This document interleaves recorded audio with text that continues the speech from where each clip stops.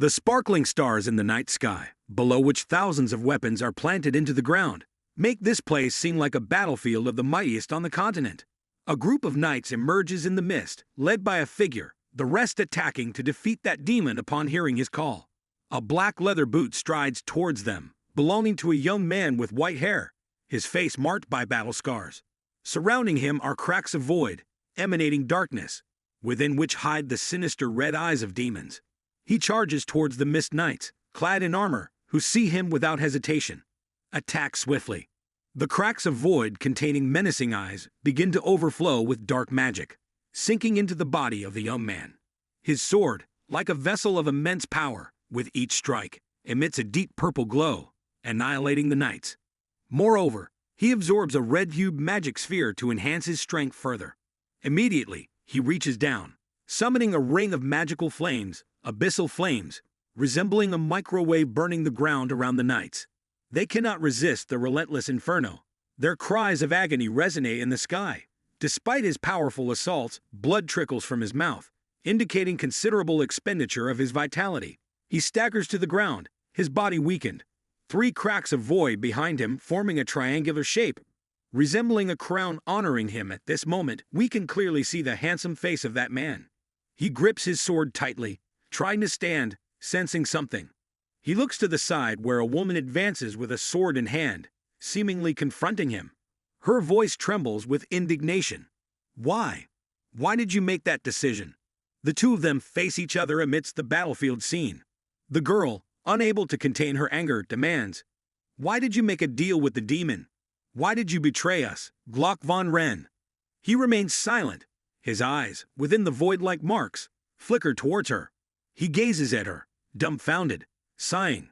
"Betrayal, you say? How ironic. You think I betrayed you, but it is you who betrayed me." The girl doesn't bother to listen. She interrupts him. "Stop arguing. Just tell me since when you've been injured like this." Glock von Ren smiles, looking towards her. The white smoke constantly envelops him. It all started, like a landing. A beam of light emits. A notification board appears. "You have completed the first part of In Lunatic. Your total score is 27. The scene shifts to a teenager sitting in front of a laptop. It seems he's a genuine gamer, observing the system notification. He smiles, pleased.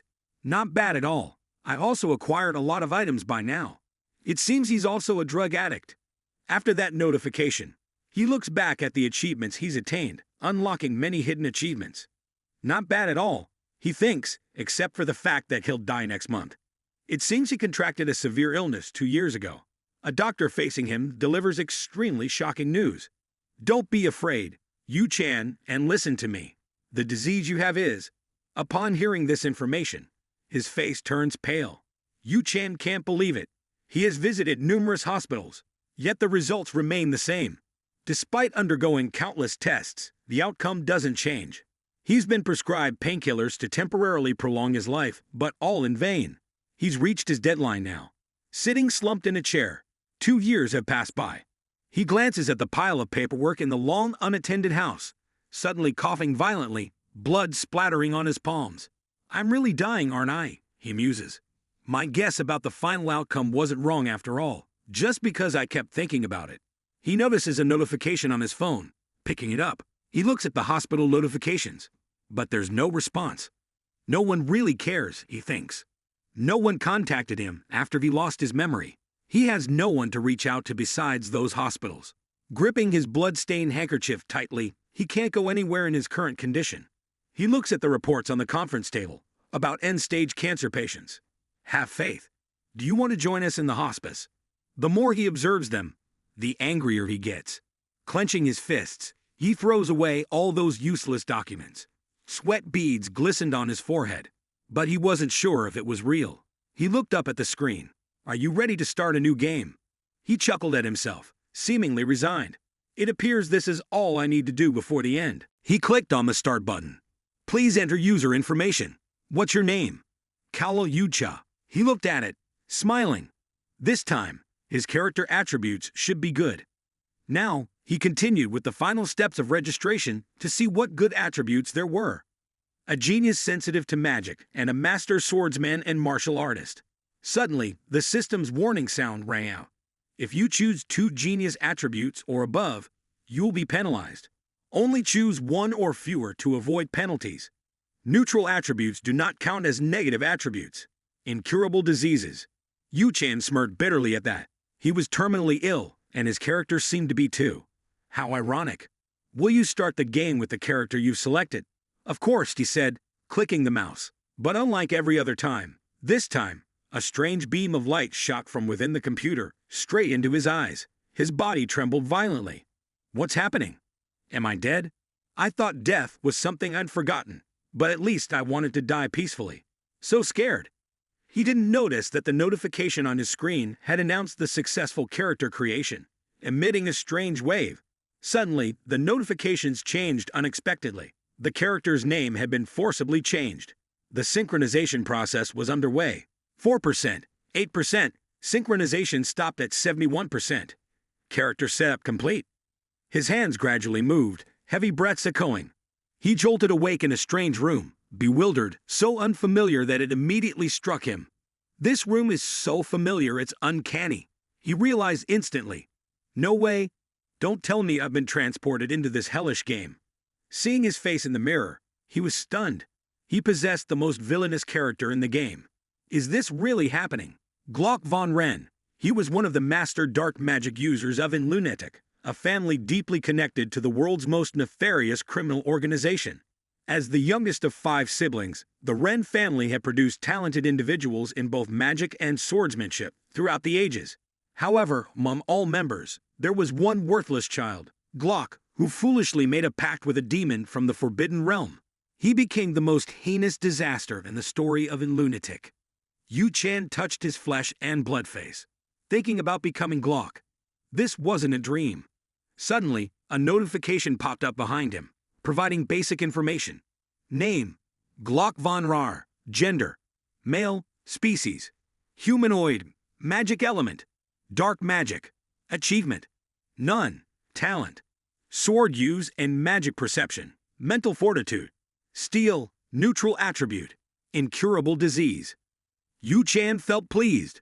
There was even a status window displaying body stats. Stamina 7. Mana 8. Willpower 10. Magic 25.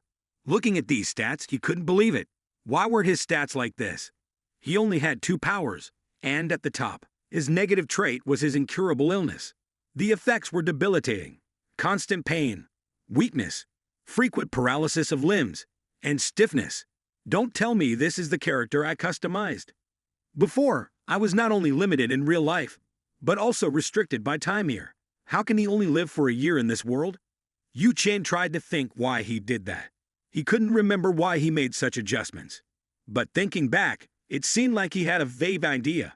He wanted this character to be like him.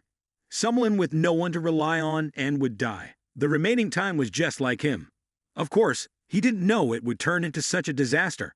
The notification continued to sound. You have an unread letter in the mailbox. Do you want to read it? Yu-chan was surprised to see an unread letter. He opened it. Hello, Yu-chan. No, I'll call you Clog now. Yu-chan was astonished. How did it know his name? Yu-chan was his former name given by his parents, whose whereabouts he didn't know. Yu-chan immediately thought, did it bring me to this world? Does it know something about my forgotten past? The notification continued. You won't remember me now, but I need to tell you this. It's been a long time.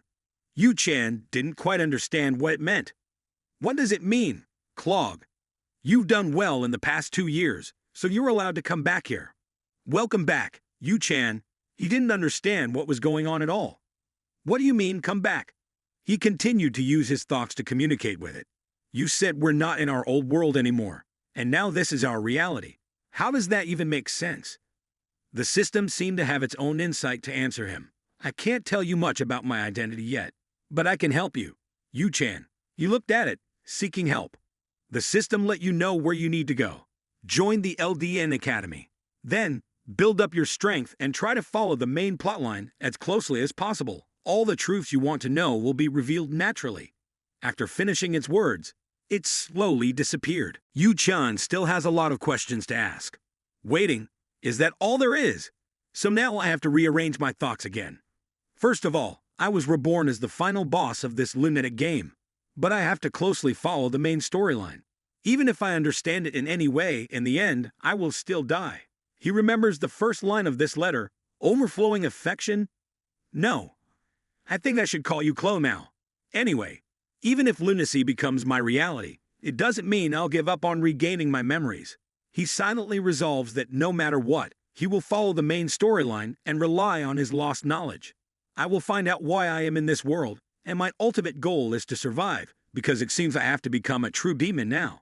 At this, he smiles, realizing that not much has changed from his old life. 2 years before losing my memory, I was terminally ill. Every moment meant stepping closer to death, and I spent my life living in fear. Death was the only change, along with the system of the world that I understood the best. He immediately calls out to the system, "What day is it today?" "It's the 4th of month 0, 1812. Yu Chan sighs, meaning he doesn't have much time left. So why not start the 28th playthrough with enthusiasm? He begins to step out of the room, but as soon as he touches the bone-like door, it becomes soft and painful. What's this? A disadvantageous attribute has been activated due to the continuous illness. You have a level 1 wrist inflammation. Please rest and recover fully, as reminded by the system. Even though Yu Chan was excited, he still wanted to curse at what was happening. After a period of recuperation, he finally could leave the room. What happened to this body? It's so fragile.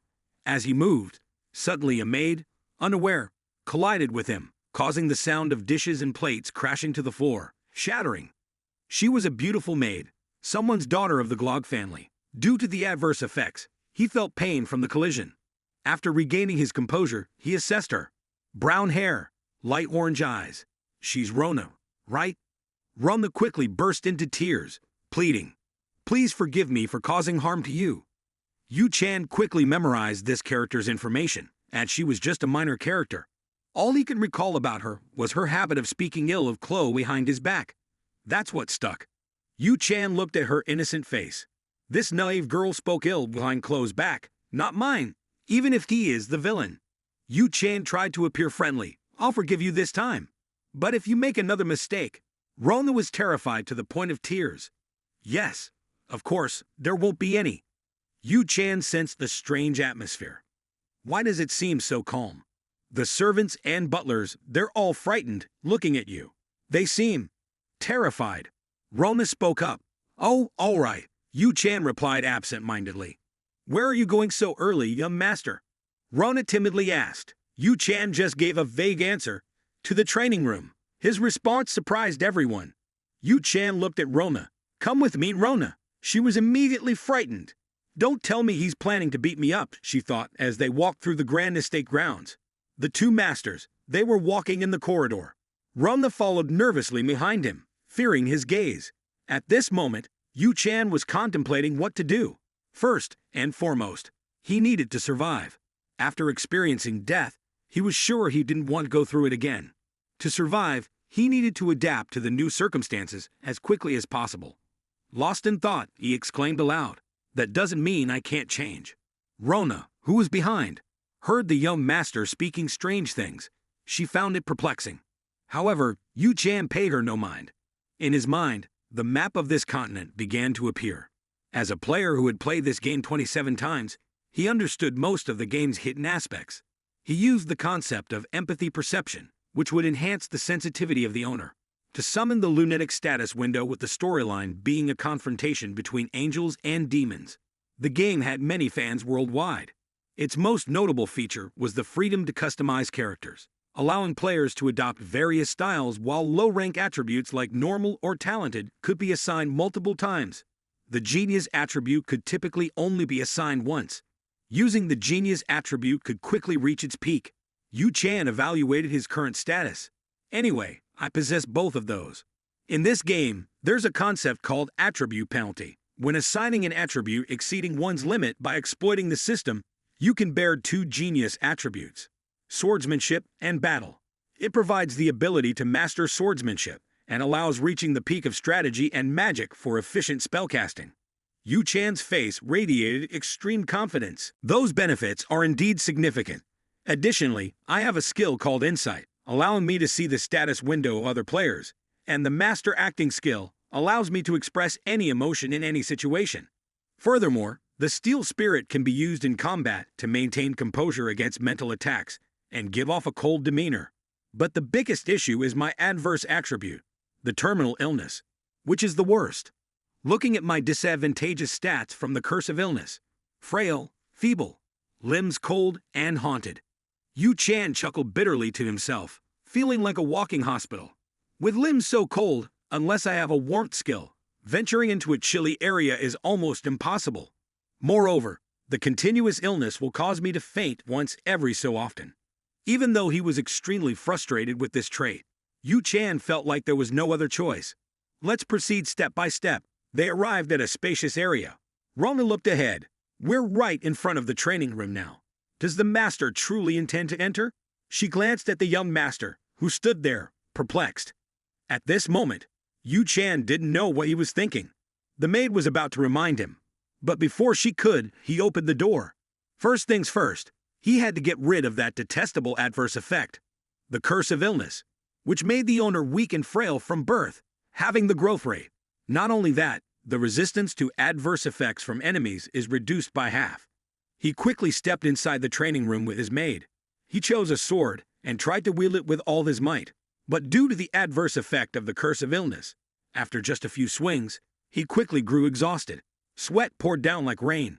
Unable to bear it, he had to release his wooden sword. He collapsed onto the floor, unable to even lift the sword. He never thought the curse of illness would be such a powerful curse.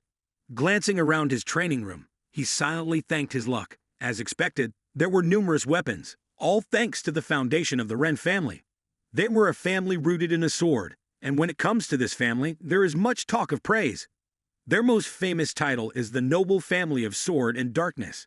They earned this title because of their dark magic transmission technique, using it to wield swords and launching incredibly powerful attacks. To achieve this, all thanks to the commander's sword, known as the Blade of the Dark Lord. It is passed down to the heads of the family, and the process continues through generations. Yu Chen thought to himself, taking a deep breath. But how does this relate to me? Besides swordsmanship, there are many benefits to being part of this prestigious family. The most important aspect mentioned earlier is the wealth. His face lit up at the thought. The Ren family is one of the wealthiest noble families in the storyline. Naturally, they are very affluent, to the point where their useless son has enough money to live comfortably for a lifetime. He thought of the father in this life. Seemingly everything is because of Clox Tio's father. He doesn't seem to care much about whether Nox spends wisely or not. From the start, Nox was established not to be the smart spending type. He's the youngest son of the noble family. Anyway, his role model is clear. He'll surely spend all the money without a second thought. It seems like the effect of the curse of illness has not been completely eliminated yet. His legs were still trembling, and he pondered about the things he had admonished himself for until she brought them over. He couldn't even run a few minutes earlier. Yu Chan approached his maid. She brought him a wooden sword, towel, and water. "Everything is here, master," she said, but in her heart, she couldn't help but be surprised. "Are you really going to train, Yu Chan?" Not seeing anyone around, he immediately called his maid, Runa, over. She approached with trembling legs, so afraid of being scolded that her body kept trembling. Yu Chan was irritated by her attitude. "What are you doing?" He grabbed her ear and pulled her closer. Yu Chan whispered into her hand all his murmurs. He grabbed her ear and pulled her closer. Yu Chan whispered into her hand all his murmurs. Raman nodded in agreement, her eyes asking, "What do you want me to spend all that money on? Your idea is really crazy." Yu Chan didn't bother to respond and just looked for those things.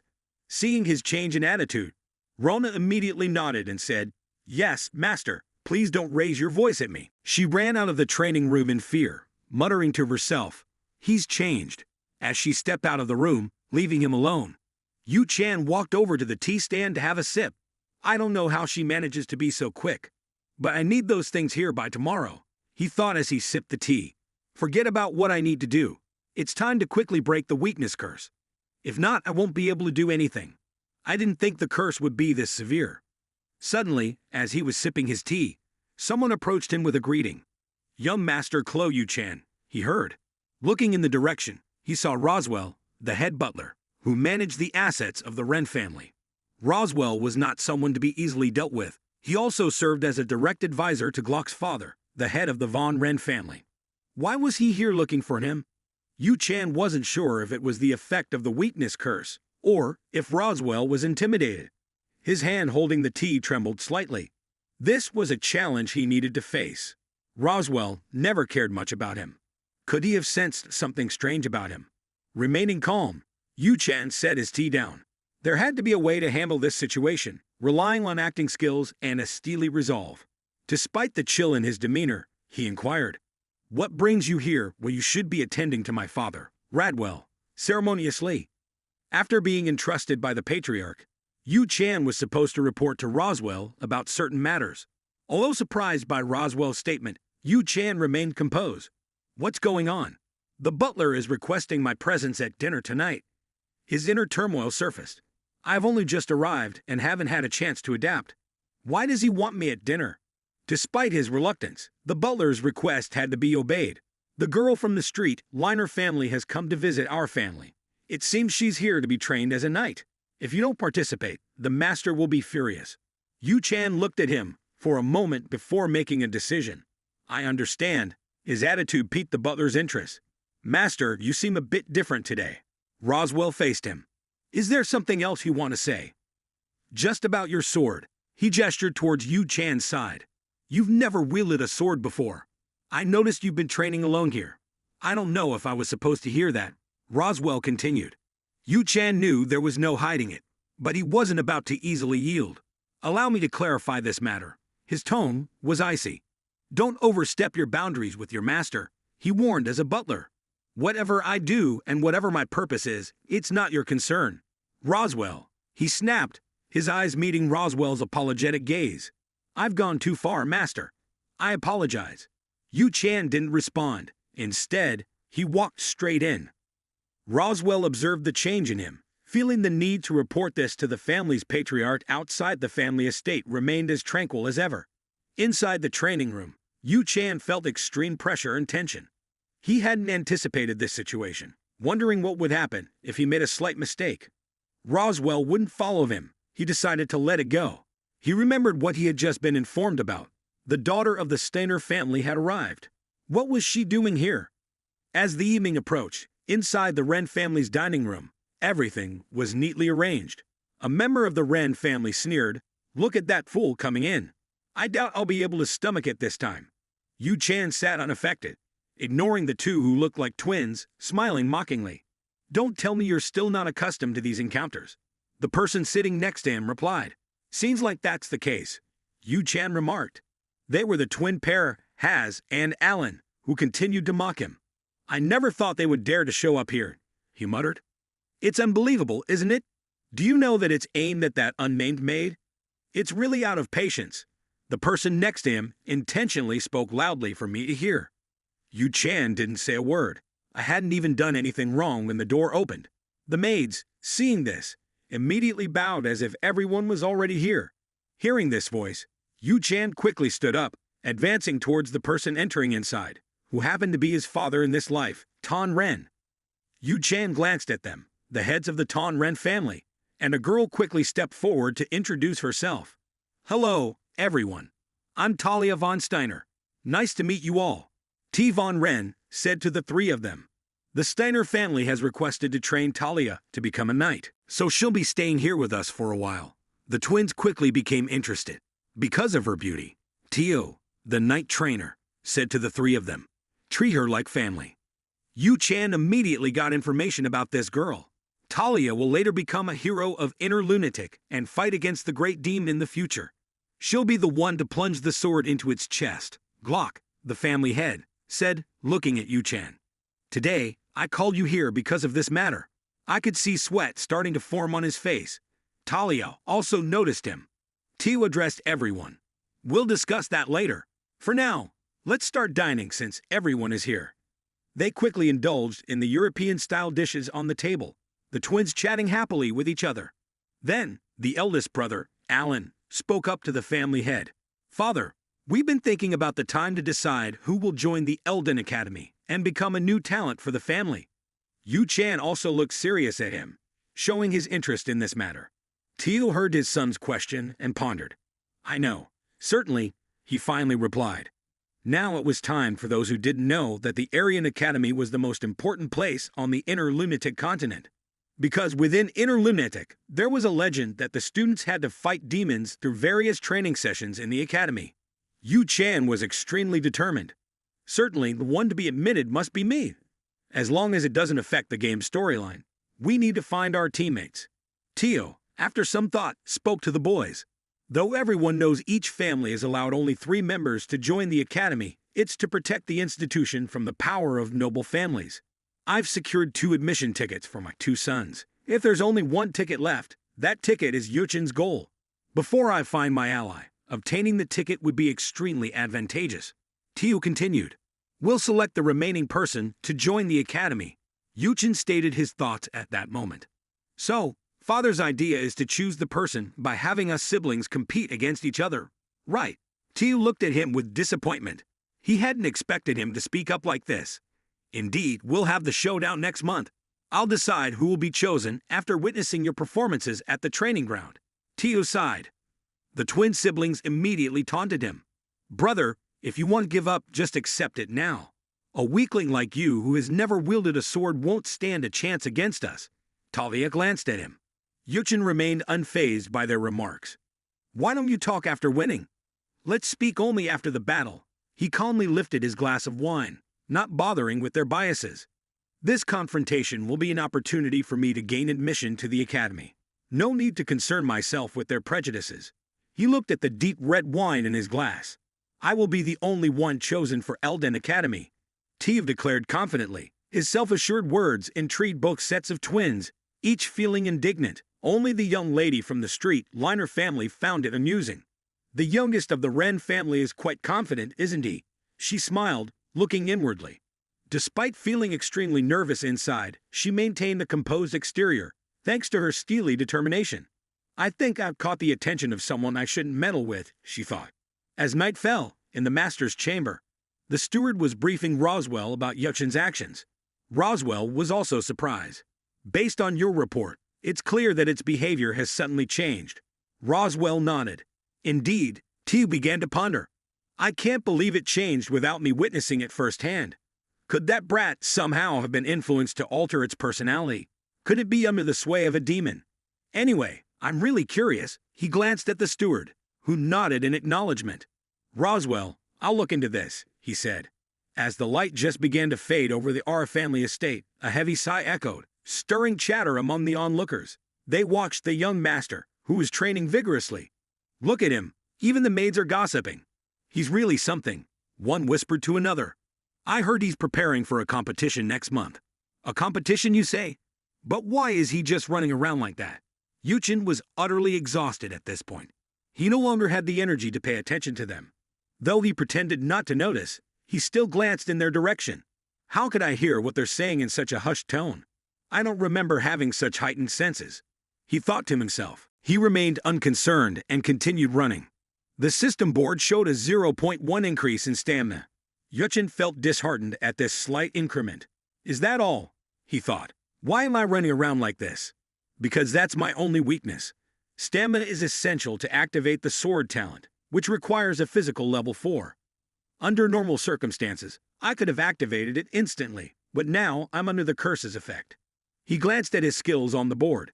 Sword talent, sensory eyes, memory hands, steel nerves, masterful acting. He wondered when he could unlock all of his skills. Finally, his body reached its limit and stopped. I need to increase my stamina by 1.9 within a month. This damn curse could have my endurance. I'm almost exhausted from running like this, and all I get is no increase in stamina. Now I notice my latent disease is also reducing my stamina by half. With this level of physical condition, I need to train 4 times harder than others to see results. His current stamina was 1.5, and mana was 30. The combination of the latent disease and the curse weakened him significantly. Otherwise, his physical condition would have been much stronger. I have to overcome this. If not, my physique would be extremely powerful by now. As he contemplated this, the maid Rona pushed a cart towards him. I've bought the items you requested, young master, she said. Yuchin looked at her with joy. That's great. Finally, she's useful for something, he thought. So now, she also plays a role in achieving a 4-star stamina. Of course, he needed medicine. On the cart were 4 items to boost stamina: 3-headed snake venom, golem core, spring water, and a strengthening scroll. If I use all of these, I should be fine, he thought confidently. If you're an experienced alchemist like me, how could anything go wrong? They returned to the training room. Why do you need these things? Rona asked, worried, looking at him. All those items are extremely difficult to use, or are remedies people usually avoid. But the main reason is that they're very expensive. Isn't it just a piece of paper that's useful to you? Yu Chan replied nonchalantly. They avoid using it because they don't know how to use it. Suddenly, Runa's usage of it surprised everyone. Yu Chan looked at a bottle and drank it all at once. The venom of the 3-headed snake. His action frightened the maid. Young master, that's poison, she said anxiously. It's venom, Yu Chan replied calmly. He also felt his body starting to feel uncomfortable. Indeed, it was poison. He glanced at the system board. You are using the venom of the 3-headed snake. Stamina temporarily increases by 1.5. Countdown time: 10 minutes. Though Yu Chan felt a surge of power, he began to feel tired. I'll go call the head butler. Rona tried to stop him. Hold on, Yu Chan said. Without delay, he bit into the golem core he was holding. This one's quite tasty, he remarked, his reckless behavior making Rona want to scream. Don't eat that, it's the core. The system continues to announce. You have consumed the golem core. You will gradually enter a state of leaf fragment transformation, as the mysterious piece has been revealed. The venom of the 3-headed snake is interacting with the golem core. Seeing this, Yu Chan smiled. Indeed, just as he had guessed, the mysterious fragment had an effect. He had to endure it, because the golem core could temporarily enhance the defensive ability of the user. It was an item used to create combat golems. But when it chemically reacted with the venom of the 3-headed snake, a special effect would be activated. It would dilute the venom, thus potentially breaking the curse of weakness. Yu Chan felt better after using the method of poisoning to counteract poison. The curse of weakness has been lifted, but the maid doesn't understand what's happening. Yu Chan feels extremely excited at this moment, but there are still many hidden things that need to be discovered. Rona looks at him and asks, Are you okay, young master? Suddenly, she blushes and covers her face, because Yu Chan unexpectedly unbuttons his shirt. However, he only unbuttons halfway and continues to pour water over his body. The system continues to announce that you have used the water from the strengthening fountain. The stone-enhancing effect of the golem core has depleted the water from the fountain. The strengthening water is now combined with the golem core. Yu Chan senses that his body feels different at this moment. The system then announces that a hidden puzzle piece has been activated, granting the user the temporary attribute of fortitude. This is a positive trait, as it boosts your physical stats up to 5. The user's growth rate will be doubled. Yu Chan looks at this attribute, and is immediately delighted, just as he had guessed. Now only one final thing remains. He takes out a scroll and quickly tears it apart. Magical runes from within the scroll begin to spread and transmit into his body. You've used the growth scroll. Your physical growth rate will be doubled, the system announces. Yu Chan eagerly awaits the system's calculations, having successfully broken the curse of weakness and with the attribute of fortitude, no longer limiting the user's growth rate due to the curse of the illness, and having used the scroll, his growth rate will be doubled compared to a normal person's. This means he will be able to increase his physical stats faster, which is great news. Suddenly, the maid, Rona, rushes over and hugs him, concerned. Are you okay, master? Why did you suddenly take off your clothes? I thought something was wrong, she says. Yu Chan reassures her, I'm fine. Just hand me a towel, please. Rona feels embarrassed. Yes, Yu Chan, she says, looking at him. Since the curse has been lifted, I suppose I should treat her better. After all, she has done a lot, Yu Chan says in a changed tone. Of course, I'm fine, he adds. However, Rona still seems worried. Are you sure you're okay? Shouldn't you rest now? Why don't I call the head butler? She asks. Not now, Rona. There's no need. Yu Chan shakes his head. Rona looks at him, wondering what he's planning. His face is now full of vitality. Of course, he's running, his heavy breathing echoing around the family estate. It seems that after the curse was broken, he's able to do this easily. But surprisingly, the maid runs after him from a distance, holding a towel for him. Someone is observing this. Her hand grips tightly. Why would someone as weak as him accept a fight with his two older brothers? Talia sits there puzzled, the maid standing beside her expressing her opinion. Miss, you shouldn't stare at the young master of the family like that, Ren scolds. It's quite impolite. Talia pays no mind to it. He's not even using his sword anymore. All he does is run, and although other knights of the Ren family have offered to train him, he stubbornly refuses. Talia shakes her head. She has no faith. Within a month, he will be defeated, and that will be the end of it. My expression is strange. I was sure things would turn out this way. So why am I still concerned about it? I can't stand it. The maid looks at her young mistress. Miss, why are you like this? Talia asks. Tell her, Emma, I'll be right back. She goes to where Yuchen is resting. I, Talia, appear cold on the outside due to my steely spirit, but inside, I'm annoyed. Why is she here? He tries to get up. What do you want? He asks finally. I think I've heard your name before. Talia feels uncomfortable. That cold attitude.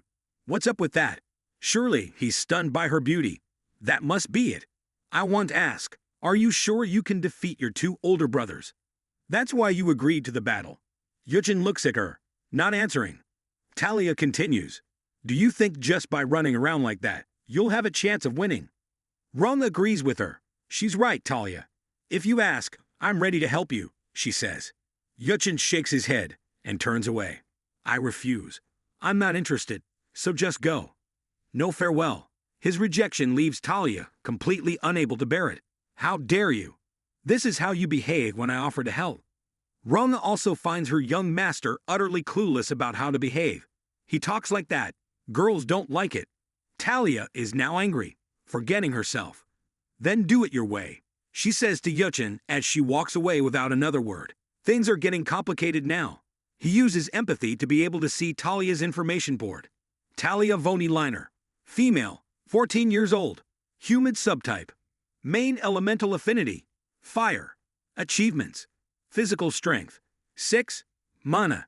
7. Luck. 5. Willpower. 7. Positive traits. Courageous, devoted, knightly, straightforward. Intelligence. Swordsmanship and close combat. Neutral traits. None. Negative traits. Suffers from insecurity and feels unstable. Although how it looks, these talents are truly top-notch in this game. Most men always have a physical strength stat of 4. She has excellent physical stats, though it's nothing compared to the 3 holy swordsmen on the roster or the potential of the 4 great wizards. But at least, she has the potential to reach their level. With her fire attribute, she can defeat a few demons. Lu Chen quickly recalled the storyline of the game, where Talia's inherited flame, the white flame, would be awakened and used to burn down the demonized Nox in the future. If he could turn her into an ally, the plot would surely change significantly. He needed to find a way to stick to the storyline without encountering the Grim Reaper from the beginning. Was it feasible to have a good relationship with someone who would kill him in the future? And then, the month quickly passed. Talia was heading to her training room, with martial artists around her praising her progress. Amazing. She learned so fast, just as expected from the talent of the Steel Liner family. Their words touched her heart. The talent of the Steel Liner family. It immediately reminded her of how she was defeated in front of her elder sister, Talia, feeling extremely despondent. I don't know if I can become a knight. For a knight, they must not let greed cloud their judgment. They must always have humility while sacrificing themselves for a noble purpose. Above all, they need to learn the demeanor and ways of the sword to become a true knight. Talia remembered Yu Chan. Could he defeat his own brother, who had trained for so many years, by practicing a few cardio exercises? I don't believe it. The next day, the sun shone brightly in the Ren family courtyard, and the duel took place before the spectators. Up high were the head of the household and Talia. They had the best position to watch the battle. Sitting beside him was the eldest wife of the head of the household. He called the steward Roswell. What do you think, Roswell? Roswell could only express his own opinion. If as usual, then Master On will win. Tio nodded in agreement with this view. Right, I also think so. The person beside them overheard their conversation, but did not interfere. Roswell looked at the head of the household curiously. wondering if he predicted any different outcome. He looked towards young master. Although young master Glock has changed a lot, I still don't think he can win. It's quite strange and impossible. I walked the path of a knight to fight alongside the head of the family, and wielding a sword is something very complex. But sometimes it's the simplest thing in life. The time spent training and reflecting on it will determine a person's level. Only one thing can reverse the situation and make a stronger person submit, and that's genius. Only a dominating talent can do that. Does young Master Glock possess such talent or not?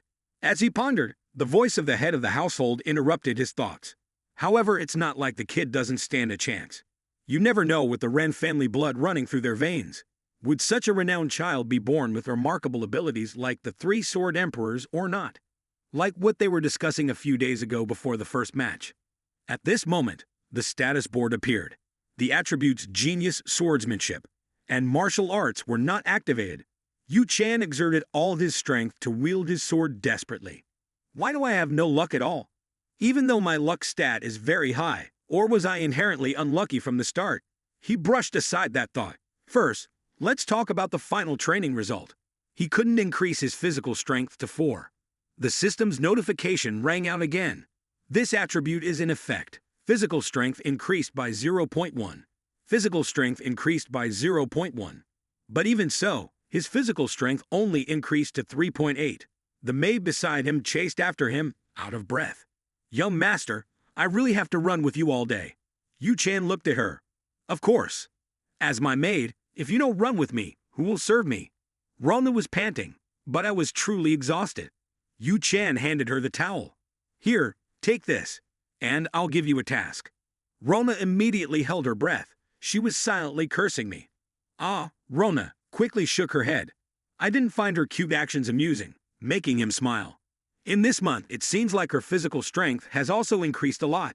Should I use insight to see it? When her stat board appeared, he was surprised.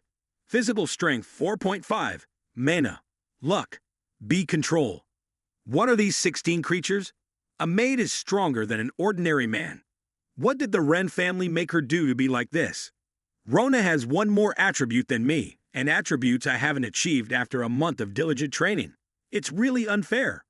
Rona didn't know how upset her young master was. She approached to remind him. Well, it's too late now. Tomorrow is the competition, so rest. Yu Chan only paid attention to her now. There isn't much time left.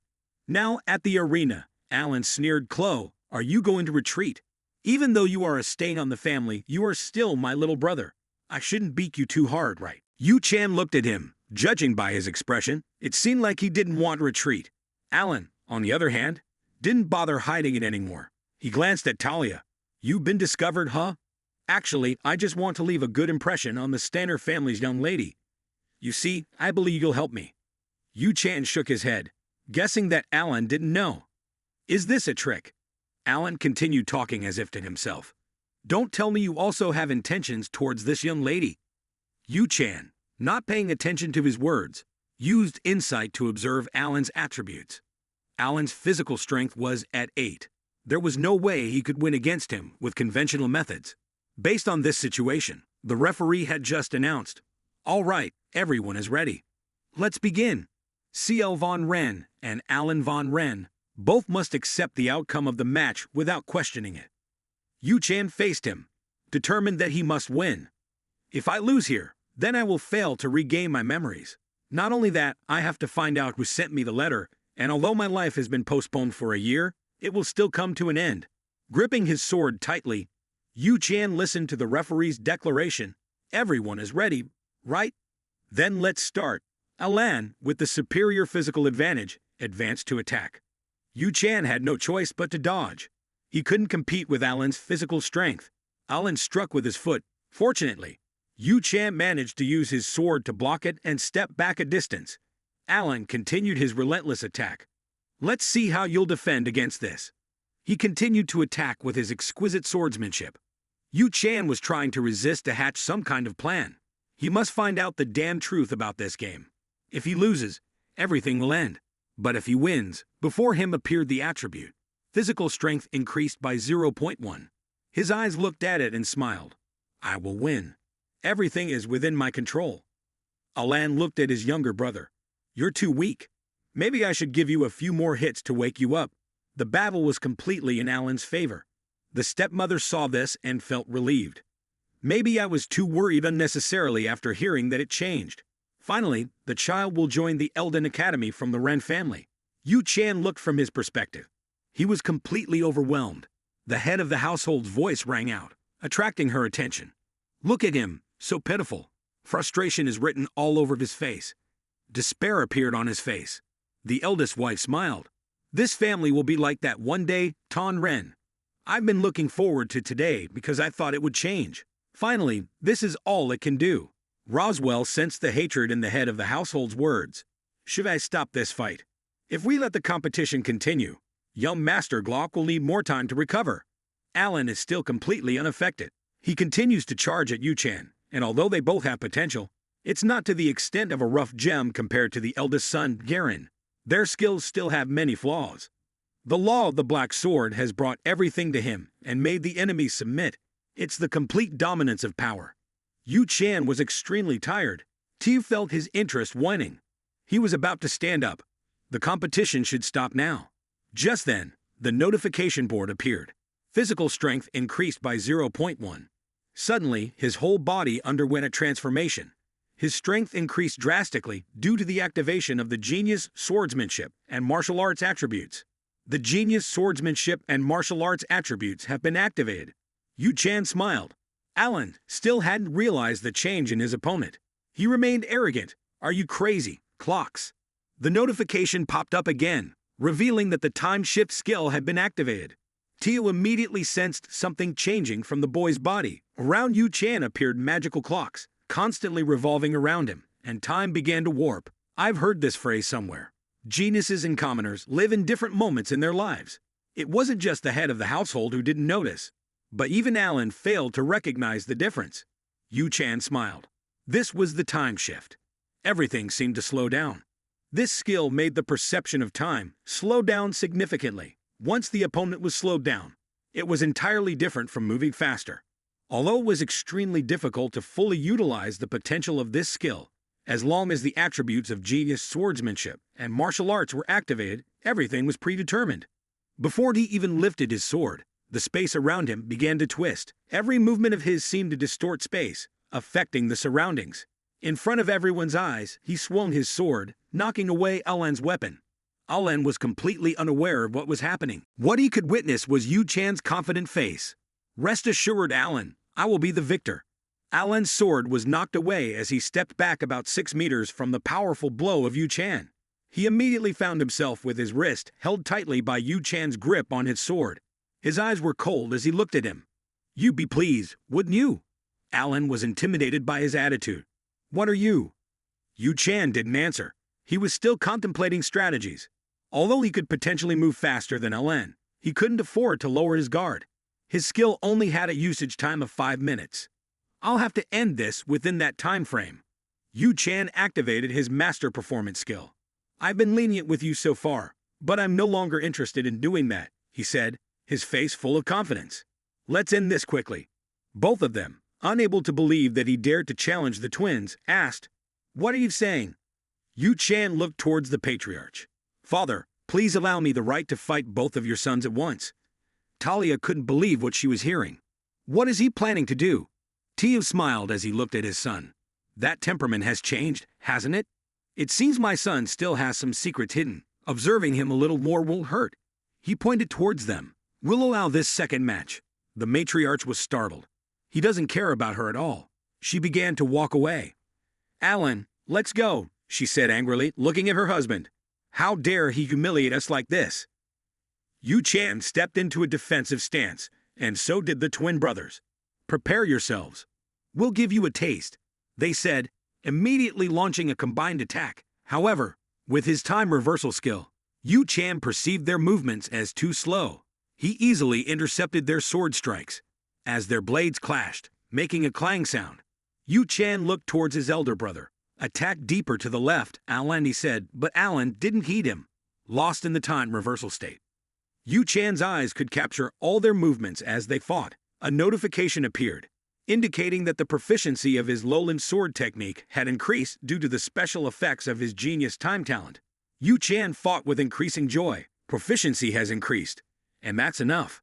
Now I can see the path of the sword more clearly, he thought, easily blocking their attacks and seizing the opportunities when they appeared vulnerable. He immediately rushed in and struck Alan's left arm. Alan winced in pain, and their coordinated attack broke. Talia was also extremely surprised by what she was witnessing. Why? How can he, the disgrace of the family, change things like this? That's what was clear on his face. Confidence. Yu Chan turned to look at the twin brothers. He smiled, and they were both trembling with fear at his strength. They looked stunned, and Yu Chan's sudden words made them jump in shock. Don't lose your vigilance in the middle of the fight like this. He immediately advanced towards them, causing them to panic and raise their swords in disarray. In normal times, Yu Chan could easily defend himself. Now he could do so with even more ease, fearlessly avoiding their strikes.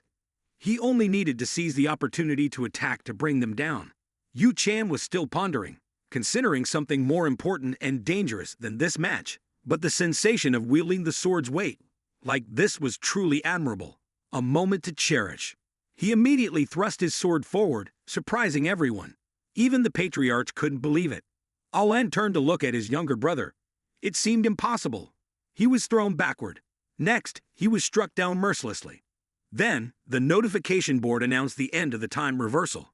Yu Chan, though feeling extremely exhausted, still tried to stand firm. So, it's over now, the matriarch, seeing her two sons being beaten like this, became furious. Alan turned to the referee. It seems the winner is clear now, isn't it? The referee nodded. Of course, yes, the winner is Glock von Ren, the young master. Alan couldn't accept this truth, cursing and swearing. He dropped his sword to the ground, the sound of it hitting the ground echoing like the shattered future. He glanced at his son, Yu Chan, who was extremely confident. Looking at him, he bowed respectfully. Then, father, I'd like to withdraw, he said. He returned to his room, Talia quickly chasing after him. Yu Chan had no idea about this because he was extremely weakened. Talia was determined to catch up with him. She had to catch Claude to find out what happened. Outside the courtyard, Yu Chan was dragging his weary feet forward, looking at his blood-stained hands. Is this blood? Seems like I've pushed the time reversal skill beyond its limits. The time reversal skill has a critical weakness. If used beyond the designated time, the user will suffer from a disadvantageous and counterproductive state. The system displayed a warning. The player's lifespan had decreased by 2 days and 17 hours due to the reverse time skill's adverse effects. Now, part of the user's health would be permanently deducted, the worst disadvantageous effect as it made the user's body susceptible to illness. Yu Chan looked at his frail body. He had already been suffering from a serious illness. Fortunately, this adverse effect didn't occur in front of others. If anyone happened to notice, his recommendation to the academy would be lost. While he was thankfully pondering, a voice shattered his illusions. Are you hurt? Yu Chan turned to the source of the sound. Talia stood there, looking at him. Are you hurt? The wounds from the recent battle, right? Yu Chan listened to her, and knew she had found out. Annoyed, he thought, she has discovered it. Huh. But why does it have to be her? I can't let her know about these secrets. Yu Chan was about to explain, but her voice cut him off. Can you defeat your brothers with those crippled bodies? Her words puzzled Yu Chan. What did she mean? Talia became embarrassed. I think I misunderstood you. It seems that what I witnessed over the past month was not wrong. You've never wielded a sword before. On the first day, you only saw you clumsily handling a wooden sword. The truth is, someone like you can defeat two brothers who have been training since childhood. There's only one thing that can explain it. Your talent. So I chased after you to know how you awakened that talent and how you trained. But when witnessing his demeanor after the match ended, when he was alone, what was going on? His current state wasn't that he had dominated his two brothers with his intellect and talent, was it? What was the meaning of this sickly appearance? Glock wasn't useless. It was all just rumors. It seemed he simply trained relentlessly to win at any cost. Now, Talia felt ashamed seeing him still unhealed. She approached, concerned. Are you okay? Yu Chan coldly pushed her hand away. Don't touch me. But inside, he was extremely perplexed. He admitted it. He had been too deeply involved in the game. His progress, in the eyes of others, was indeed inexplicable. But she was still the one who would kill him in the future. Under the influence of a resolute spirit, he maintained his indifferent expression. Talia's successive rejections made her uncomfortable too. "I just want to apologize to you," she said. Yu Chan was surprised to hear this. Was she really explaining the reason for that apology? He didn't think she was serious like this. "Because of the sword, I heard you've been feeble since birth. That's why you only trained in physical strength. I'm sorry for misunderstanding you. Pretending to be untalented must not have been your intention. Emma told me you tried very hard." Yu Chan equipped with her sincere words. He had responded. But how? She was being just as genuine as what he had seen in the game. So, even though he knew she had the characteristics of a knight, being the daughter of the esteemed Duke family, it must have been extremely difficult for her to admit to others that she had been wrong. Yu Chan, with a stern voice, said, "If that's what you think of me, please don't tell anyone about me being injured." Talia nodded solemnly. "Of course, I won't talk about it." Yu Chan accepted her promise and sighed with relief. It seemed he didn't have to worry about being discovered for his wounded state. "Keep your promise," he said coldly before leaving. Talia looked at his departing figure. Who was he really in the end? Returning to the master's room, Tiu seemed very pleased with his son's performance. "Your assessment seems to be accurate," he said.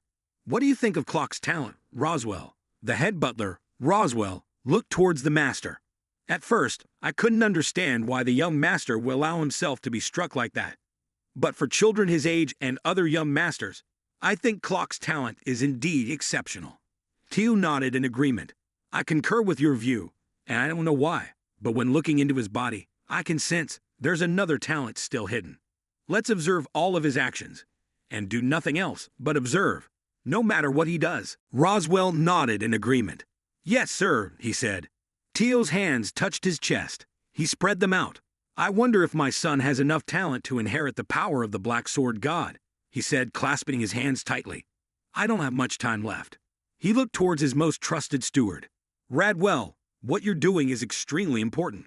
Radwell bowed solemnly. "I will try my utmost. Even if it's as dark as ink outside, a room still needs light." The system message board appeared.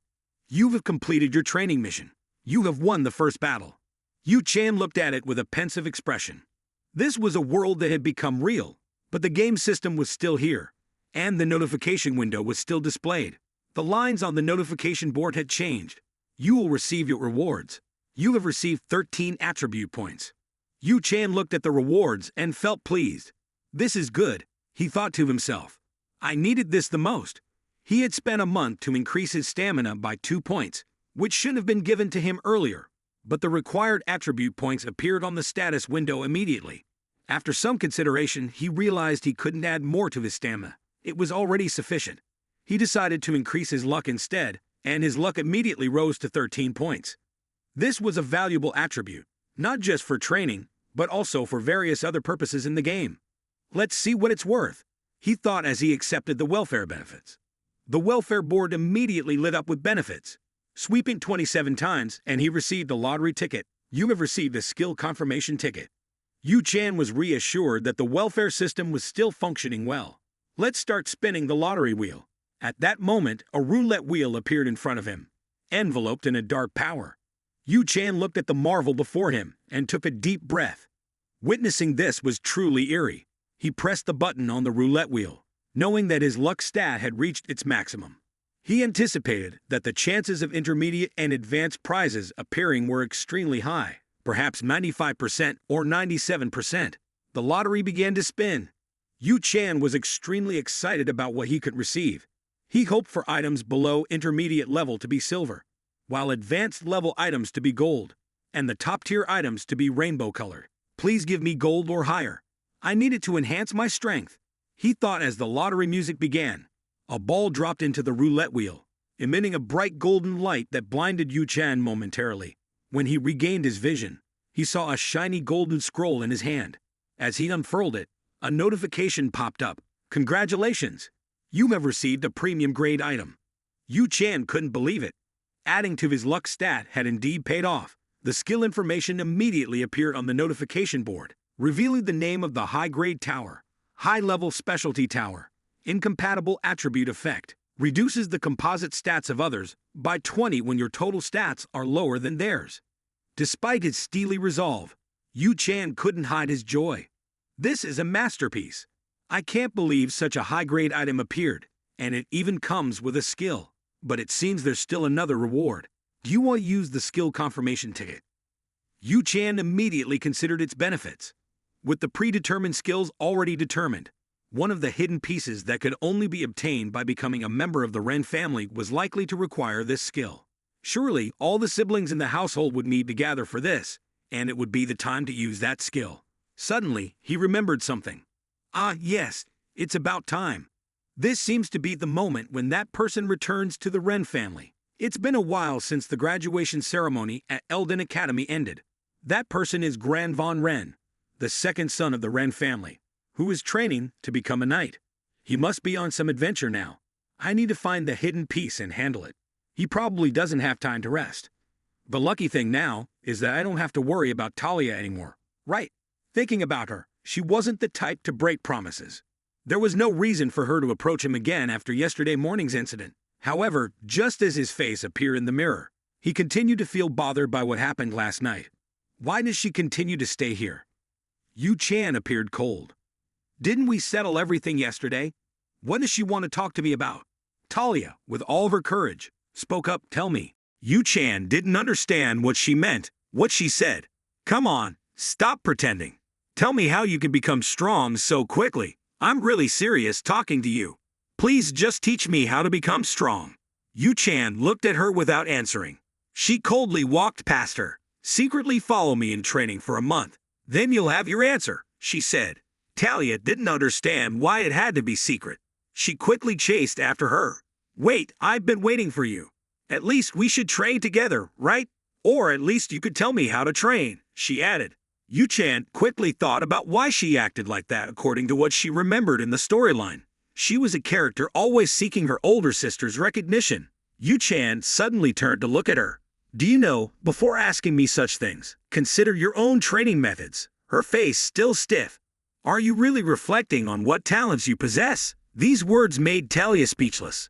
Yu Chan felt extremely helpless with this girl. I've never praised anyone before, so what should I say? She thought. Oh, right, she continued, using lines from the novels you learned.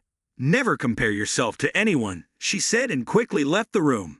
Talia stood there, watching her leave. Just like that. Leaving, she murmured. Yu Chan turned back slightly. It seemed like she wasn't going to chase after her. Finally, it's okay if she sees herself accepting the hidden piece. Then it will be extremely difficult in the final battle. She walked towards the gathering place of the young men in the Teo family, who were leading the crowd here. This place was the academy of the Ren clan, famous for creating the best war horses on the continent. A person approached, bowing respectfully. Master, everyone has arrived, Teo said.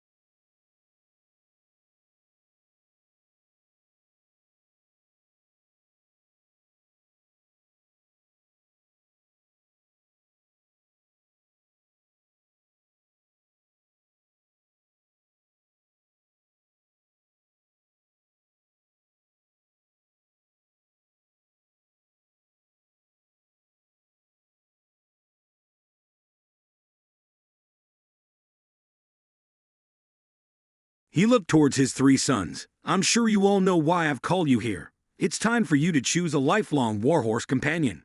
Yu Chan's heart leaped with joy. He knew immediately that it was time to collect the hidden piece. Warhorses play an extremely important role on this continent. They are considered the most sacred animals on the entire continent, and especially within the Wren family. If you decide to become a mage or a knight, you must choose a horse when you are young to have a companion for life. At the Elden Academy, we also train in horse riding. In the later part of the game's storyline, there are many major battles. If your horse unfortunately dies, you'll have to train a new one from scratch. And above all, what makes warhorses so important is because teleportation magic is extremely costly. It's a strange reality, but Yu Chan had thought it through carefully. Horses are a crucial means of transportation. Therefore, I need to choose the best warhorse for myself. T looked towards Yu Chan. Then, after your victory in the recent match, Glock von Ren, you may choose first. But I'll give your twin brother a chance as well. Yu Chan walked confidently towards the horse yard. T looked at his son, unsure of which horse he would choose. Yu Chan looked at the horses, walking past them. They were all quite adorable, he thought, but the one he was looking for seemed to be there. It was an exceptionally special horse among the brown ones. It was dark black in color, its mane a deep, eerie black. As Yu Chan approached, he could sense something about it. He knew he would choose this horse. Both twins were surprised. Even their father couldn't believe he had broken the rules. I'll give your brother another chance, Tiu said. Yu Chan looked surprised at him. Another chance? This father also think I'll choose a terrible horse. However, as the information of the horse was being uploaded onto the basic information system window, it seemed promising. The name wasn't determined. Gender differed. Not like the usual warhorses. It belonged to the Dark Knight breed. Its primary attribute was darkness. Yu Chan was extremely satisfied. Its grade was high, and depending on its development, it could even break the limits. This means that this horse could at least reach a higher level. Additionally, its attribute was darkness. This is an extremely rare attribute in nature, and its breed was determined based on a native gemstone. From these characteristics, it was certainly the rarest horse in the warhorse stable. If the patriarch knew this, he would have chosen this horse long ago. Even though that's the case, everyone looked unenthusiastic about its negative characteristics. The status board continued to display strong positive attributes, such as resilience, courage unaffected by negative effects, and neutral steadfastness. Negative traits included predetermined death effective for 2 days at 1612. Indeed, from a different perspective, it was even more dangerous than his incurable illness. But Yu Chan still decided to choose it. He looked towards his father. Father, I won't change my mind. I'll choose this horse because I'm confident I can use my knowledge of the game to save it. Teo looked at Yu Chan's determined eyes, extremely puzzled as to why he would choose such a horse. Could it be that he sees himself inside that horse? Ultimately, the boy is just sensitive and fragile. This is truly a disappointment. Teo looked at him with a serious gaze. I hope you won't regret your choice. He turned around disappointedly and left. The twin brothers, seeing this, were also shocked. Father, we haven't chosen yet, they said. Behind them, the two servants spoke up. We'll observe. Please choose a horse.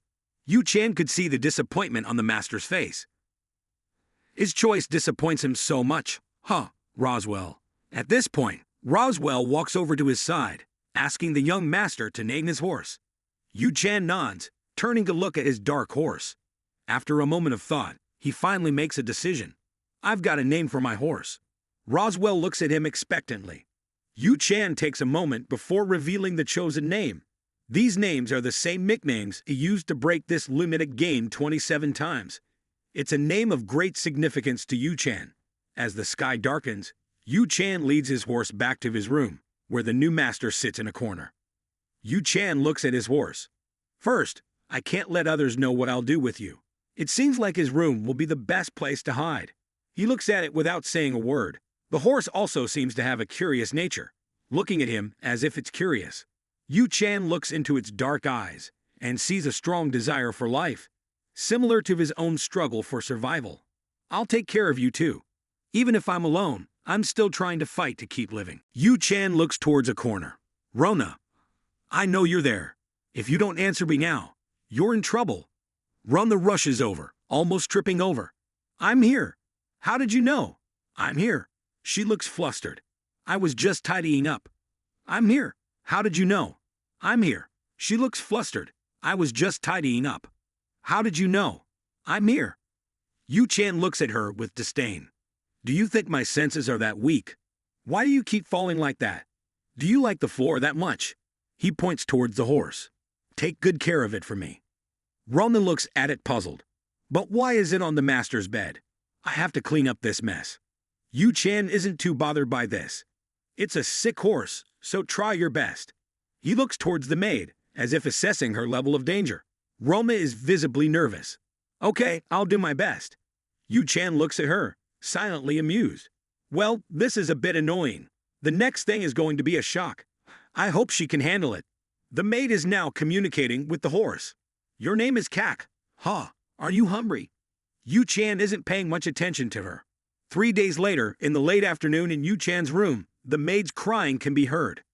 Master Kak is dead. Yu-chan looks at her and shakes his head. She cries like it's really going to die. On normal days, she's tried so hard to take care of it. But from the beginning, I knew this would happen. It's doomed to die. Yu-chan goes over to her. You've cried enough. This is getting annoying. I need to focus. He stands up. Rona, get up. She looks at him, but she calls out, Master, he's. Yu-chan, with a steely demeanor, raises his magical power to its maximum level. You're okay. Rona is shocked. Look at you. Sir, you're... Yu-chan's head probs, and he steps back. He takes out a scroll from his pocket. Rona looks at it curiously. The scroll is something Yu-chan can't explain to her.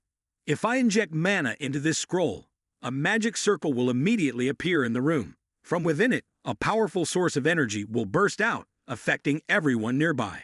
Yu-chan looks towards the scroll that's now activated. It's working too well. Rona quickly goes to Yu-chan. Master just used mana. This is so unreasonable. Yu-chan pays no attention to her. He's feeling the mana inside his body, the ability to control it. This power is good. He looks towards Rona. If you keep making noise like this, I won't be able to save you. If it dies, it's because of you.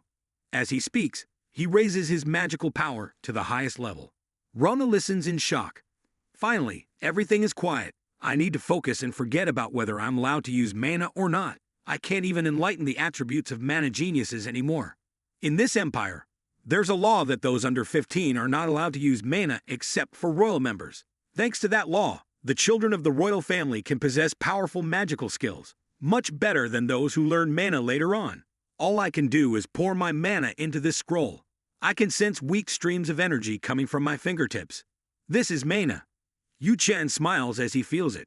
This is the moment to use the skill confirmation ticket. What magic am I going to use now? It's the Necronomicon, the black magic. A notification from the system appears. You have acquired the Necronomicon Murderer skill, a one-time use. Immediately behind him, the figure of a Grim Reaper appears, holding a book of the Dark Abyss. The target has been identified. It will become a dead body. The power of the Grim Reaper begins to descend on the horse. Another reminder appears. Do you want to use magic? Yu-chan's room is now shrouded in heavy death aura from the Necronomicon. You may know that undead in the world of Lunatic are characterized by two main features. First, they are creatures brought back from the dead through dark magic and black mana. Second, just because they are brought back from the dead doesn't mean they lack self-awareness. Instead, they are reborn into stronger beings. Yu-chan also knows a very important thing. The undead creatures summoned will show strong loyalty to their resurrected master. The problem is, only one clan on this continent can turn corpses into undead. That's a famous clan of black sorcerers, the Ba clan. Although the Ren clan is also known as a black clan, we lean more towards the Knight system. As for the Ba clan, they are a clan of black sorcerers who can control undead.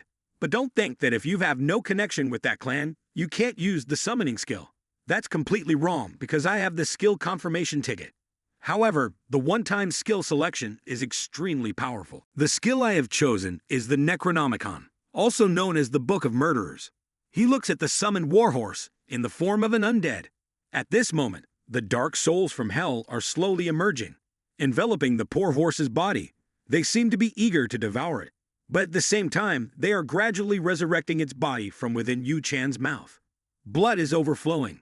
Rune, standing beside him, sees this and panics. Young Master Yu Chan, signal her to be quiet. She must try a little longer. Suddenly, he feels extremely exhausted. He spits out a mouthful of fresh blood. Damn it, my mana has run out. Must I fail now? Just when he thought he had succeeded, a captivating noise draws his attention. In front of him, the undead has completely resurrected and is brimming with vitality. Its body is shrouded in the dark magic of necromancy. Its voice now incredibly fierce. Your skill has been successfully used. Though Yu Chan anticipated this, he is still surprised to see it in action. Its new appearance is extremely aggressive. Its black mane now tinted green by the flames of the undead. The notification appears below it. The player's pets have been resurrected in the form of undead. Its eyes now shining brightly, no longer tired like when it was ill. Yu Chan smiles at it. It's effective now. Rona, observing everything, doesn't understand. What's happening? Neither the young master nor Yu Chan cares. He looks at his warhorse, now extremely surprised to still be alive. Yu Chan uses clairvoyance to see the system's stats. Positive attributes include steel-like physical strength, extraordinary courage, neutral temperament, and unwavering dedication. Basic information displays its gender as male, high rank, agelessness, and belonging to the undead species. Dark thaumaturgy is its dominant elemental attribute. Attributes like death, which are predetermined, will be nullified for a limited time of 1 year. The growth rate of pets will increase by 1.5 times as they are undead and can be summoned or dismissed depending on the player's mana. These attributes are incredibly powerful. Yu Chan is extremely happy. I did it! Yu Chan approaches his warhorse and pats its head. From now on, you're mine. Be obedient. Yu Chan begins to think about the next plan. Now let's... Rona rushes over and hugs both of them. Master Yu Chan, I thought something terrible had happened. How could you use mana on your own? It's so dangerous. But they don't care about this maid. She feels unappreciated and scolds them. Do you know how much I've cared for you? No. Fine. Give me back my carrots. Yu Chan looks at the two of them, smiling. Now everything is ready. I have to prepare for the next mysterious piece of the puzzle. A few days later, inside the horse stable, the sound of horses neighing echoes. A figure walks quietly down the road, entering a forest. Moonlight shines through the trees. The person holds up a shining stone. Yu Chan looks at it, and the map of the road and terrain remains unchanged, just like in the game. Wonderful, he says, putting the map into his bag. It's the second hidden piece of the R family's puzzle, an item he must possess. It's a key that can dispel negative stats, even incurable diseases. There's a noise in the bushes, catching his attention. He looks, but sees nothing. He quickly checks, but finds nothing. I've been too worried. But as he looks around, his expression darkens. This is no longer a game. He doesn't want to die again. A notification appears. The Children's Lost Forest. Do not enter. If you fail the assigned task, you will be lost in this forest until death. As he steps into the Children's Lost Forest, a system message appears before him. You have entered the Children's Lost Forest. If you fail the assigned task, you will be lost in this forest until death. For readers who don't know, the Children's Lost Forest is located within the territory of the R family. It's considered a forbidden forest because it's shrouded in darkness and mist. So, no matter how skilled one is at navigating forests, it's difficult to find a way out here. Yu Chan looks around. This is the intention of this name. This is a place where anyone can become a lost child upon entering. However, in the game, this name has another meaning as well. If you are an adult with enough strength to defeat the ghost beasts, you won't be able to receive the treasure rewards from this place. Therefore, only children can enter inside. Furthermore, the system will increase the difficulty of defeating the ghost beasts for adults. I don't know how many times I've tried to figure out how to defeat them, but it must be at least a few. Based on my estimation, the difficulty level of this forest is at least 2.5 stars, and the highest difficulty will be 5 stars. Even though the difficulty is high, Yu Chan is extremely confident. In truth, in previous attempts, I struggled to conquer this place, and the item I received, I couldn't think of how to use it. But now, upon reflection, it's a truly suitable item for curing diseases, isn't it? Yu Chan proceeds deeper into the forest. He quickly lights a torch to illuminate the area. Now he can see the white bones floating around the torchlight. Yu Chan looks at these bones, grinning. The most important clue to conquering the Lost Children's Forest is the direction of these bones, or more precisely, the opposite direction. But he doesn't rush forward yet. He looks in another direction. How long do you plan to hide? He asks coldly. Why don't you show yourself? But the only response is the rustling of the forest. Yu Chan waits for a while, but getting no reply, he loses patience. Still planning to hide. No use hiding anymore. He swings his weapon towards the lurking figure. Inside a girl's room, her voice sounds weary. I can't believe my looks are useless to her. Talia's maid, Emma, pleads. Please stop following Master Glog. Talia replies, I don't care. I need to rest. Later, Emma returns to Talia's room, thinking that if not the young mistress, Talia herself is talented enough to secure the family's position. She wonders why Talia is so impulsive. Perhaps it's because she feels inferior to her sister, Emma thinks. Young mistress probably gave up following Master Glog and went to bed, Emma muses. But when she opens the door, Talia is not there. Emma panics and calls for help, informing the family members about the situation. Inside the Lost Children's Forest, Talia finally emerges. Yu Chan is surprised to see her. Talia greets him with a smile. Hi, Yu Chan, she says, drawing her sword. Why are you here? Yu Chan notices something and quickly pulls her back. Stay back, Talia, he urges. Talia is startled. What's wrong? She asks. At that moment, a wolf's claw emerges, and its figure gradually becomes visible in the light. It snarls at them, its sharp teeth bared. Talia is shocked. A gray wolf. Why is it here in this forest? Her face turns pale. Now I only have a knife with me. What should we do? The gray wolf circles them, its eyes gradually becoming aggressive. It growls, calling for its pack. Its growl echoes through the forest. Yu Chan looks at it confidently, while Talia, understanding nothing, sees him step forward. She shouts, Don't go there! But Yu Chan can't heed her. He immediately swings his sword to attack the beast. After being struck by a powerful blow, it immediately falls to the ground. His combat skills make Talia feel amazed and overwhelmed. Even though it's just a gray wolf, I can't believe he could handle it so easily. What kind of person is he, after all? Yu Chan looks at her with his blood-stained face, coldly. I'll tell you once again, stop following me like this. I consider those who follow me as my siblings. So what are you doing here, Talia? Talia stammers. I was just taking a walk at night. Yu Chan doesn't believe her words. Don't fool me. If you don't stop, I'll leave you here alone. He threatens. Talia is surprised by his attitude. She immediately grabs his hand. Wait, Yu Chan, let me explain. With all of her courage, she continues. There's nothing strange about me. I just saw you doing something suspicious outside the window. So I followed you. I knew you must have some special training methods. That's why I followed you and entered this forest without much thought. Yu Chan silently thinks to himself. I'm sure of 3 things now. Talia holds herself in high regard, and she has no malice towards me. That's good, but she's also a reckless girl, not afraid to follow others into the forest at night. But because she's a key character in the story, I can't let her face danger alone. With a sigh, he instructs her. From now on, follow me. But before we go, let me make this clear. I'm not helping you. I'm just trying to deal with the current situation for the sake of my family. I'm not in a difficult situation like you. Talia blushes.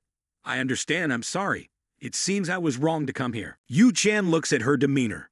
It seems she won't do anything dangerous like this anymore. At this moment, she calls him Glog and thanks him. The scene between the two of them immediately quiets down. Yu Chan can't understand what she means. Talia tries to explain, but a noise interrupts her, immediately catching her attention. Talia looks behind the bushes. It seems like the howl of that wolf. Other wolves start gathering, surrounding them. Yu Chan has also noticed them. The wild gray wolves begin to form a circle around them, densely packed. Talia feels scared. It's her first time witnessing such a thing. Yu Chan tells her to step back a bit. He'll block their attack. Drawing his sword, he prepares himself. Despite some unforeseen variables, his priority now is to focus. This place is in the main segment, so there won't be any boss monsters yet. But if an alpha wolf appears, Although its rank is lower than a boss monster, it will be an evolved form of the gray wolf he just killed. Knowing the enemy beforehand doesn't mean everything will go smoothly. The gray wolves look at him, preparing to charge. Seeing their prey vulnerable, they immediately rush forward to attack. Yu Chen strikes at the right moment. He quickly swings his sword, looking around. Sometimes, before he realizes it, they've been cornered. At this moment, a gray wolf with a fierce expression emerges from behind the pack, looking at them. Yu Chen seems to notice it, but he has more important things to deal with. These wolves are just pawns. He'll repeat this in situations like this when he was still Yu Chen. Eliminate all of you, because I've played this game countless times. His sword swings, hitting the weak points of the ferocious wolves. They're just weak wolves after all, but with each strike, he feels more exhausted. Talia stands behind, holding her torch, admiring him. He's truly amazing. I'm sure he hasn't shown his full strength yet. When fighting his former siblings, his swordsmanship was even more impressive than this. Could he have killed gray wolves before? But his words echo in her mind. Step back a bit, you'll hinder me. She seems quite sad to hear this. Glock still thinks he's very weak. Suddenly, she notices something. A loud growl from deep within the forest. Yu Chen also hears this noise. It's finally here. A gray wolf with large feet and sharp claws slowly emerges. It's the alpha wolf. With its towering body and imposing aura, it can command the other gray wolves. Outside the forest, members of the Rain family are frantic, searching for the young master and miss. Everyone, bring more torches here, they say as they arrive at the forest where the lost children are. Seeing two small footprints on the ground, they're immediately frightened. It seems these are the footprints of the young master and miss. I think the young master has entered the forest of the lost children. The maid gasps. But why? Because even the Rain family hasn't been able to conquer the forest of the lost children. It's the most forbidden place in the family. While the Rain family is known as the most powerful dark family in the south, the truth is, there's still a forest they haven't fully explored, or simply put, they don't have the capability to do so. Of course, the truth is, only immature children can enter this forest. The truth is, this forest can only be conquered by children. This hasn't been announced to the outside world by the Reina family. Roswell looks into the forest, wondering why the young master would enter this dangerous forest. I don't think he's been enchanted by some kind of spiritual creature. Looking at these footprints, he must have moved very carefully. And there's no sign of anyone surpassing the strongest barrier of this area. This means that young Master Glock deliberately entered the forest with a purpose. He tightens his grip. I was wrong before. I can't continue to deny it now. He's no longer the weak and fragile young master he used to be. Now, he only has one way to bring those two back, and that's to use his intellect to find a way out of the forest. The maid looks worriedly into the forest. Miss, all the family servants have not entered. They stand outside and watch. Your body is shaking. It's me who left the miss behind and put her in danger. Right now, inside the forest, Talia quickly draws her weapon to face the alpha wolf. Yu Chen looks at her. Although she's scared, she can still maintain her focus. Yu Chen reminds her not to attack on her own like that. She might get hurt. Just stay away from this and conserve your strength to escape. If you're attacked, that's the only way to increase our chances of survival, he says. Talia focuses on what he advises. Yu Chen looks at the alpha wolf. Killing an alpha wolf isn't as dangerous as it seems, because its difficulty level is only 2.5 stars. I just want Talia to be cautious and be able to react to threats. It seems like she is also extremely serious at the moment with the dagger in her hand. Yu Chen evaluates. She seems to be absorbing very well right now, and she is not strong enough for me to trust her to guard my back, so now I will activate my power, the moment of genius. The magical pocket watches immediately appear behind him. Only by using this skill can I finish it in one strike against the gray wolf. The alpha wolf seems to have sensed something. It looks at him warily. Yu Chen and Talia both look extremely cautious towards them. Yu Chen clenches his teeth. Don't tell me this wolf. Before he could react, the wolf immediately lunges to attack, but with the effect of the moment of genius. In his eyes, its movement is too slow. He can easily block its attack. The other wolves just stand and watch without advancing. This makes him wonder why they are not attacking all at once. Yu Chen looks at the alpha wolf. It seems to be injured in the left eye with 3 scars. Suddenly, they all rush out from all directions to attack him. But with the effect of the genius moment, he can easily anticipate and receive their attacks. A gray wolf takes advantage of his vulnerability and attacks from behind, its sharp fangs ready to strike. Yu-chan notices it. But at this moment, a dagger stabs straight into its head from behind. Yu-chan looks to the other side, realizing that Talia has protected him from behind. "Be careful there," she warns. She is now hiding on a tree branch. Although Glock has asked him to run if in danger, he cannot do that. Yu-chan looks at her. "Talia, why are you trying to help me?" Talia is up on a high branch, looking down at him. "Are you okay?" Yu-chan looks at her, drawing concern. "Do you have any injuries?" It seems that because of the bloody faces of the gray wolves, she thinks he's injured. Yu-chan looks at her. Talia can't believe she just helped him. The fierce growl of the wolves makes him notice them. He glances at them, and his sword of one strike inadvertently hits their weak spots, causing them to groan and collapse behind him. His body is now quite tired and sore. He turns his head. "I'm still okay." Now is not the time to ponder. Talia sees him like this, and sighs with relief. Yu-chan is not satisfied with himself, feeling detestable. Why did he look so pathetic? He immediately focuses on his body, his feet and arms trembling. The reverse effect of his skill acting up. Damn it, but the battle is still ongoing. He senses that his opponent is in a bad state. The alpha wolf slowly approaches him, its face extremely cruel, its eyes filled with cruelty. Although Yu-chan's physical condition is not very good, with the effect of his strong will, his face still looks cold as he looks at the alpha wolf. He smiles. It's time to end this battle. The alpha gray wolf takes a step back, making him confused. Its vicious face looks at him, smiling. It growls, trying to intimidate him. It's waiting for the right moment. 9 lives. Right when Yu-chan's weakness is revealed, it will attack. Yu-chan grips his sword tightly, unable to move as he thought he had sacrificed. But he hears the painful growl of the wolf when he opens his eyes. He sees a dagger stabbed into its eye. If it can exploit its weakness, then conversely, his side can also exploit its weakness when attacking. And the one who can cause this variable is him. He turns his head to look at the girl above the tree branch, Talia. She sees his strange attitude, and is puzzled. Yu-chan turns away, not paying attention to her. "There's no need to worry about me." Talia witnesses the wound on his shoulder and worries. "You're injured," she points out. "Are you really okay, Yu-chan?" He shakes his head, not caring. "It's just a scratch." Talia still wants to care, but Yu-chan doesn't care, snatching her torch. "I'm fine," he reassures her. Talia sees this, and is glad he's not injured elsewhere. At this moment, a spider falls onto her shoulder. When she sees it, her eyes immediately darken. Her scream makes Yu-chan notice that she's still afraid of spiders. When she looks at her shoulder, the spider is still there. She continues to hold on to him tightly, causing Yu-chan to feel pain all over his body.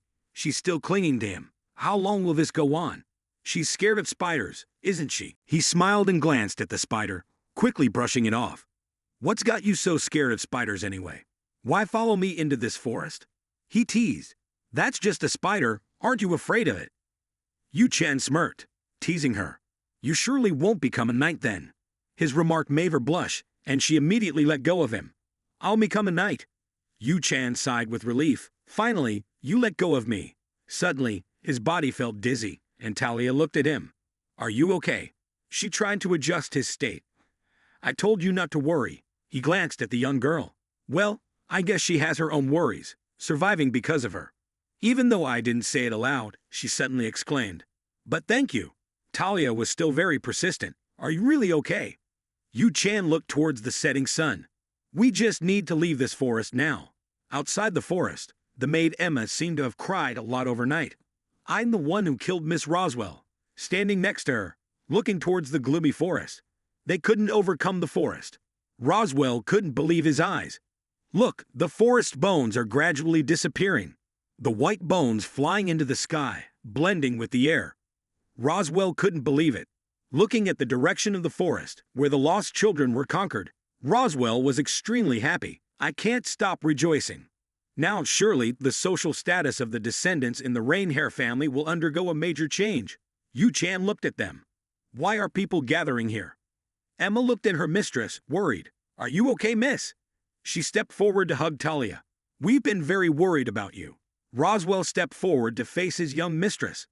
Everyone in the family has been very worried about your disappearance. Yu Chan looked at them. It seems that the bad reputation in the family is about to disappear. Talia remembered her physical 4.5 strength. Emma, I'm sorry, she smiled apologetically. I shouldn't blame you. Miss, I'm just a humble maid. The clan head will personally recite the rules to you. Yu Chan looked at the two masters witnessing the scene. She can lift Talia so easily. She seems to have amazing physical strength. He immediately remembered his 4.5 physical maid, Emma, walking towards the young master. Thank you so much for protecting our young mistress. Talia quickly blushed. Yu Chan glanced at her with a sidelong glance. Though I didn't intend to accompany her, it seems like she's solved the problem herself. Don't feel too disappointed in yourself. His comforting words made Natalia embarrassed. At this point, he quickly returned to the clan grounds with his Quan Thon sword and suitcase on his shoulder, taking off his clothes. Well, that's that. Unbelievable. Rodwell stood waiting outside the forest with the cavalry. That was indeed surprising. It was all thanks to Talia's appearance. Despite the many unexpected events, he had achieved his goal. He reached into his pocket and retrieved it, the mysterious fragment. As it appeared, the system notification sounded. You have received a new relic item. You have obtained the item, Infernal Ring.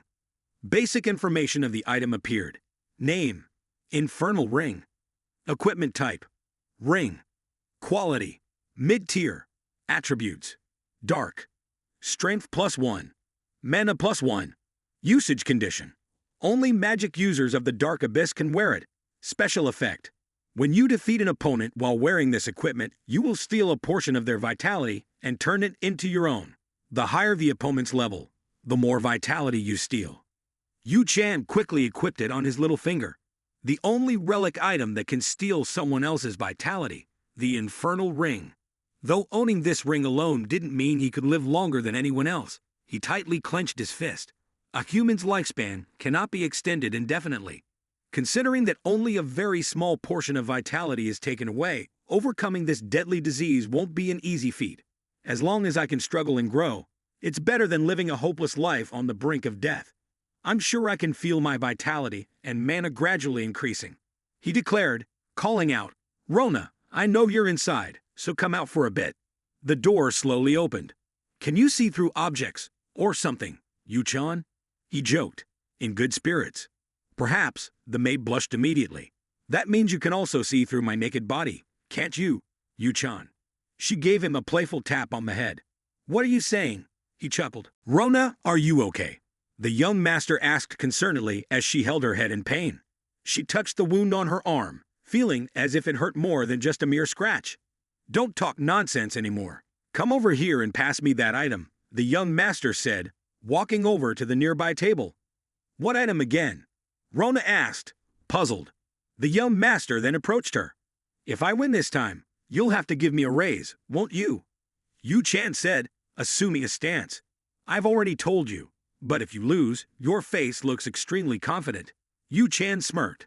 Reduce my salary by 20 ph. He teased. All right, their arms brushed against each other. On the count of 3, 1, 2. Yu Chan immediately subdued her as she felt surprised but lacked the strength to resist. Her face was covered in sweat, wondering what had just happened. What was that? Something feels strange, she exclaimed, getting up. You didn't think that reducing a maid's salary by 20 ph would tarnish the reputation of a noble family member, did you? Yu Chan smirked as Rona looked distressed. So I've decided not to care about losing that prestige anymore, Yu Chan said as Rona pleaded. I'm sorry, please forgive me, young master. Suddenly, a system notification appeared. The continuous effect of the disease attribute has been activated. You have received a level 2 wrist bone crack. You have contracted level 1 flu. Yu Chan immediately felt weakened, his right hand in pain. These cursed disadvantages, he muttered, looking at the maid who was crying. Rona, I won't dock your pay anymore. In return, bring me a towel and some ice here, Yu Chan said, noticing that the young master didn't seem well. Indeed, his body was beginning to weaken as predicted by Rona. It seems I'll have to be content with this rain for now. I also need to rest a bit in this turn. +1, he sighed. Suddenly, A deep voice echoed in the unknown world. That must be Yu Chan. Yu Chan thought. Since arriving in this world, he had quickly collected two mysterious fragments, the Infernal Ring and the Fire Inferno. 6 victories since I obtained them. Unfortunately, I haven't had a chance to use them yet, he lamented. Glock v. Ren had been punished. Looking at the sign, he sighed. It's not like I'm causing any trouble. I even cleared the forest of lost children. Who would have thought they could punish me while they should be rewarding me? He joked. Don't you think that's reasonable? Rama giggled, but then she quickly turned serious. But I'm the maid of the noble family. If I say anything bad about the master, I'll be docked pay immediately, Yu Chan. He extended his arms, reassuring her that she wouldn't be penalized if she leaned towards him. Rama quickly changed her tone. The master is too strict. Why can't he understand the young master's emotions? Yu Chan sat back sighing. Anyway, I've tried my best to adapt to life here and become a useful citizen, while following the growth process of the impossible ones. Continuing like this, my lifespan, even if it's declining now, will still be better than before, he muttered, feeling frustrated. So T found himself facing all of them alone as both sides engaged in battle. His gaze was extremely serious. The moment his sword touched the monster, everything returned to reality. The horde of monsters retreated, taking with them those they had captured, including the Knight of Purge. His room became dark, resembling a nightmare. Slowly, he opened his eyes. The darkness gradually gave way to a powerful figure emerging from within, revealing an incredibly dark and powerful sword. One day, perhaps one of my sons will learn to use the Dark Sovereign Sword, but they shouldn't rely too much on intuition. Targeting someone with real talent is still much safer, as one of them might end up killing me with their own hands, he muttered. Tell me my lifespan since I've contracted a chronic illness. He demanded as the system was more attentive to his life than he was. Thank you for explaining so thoroughly, he said sarcastically, standing up abruptly. I can't bear it anymore. I have to go see and ask my father for permission to leave, he said, the sound he emitted immediately capturing the maid's attention. Why, young master, I just boiled some hot water for you to bathe. The head butler, Roswell, entered. The master has ordered for you to come, Yu Chan, he said. Yu Chan looked surprised. The scene shifted to a battlefield strewn with the bodies of knights and their swords planted in the ground. T. Von Ren, still flowing, held his sword, looking towards the enemy. It seems he's in a fierce battle. His face is grave, Yu Chan observed, looking towards the sky where thousands of monsters with strong wings and large hands rushed in. This event was known as the Night of Purge, where those demons took on the form of beasts. Looking at the family crest hanging on the wall, T muttered, "This is fate." At that moment, the steward entered the room. "Sir, young Master Tio is on his way," he said. Tio looked towards him, feeling a bit late. "Hurry, bring it here immediately," he commanded. The Lost Children's Forest is one of the places even I don't know how to conquer. Yet that brat, Lox, seems to have managed it. Maybe I should commend him this time, Tio thought. However, the delay in my commendation was due to strong opposition from the faction of the vassals. In his hands was the report on this matter. Those vassals didn't believe that a child like Lox could change the situation so drastically and began investigating whether he had actually cleared the entire forest or not. Tio, now serious, realized that even he couldn't ignore the views of the vassals in the family. Therefore, an investigation was necessary. "This is an extremely necessary step," he said, looking towards the door as Yu Chan entered. "I'm honored to meet you, sir," he said respectfully. Yes, the steward replied. "You probably know that your impulsive actions were not appropriate." Continuing to speak, "Thank you for saving Our Lady Talia." Yu Chan understood. "Well, initially, I didn't intend to save her, so please just go on, and don't bother me anymore." Their horse-drawn carriage immediately left the Ren family mansion. Yu Chan looked in that direction. Another person has left. Why do I feel gradually familiar with this life? It's strange, isn't it? Although the reason is unclear, it's quite interesting at this point. Suddenly, the system notification appeared again. Due to terminal illness, you have 146 days left to live. Yu Chan glanced at it. 146 days, huh? Not much time left to relax. A few days later, Ruma said to him, "By the way, it seems like Master needs to find another maid and a new steward." Yu Chan looked at him. "Yes, Tio, go on," he encouraged. Tio continued, Tell him that fulfilling the responsibilities of the family head is my duty. Even if he's a useless child, someone who contributes deserves to be rewarded. We called you here to discuss the reward. I'll grant you a wish, Yu-chan said, looking at him. Tio smiled and said, I heard you loud and clear, sir. I will fulfill any wish you have, sir. Yu-chan quickly assessed this statement. So you can ask for anything, he asked. Even someone like me. Tio's smile vanished. Of course, if you ask for something too outrageous, I will have to reconsider you. But I trust you won't ask for something like that, Yu-chan said confidently. Looking at him, of course not, Tio replied. Please give me some time to think. Yu-chan nodded. All right then. Now I'll revoke your restriction order, but don't cause trouble like last time. Yu-chan agreed. Yes, sir, I understand, Tio replied, but with one condition. Before that, you must become an official knight, Yu-chan said, trying to be strict.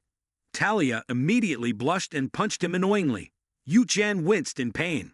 I didn't mean a spider, but a wolf, he clarified. Talia looked embarrassed. I'll apologize later, she muttered. Yu-chan sighed. Please remember, your status is that of a Ren family member and my son. After this conversation, a day passed, and all the members of the family gathered at the main door to bid farewell.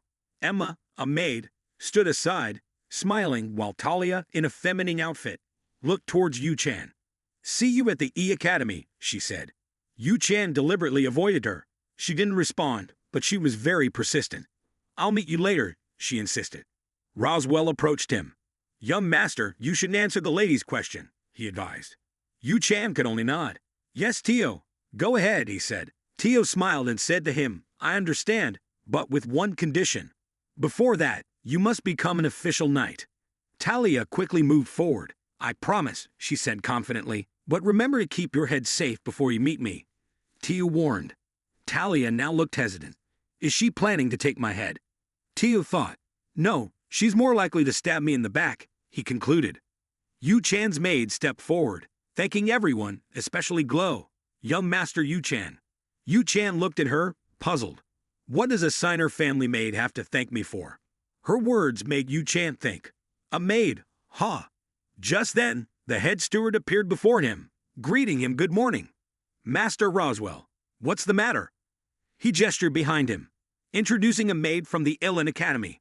Starting today, this apprentice maid will serve you. I'll lead her in to greet you first. The maid with banana green hair quickly finished the ceremony.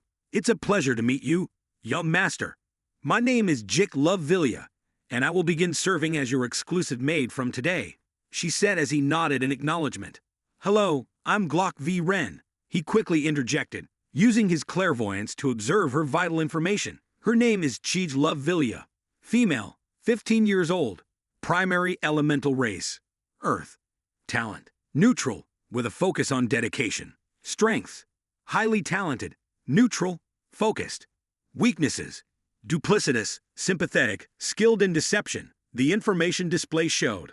Her endurance is 8.5, mana 5, luck 1, charm 10.2, seduction 22.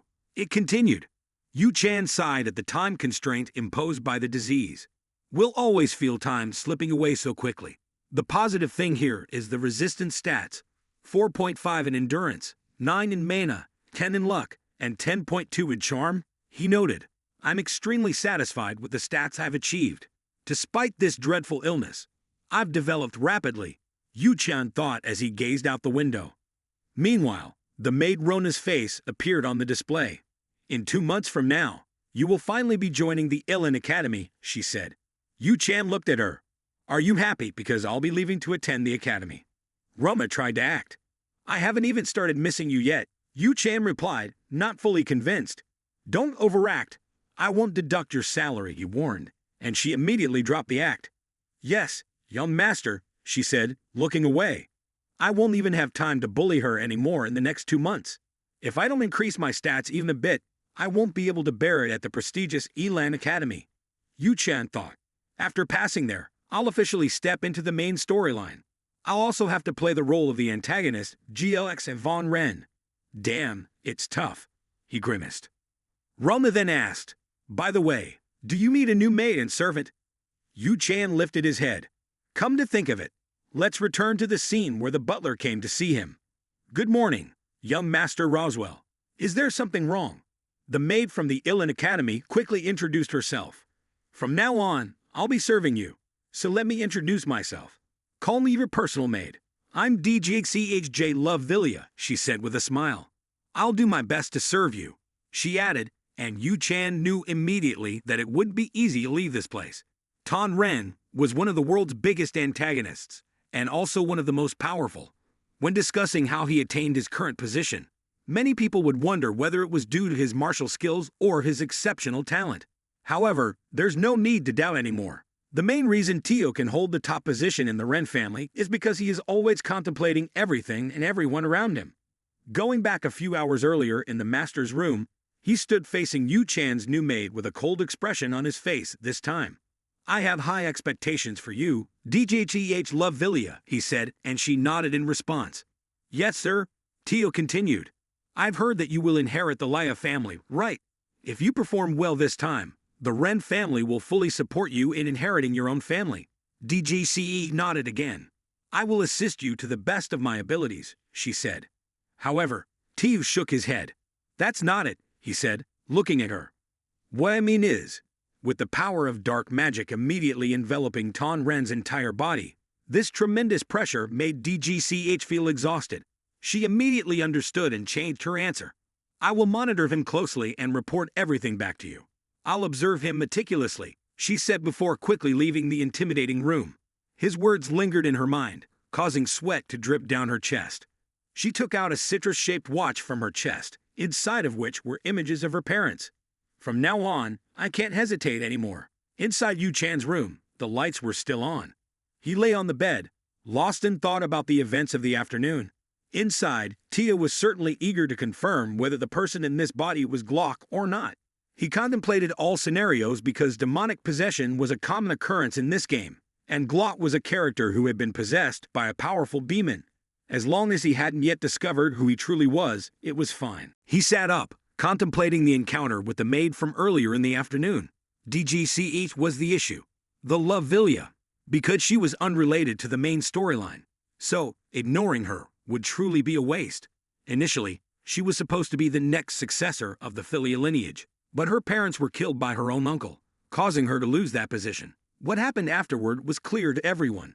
She ended up becoming a servant of the Ren family and successfully escaped her own family. At first glance, she appeared cheerful and always smiling. But looking at her stat sheet revealed her attributes. Supportive, neutral, enthusiastic, with flaws of being two-faced, poor work ethic, and prone to lies for personal gain or espionage. It was evident that internally she was exhausted and teetering on the edge of debt. Hence her final decision just before the start of the main storyline. She committed suicide. So what should he do now?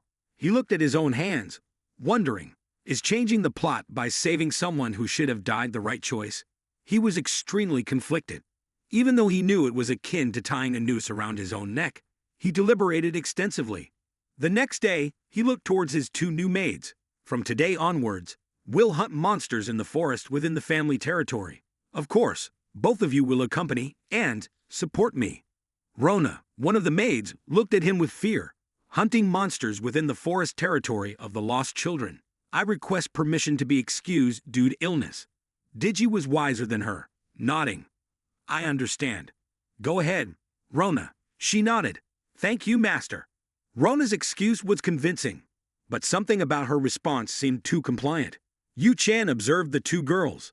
It was normal for a maid to fear monster hunting, but her response was overly submissive. Regardless, he continued, you've used up all your sick leave, Rona, so you won't be excused today. You're not sick. She paled at his words. How cruel, Master Yu Chan. If you don't comply with my request, I'll deduct your salary. Initially, I'll compromise, perhaps half a year's salary deduction. But if you persist, I'll consider salary and possibly even dismiss you. At the mention of salary, she was stunned. You've forgotten, haven't you? I'm incompetent. If you don't comply with my request, I'll deduct your salary. Initially, I'll compromise, perhaps half a year's salary deduction. But if you persist, I'll consider salary and possibly even dismiss you. Yu Chan smiled. Right, my apologies. If you'd like, I can inform Chief Steward Roswell that you'll be leaving before I begin preparing. Du Chai looked at him. Your Grace, it's been almost an hour since we started the hunt. Aren't you tired? Shall we take a break? Yu Chan was reminded of the time and cursed inwardly for not activating the genius's time sooner, which cost him quite a bit of time to go hunting. It meant that he could only gain an hour of lifespan. Well, he accepted a water bottle and drank cautiously to replenish his energy as quickly as possible. I knew calculations wouldn't be in favor of Cam, but this is even further off track from the plan.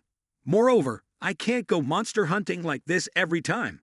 But the biggest danger remains the limited number of monsters in this area. Because I've been hunting relentlessly for the past few days, I've almost killed all the monsters here. At this rate, the plan for a great life might just vanish into thin air. He sighed deeply. Not having enough monsters in this forest is a huge problem. Digi praised him incredulously. I can't believe you're thinking about the number of monsters as an issue. If someone else heard this from you, they'd think you've turned into some strange person. Rona, from behind, also interjected, Master, what are you talking about? There are already too many monsters. Yu Chan glanced at the two maids, without further explanation, as the sunlight filtered through the trees. He sighed deeply again. Well then, there's no other choice. Let's head back to the mansion. Digichi immediately rejoiced. Yes, Your Grace. Should I prepare a warm bath for you? I'll make sure it's at a comfortable temperature. Her attentiveness pleased Yu Chan as expected. Exactly as expected. From a genius's supporter, he nodded in agreement. All right then, I want to take a bath before dinner. So please make sure the timing is just right. DJ Chi quickly put on a cute expression and said, Of course. Leave it to me, Master. I want to bathe before dinner, so please ensure the timing is just right. Rona immediately felt sidelined and interjected. Master, don't forget about me. I'll tidy up your room. Yu Chou nodded. All right, do whatever you want. Rona quickly became more alert, not wanting to lose her position. DJ Chai suddenly called her to stay, and she looked at him. Yes, Master Klo, she replied, becoming serious. I have a question for you. Her hands trembled with fear as she clutched her cloth tightly. DJ Chai struggled to respond, feeling the weight of the question. Yu Chou looked at her expectantly. Go on, that's your answer, he said reassuringly. Rona panicked. I haven't said anything yet, Master Yu Cha. He shook his head. I know what you want to say. Don't worry. I don't intend to force you to use the bow further. I'm truly grateful to you. At least you're not lying to me. Her body trembled visibly. Yu Cha continued. It doesn't matter who you serve.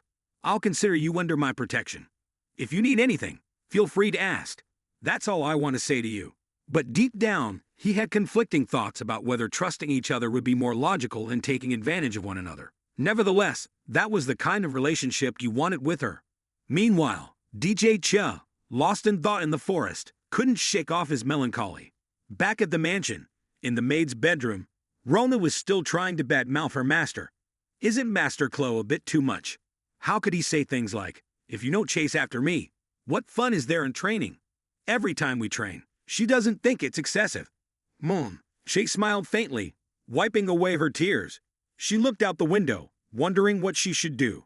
She placed her hand on her necklace, recalling the rumors about Master Clocker's changing temperament that she had heard from numerous people back when she was with the Laya family. She used to think they were baseless rumors because how could someone change so drastically? But she remembered the hunting trip with him. They said he defeated a pair of twins with a single strike and earned the right to join the Ilin Academy.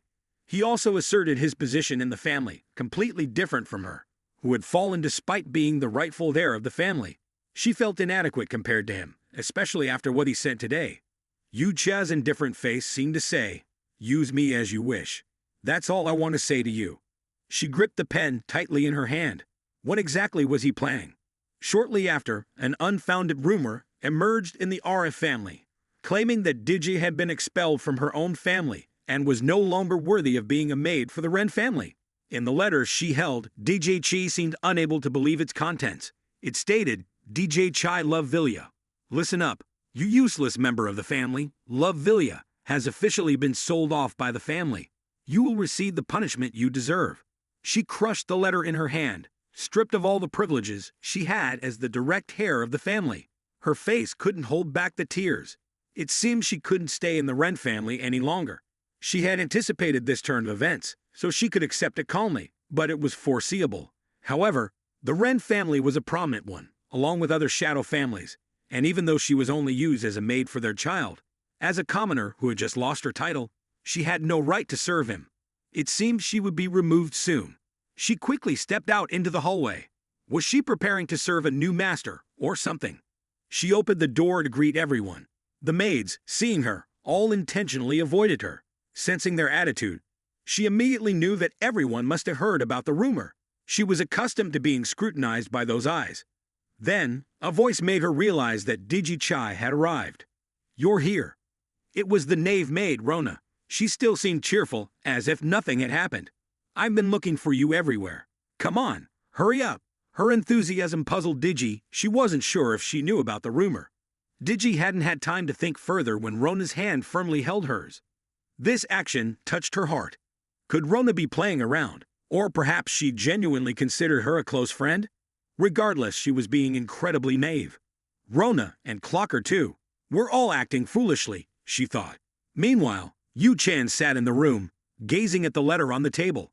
The inevitable conclusion was unavoidable. Not only Digi and Tan Ren, but Yu Chan had also received this letter. His contemplative expression bore the weight of all the accusations pinned on Digi's name. She knew they were all fabrications, but she also didn't know how she could help her. He looked out the window with a pensive gaze, squinting his eyes, because there was no way of knowing if the butterfly effect would occur if he saved Digi Chai or not. In the forest, the sky had darkened, but the howls of the gray wolves still echoed, indicating that someone was hunting them to exterminate, and that someone was none other than Yu Chan. Rona's comment resonated. She didn't think the master seemed more exhausted than usual today. The two maids hid behind a shrub to observe him. Rona continued her assessment. In the past, he had been somewhat merciful, but today there was something different about him. DJ looked at her like that. Her worried face glanced at Yu Chan's shadow, making her feel uneasy. His blood-stained sword swung around, cutting through the surrounding foliage, as if searching for something. It seemed like that something was about to appear, yet perhaps it wouldn't show up today. In the Lost Children's Forest, when the number of creatures left dwindled to about 20, a mysterious beast would emerge. It was a hidden boss, and it seemed that Yu Chan was trying to hunt it down. She was also considering killing it herself to increase her stats, but she guessed that wouldn't work anymore. Suddenly, a noise caught his attention, and he looked in that direction with a vigilant gaze. What could it be?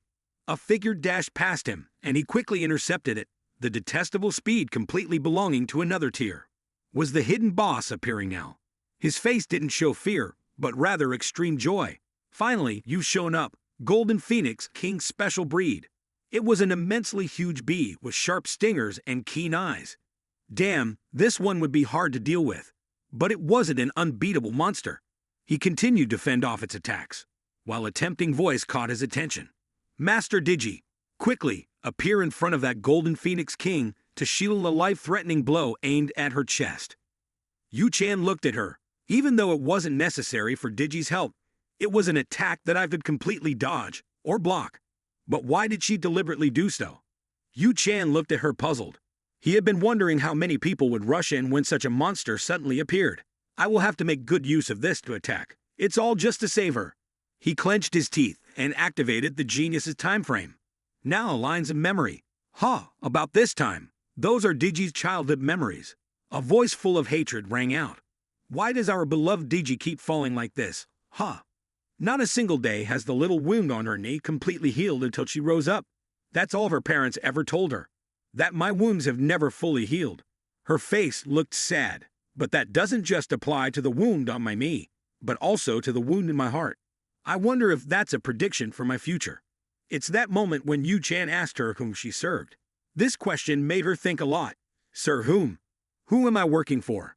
Now a man appeared before her. From now on, this clan will be mine. So who should I serve now?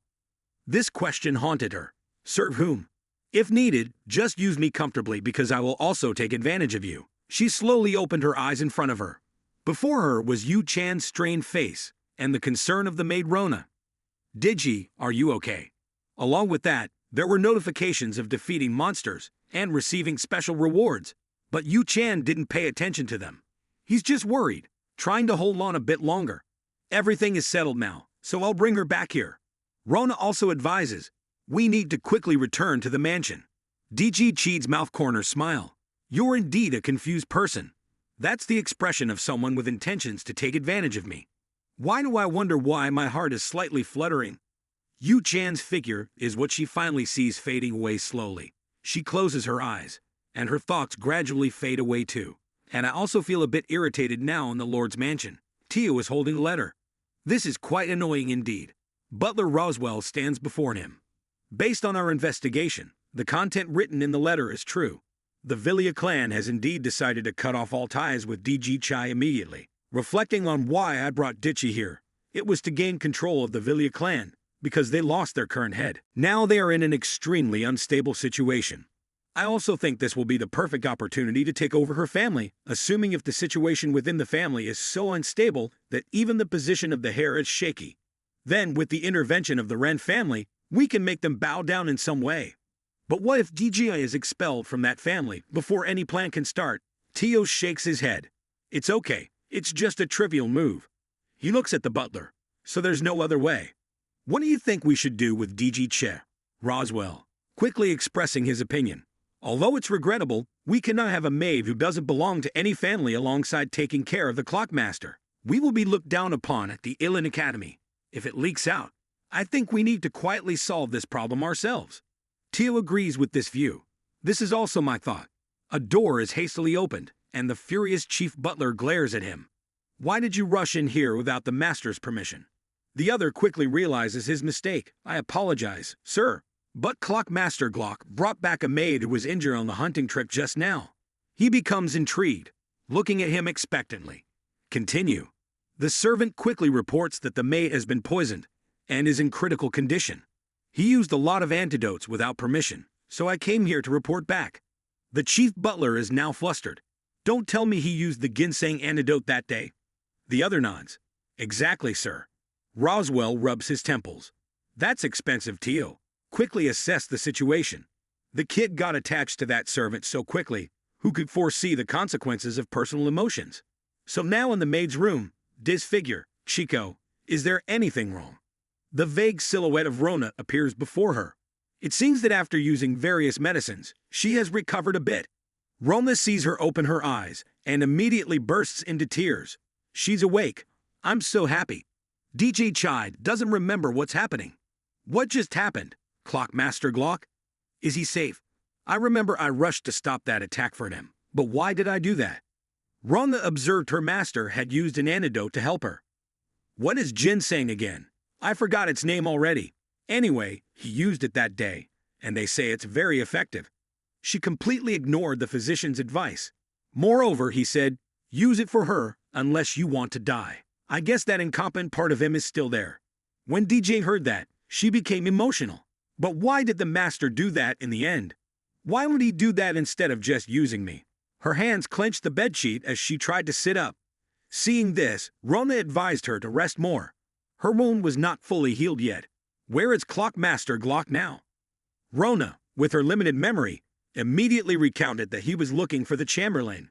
He asked me to report back when you woke up, she quickly added as she exited the room. I'll be back soon, just remember to rest a lot. The room now only contained Digi.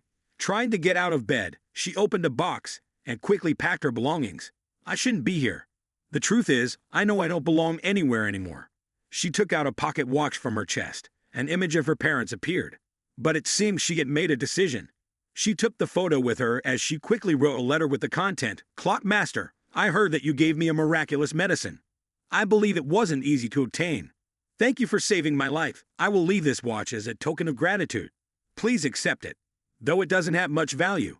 She quickly left the maid's room, but as she stepped outside, a voice startled her.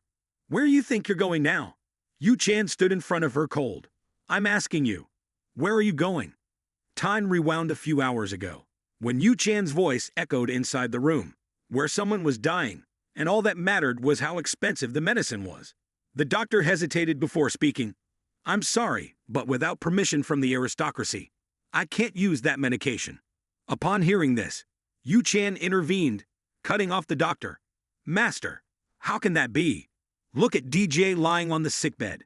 Despite her severe injuries, she's still smiling. Yu Chan then turned to the physician, asserting, "Are you higher ranking than me in this family? Let me tell you something."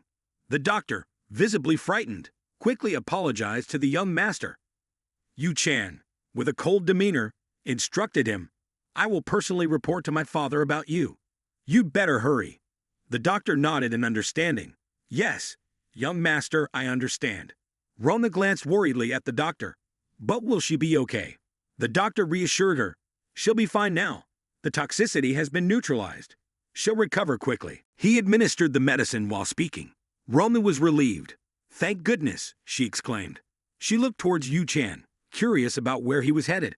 "Where are you going, young master?" Yu Chan stepped out of the room, then turned back to her.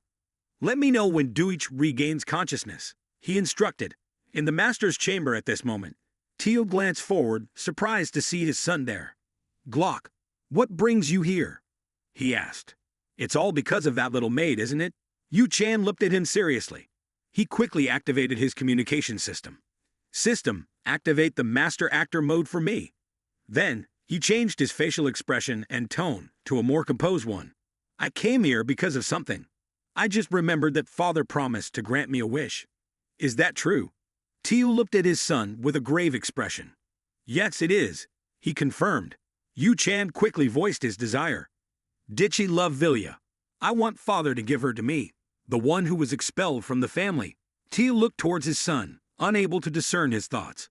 Yu Chan had thought a lot about saving DJ, regardless of how it might affect Teo's espionage. But now, that seemed irrelevant. Seeing her step up to save him today, he realized something. The answer she couldn't clearly articulate to him before seemed apparent now.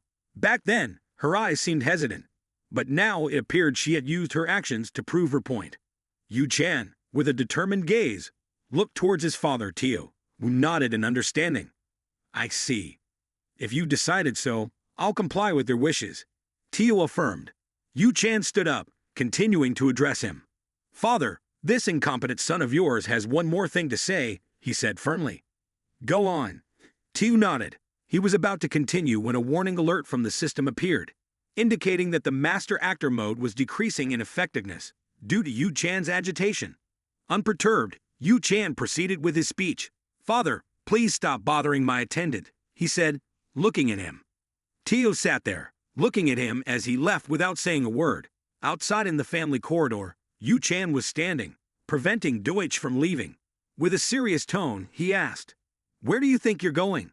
Her face looked sad, hesitant to answer. She stammered, "It seems like I have to leave the family soon." Her body trembled with fear. She seemed reluctant to leave, but resolute. "Thank you for everything you've done for me, Master Yu Chan," she said firmly. Yu Chan persisted. "I ask you again, where are you going when you're supposed to serve me as a maid, Digi?" Trying to speak out, she struggled. "You know the answer already, and the clan has ordered me to monitor." She couldn't hold back her tears, streaming down her cheeks. "It means I've missiled you."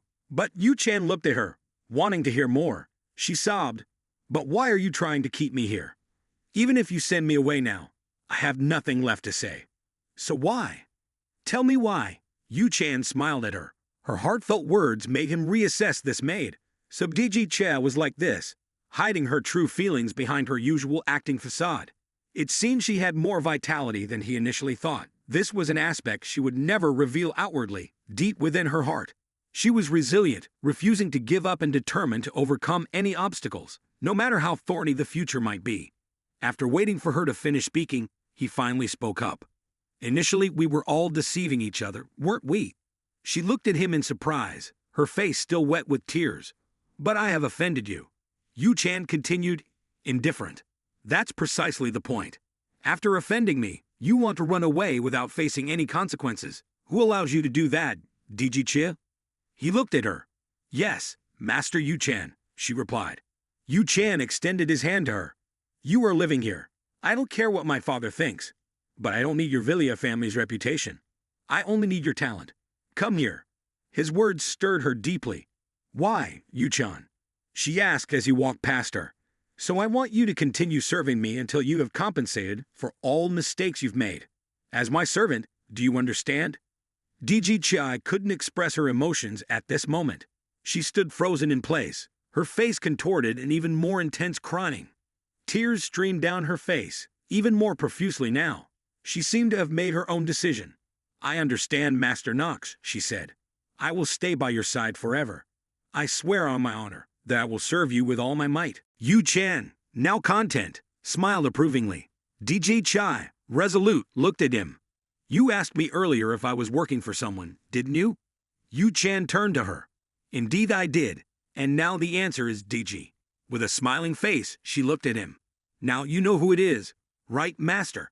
Even though she didn't state it explicitly, Yu Chan's face now showed satisfaction. He had figured it out. "I know now. Let's journey together." The light is dawning upon the Ren clan mansion. Rona's voice echoed, sounding like she was tidying up. But she was still gossiping with the maids nearby. "As I said, let me tell you, the Master threatened the doctor. He said he would kill him." Rona's face, now extremely excited, raised a finger. Yu Chan and his maid approached her. "Rona, don't spread rumors about me anymore." Rona was terrified to see him. "Master, why are you here? Have you heard everything?" He rubbed his temples with this maid. "I guess you wouldn't speak ill of me to avoid detection." "Huh." Rona quickly shut her mouth. "I wouldn't." Now looking at Digi, who was holding a towel, she quickly intervened. "Rona, how are you feeling? Don't overwork yourself. Let me do the laundry for you." After saying that, Rona quickly grabbed the towel and ran to the Master. "I'll do the laundry, Master. You stay here." Yu Chan shook his head. Why does she keep causing trouble like this? He looked at DJ Chai. "You know, in 2 months, you'll accompany me to the Ilan Academy, right?" DG Chi nodded. "Yes, I've prepared some things already, Master." "What have you prepared?" She quickly listed the items she had prepared. Tools, medicines, first aid kits, clothes, and outfits for long journeys. Yu Chan looked at her with appreciation for her talent.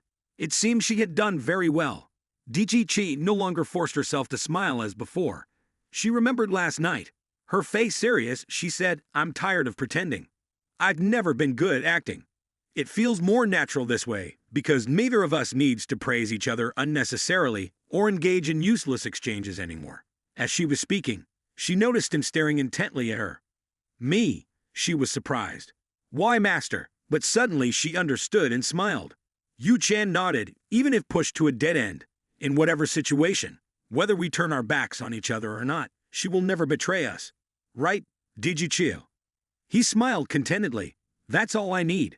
Digichi also understood her young master. In the room, she stood aside, observing the young master reading peacefully. It seemed like their relationship had reconciled in this tranquil setting. Suddenly, Digichi spoke up. "But Master, are you really okay?" Yu Chan, still reading, looked at her upon hearing the question. "What do you mean, Digichi?" She quickly recounted her concerns. "There are many nasty rumors circulating about you, Master." Yu Chan was surprised. "Nasty rumors? Why? Aren't those the usual rumors? It's surprising to have even worse rumors circulating than the ones that already exist." Digichi nodded. "Yes, they say the reason you keep me around as a maid is because you like me, Master." Yu Chan, upon hearing this, immediately slipped his hand. Why would there be such strange rumors? He thought immediately. I didn't expect to feel a bit embarrassed about such a notion. He quickly looked at her and apologized. "I'm sorry for dragging you into this, Digi." She shook her head. "It's okay. That's not the reason I told you. I just thought you might be uncomfortable with such rumors." Yu Chan sighed. "Don't worry too much. You've probably heard the rumors about me before, haven't you? I'm a foolish incompetent and the weakling of this clan. It may well be the case." Digi glanced at him. "It might be so, Master." Yu Chan warned her. "If you lie to me, I'll fire you." Digi immediately broke out in a cold sweat. "Indeed, I've heard those rumors, and there's even a rumor that you're extremely promiscuous. Is that true?" At this point, he felt deeply troubled. Why did they come up with such baseless rumors? Even with such an image, I'm not any better off, am I? Yu Chan sighed, rubbing his temples. "Before, I was also someone who ignored my incompetence despite being very weak. And now, I'm a nuisance who can actually accomplish things. How did I end up like this?" He glanced in a direction, then shook his head. But now, I have to regain my balance. Glock is the villain of this story, so I have to continue being the villain to help the main character shine, because I'm not the main character in this lunatic inner game. He clenched his fists tightly, taking a deep breath, and looking towards his maid. Forget it. Let's not dwell on those rumors anymore. I have a task for you. Upon hearing that there was a task, DG Chi's face lit up with surprise. Yu Chan quickly explained the task. As you know, to survive at Len Academy, you're not the only one who needs to prepare. I also need to prepare. DJ Chai didn't understand what he meant.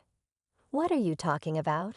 Yu Chen quickly put a finger to his lips, smiling with his characteristic enthusiasm.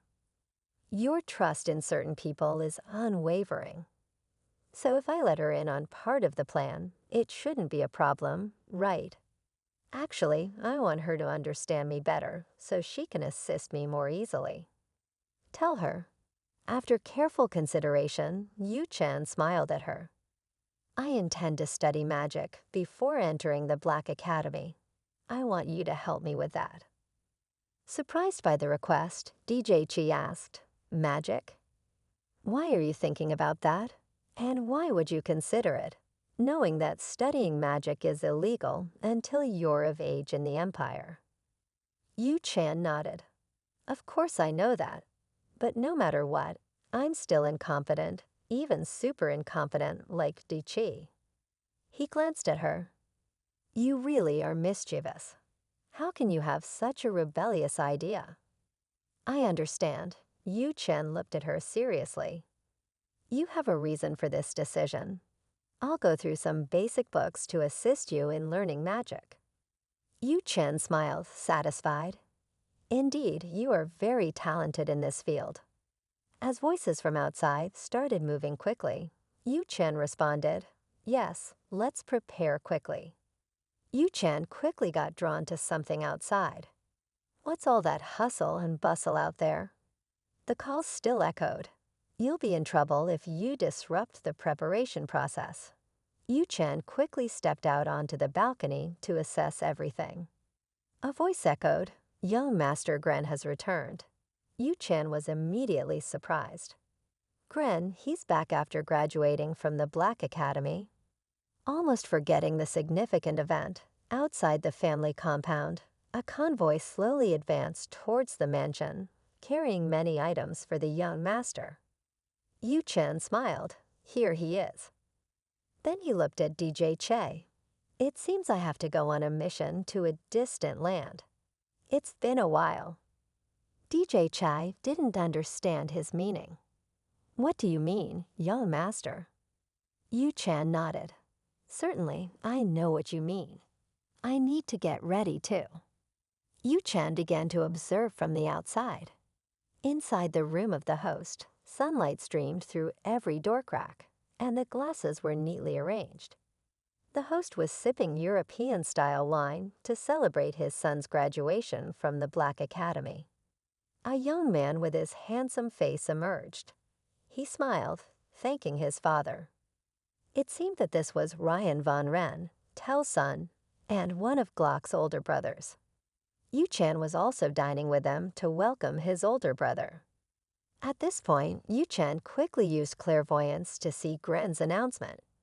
Basic information: Ryan von Ren, male, 16 years old, humanoid elemental, achievement not skillful, passive skill, neutral calculation, cautious weakness, fiend disdain, aristocratic priority, opportunity-based. Recalling the characteristics of this person, Yu Chen immediately remembered. He was a boy filled with desire whenever he saw wealthy women, and he was a very opportunistic person. Ryan was still happily talking about his experiences at the academy. So the professors at the academy said that if he didn't know, Yu Chen was observing him from the side. The only reason Gren hadn't revealed his true nature was that Glock was still too incompetent. He looked at Gren, who was laughing and talking with his father. Yu Chen smiled. He was very skilled in diplomacy in the political arena. He used his political talents to graduate smoothly from Len Academy, which is famous but also very difficult to graduate from. In the entrance exam, less than 10,000 applicants passed, and only half of them graduated. Yu-chan looked at the eldest son of the family. He asked Gren, "Has the departure date for your son's land been decided?" Gren stopped stirring his spoon when he heard this. He tried to smile politely and said, "Father, I'll depart for South Cheers in 3 days." Turning to him, Yu-chan said, "If you go there at this time of year, there will be a monster hunting mission waiting for you." For those who don't know, Cheers is located outside the R family's territory. It is an independent territory located to the south and also borders Talon to the east, where it uses the desert as its border. It is a very barren land, not only dry but also full of deadly creatures. Therefore, people evaluate it as the worst desert. The task Gren received from the royal family is to stop the monster wave in Cheers. Because in the Empire's laws, anyone who wants to become a knight must complete the first mission assigned by the Empire. Only then will they be eligible to become a knight recognized by the royal family. Ryan continued to boast about his preparations as winter approached, saying that it would be full of monsters. "So it seems the royal family wants me to eliminate these monsters," Von Ren warned. "But that land is barren. If it collapses, other regions will also be affected. Anyway, don't bring disgrace to the Renhe family's reputation." Ryan smiled confidently. "I'll remember that, Father." Yu-chan overheard their conversation, quickly reflecting. The task in Cheers this time is not just about hunting monsters. It's not just an external story. It's also related to several complex storylines. So I'll receive a lot of things. He quickly wiped his mouth with a napkin on the table. This was the first time he spoke during the meal. "Brother, are you going to Cheers?" Ryan was surprised by this offer. "What are you planning, Glock?" "What are you talking about? Do you know what Cheers is like?" Ryan nodded. "I heard it's an independent place where monsters attack incessantly and bandits are rampant." Grin didn't expect his younger brother to be so knowledgeable. "Is that so?" he said. "You seem to have learned a lot recently, little brother." Grin smiled. "That's right," he continued. "Seems like you've achieved a lot lately. But I can't let an unrecognized Len Academy student accompany me on a mission." His face turned superior. "I don't want to be the one picking up your body, little brother." But just then, Tia's voice interrupted him. "Wait, this tone of yours, Gren, is quite surprising." He looked at Gren, but Tia stood up. "I think I can assure you that nothing will happen." He looked at Gren. "Gren, let your little brother go on this mission with you." Gren hesitated to discuss this matter, but with his authoritarian nature, Tio couldn't let Gren change his mind. "This was an order from the Patriarch. Do you want to disobey me?" Then he glanced at Yu-chan. Yu-chan also looked at him. "Our family will provide the necessary materials for this mission. Prepare for departure in 3 days." With that said, he left the dining table. Now only Yu-chan and Gren remained. "Yu-chan, I don't understand what just happened. How did Tio Von Ren allow me to go so easily?" Yu-chan remembered Tio's gaze earlier. What was he planning? Now he intended to leave the dining room. Ryan's voice stopped him. "What are you planning, little brother? What's on your mind?" "Clock, what are you up to? Do you know what Cheers is like?" "Yeah," said Ryan. "I've heard it's a place where monsters attack incessantly and bandits are rampant." Grin didn't expect his younger brother to be so knowledgeable. "Is that so?" he said. "You seem to have learned a lot recently, little brother." Grin smiled. "That's right," he continued. "Seems like you've achieved a lot lately. But I can't let an unrecognized Len Academy student accompany me on a mission." His face turned superior. "I don't want to be the one picking up your body, little brother." But just then, Tio's voice interrupted him. Wait, this tone of yours, Gren, is quite surprising. He looked at Gren, but Tiu stood up. I think I can assure you that nothing will happen. He looked at Gren. Gren, let your little brother go on this mission with you. Gren hesitated to discuss this matter, but with his authoritarian nature, Tiu couldn't let Gren change his mind. This was an order from the patriarch. Do you want to disobey me? Then he glanced at Yu Chan. Yu Chan also looked at him. Our family will provide the necessary materials for this mission. Prepare for departure in 3 days. With that said, he left the dining table. Now only Yu Chan and Gren remained. Yu Chan, I don't understand what just happened. How did Tio Van Ren allow me to go so easily? Yu Chan remembered Tio's gaze earlier. What was he planning? Now he intended to leave the dining room. Ryan's voice stopped him. What are you planning, little brother? What's on your mind? Glock, what are you up to? Do you know what Cheers is like? Yeah, said Ryan. I've heard it's a place where monsters attack incessantly and bandits are rampant. Gren didn't expect his younger brother to be so knowledgeable. Is that so? He said. You seem to have learned a lot recently, little brother. Gren smiled. That's right, he continued. Seems like you've achieved a lot lately.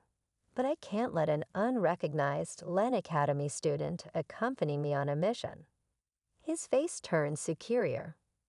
I don't want to be the one picking up your body, little brother.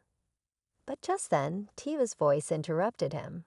Wait, this tone of yours, Gren, is quite... At this moment, a voice interrupted. Oh my goodness. A glass was knocked over. Yu Chan looked in that direction as water spilled all over, interrupting the conversation between the two. It quickly soaked Yu Chan's clothes. She quickly bowed. I'm sorry, young master. I'll clean it up right away for you. Please go back to your room first.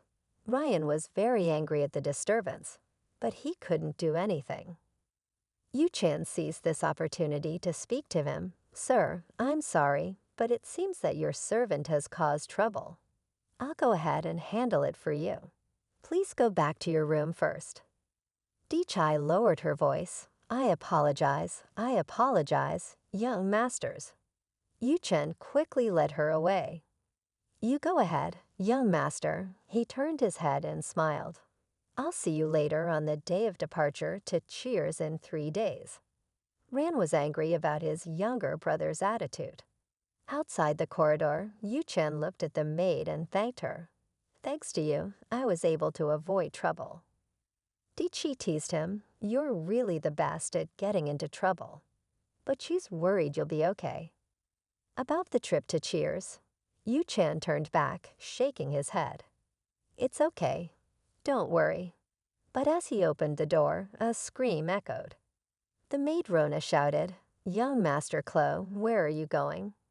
She stepped forward with a worried expression. Yu Chan looked at her. She forgot that I'm the master of this place, he said, extending his hand. This news seems to spread quickly, doesn't it? Everything has been decided. News of an incompetent person joining the expedition to Cheers could spread like wildfire, couldn't it? Di-Chi interjected. In this case, I agree with Rona. I think the Chatland is very dangerous. There are hundreds of monsters and bandits there. Yu Chen looked at them coldly, but inside he was extremely happy.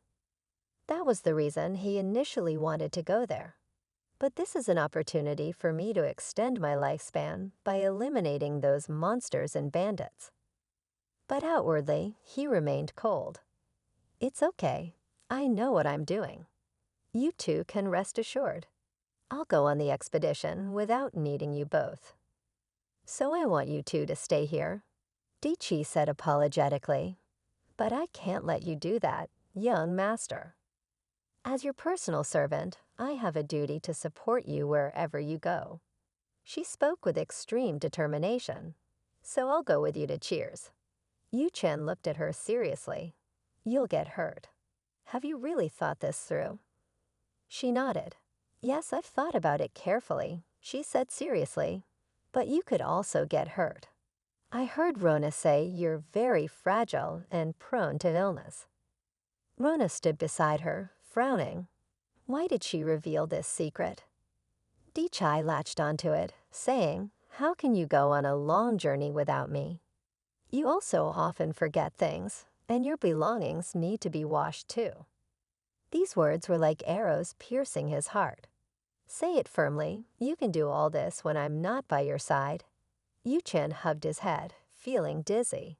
She's speaking the truth now. In this world, what she's talking about is reality. The things she reminds me of are the things I worry about the least when it's just a game.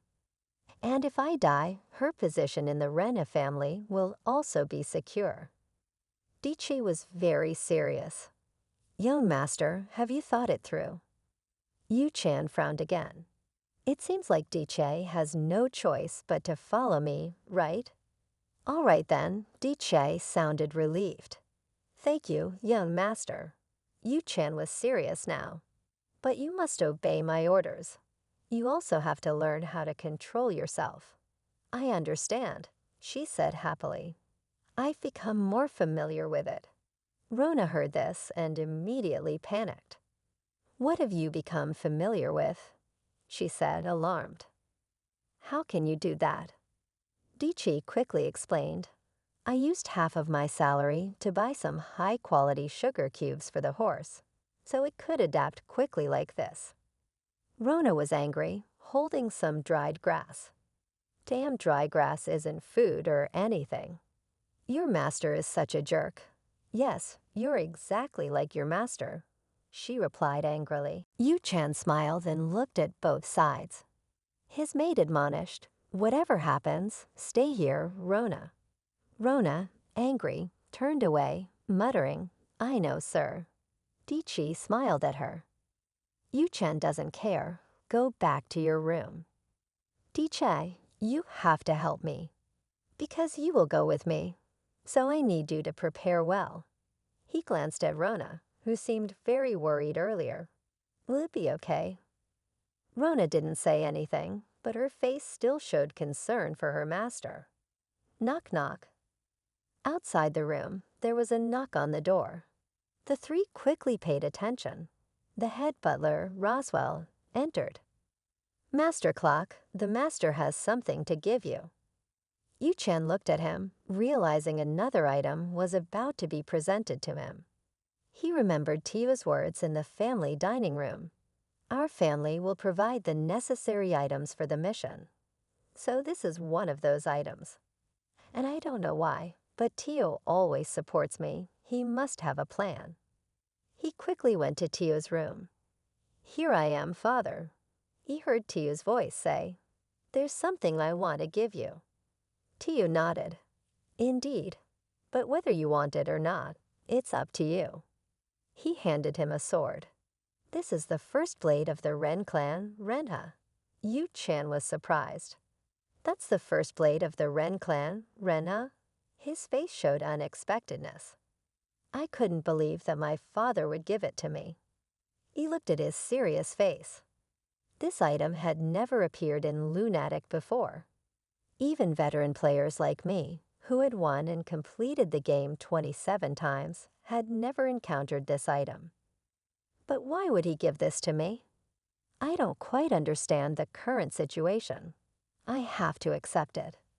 He tightened his grip on his hand. But its appearance now looks outdated to me. However, this sword has been with the head of the clan until death and has been with me for a lifetime.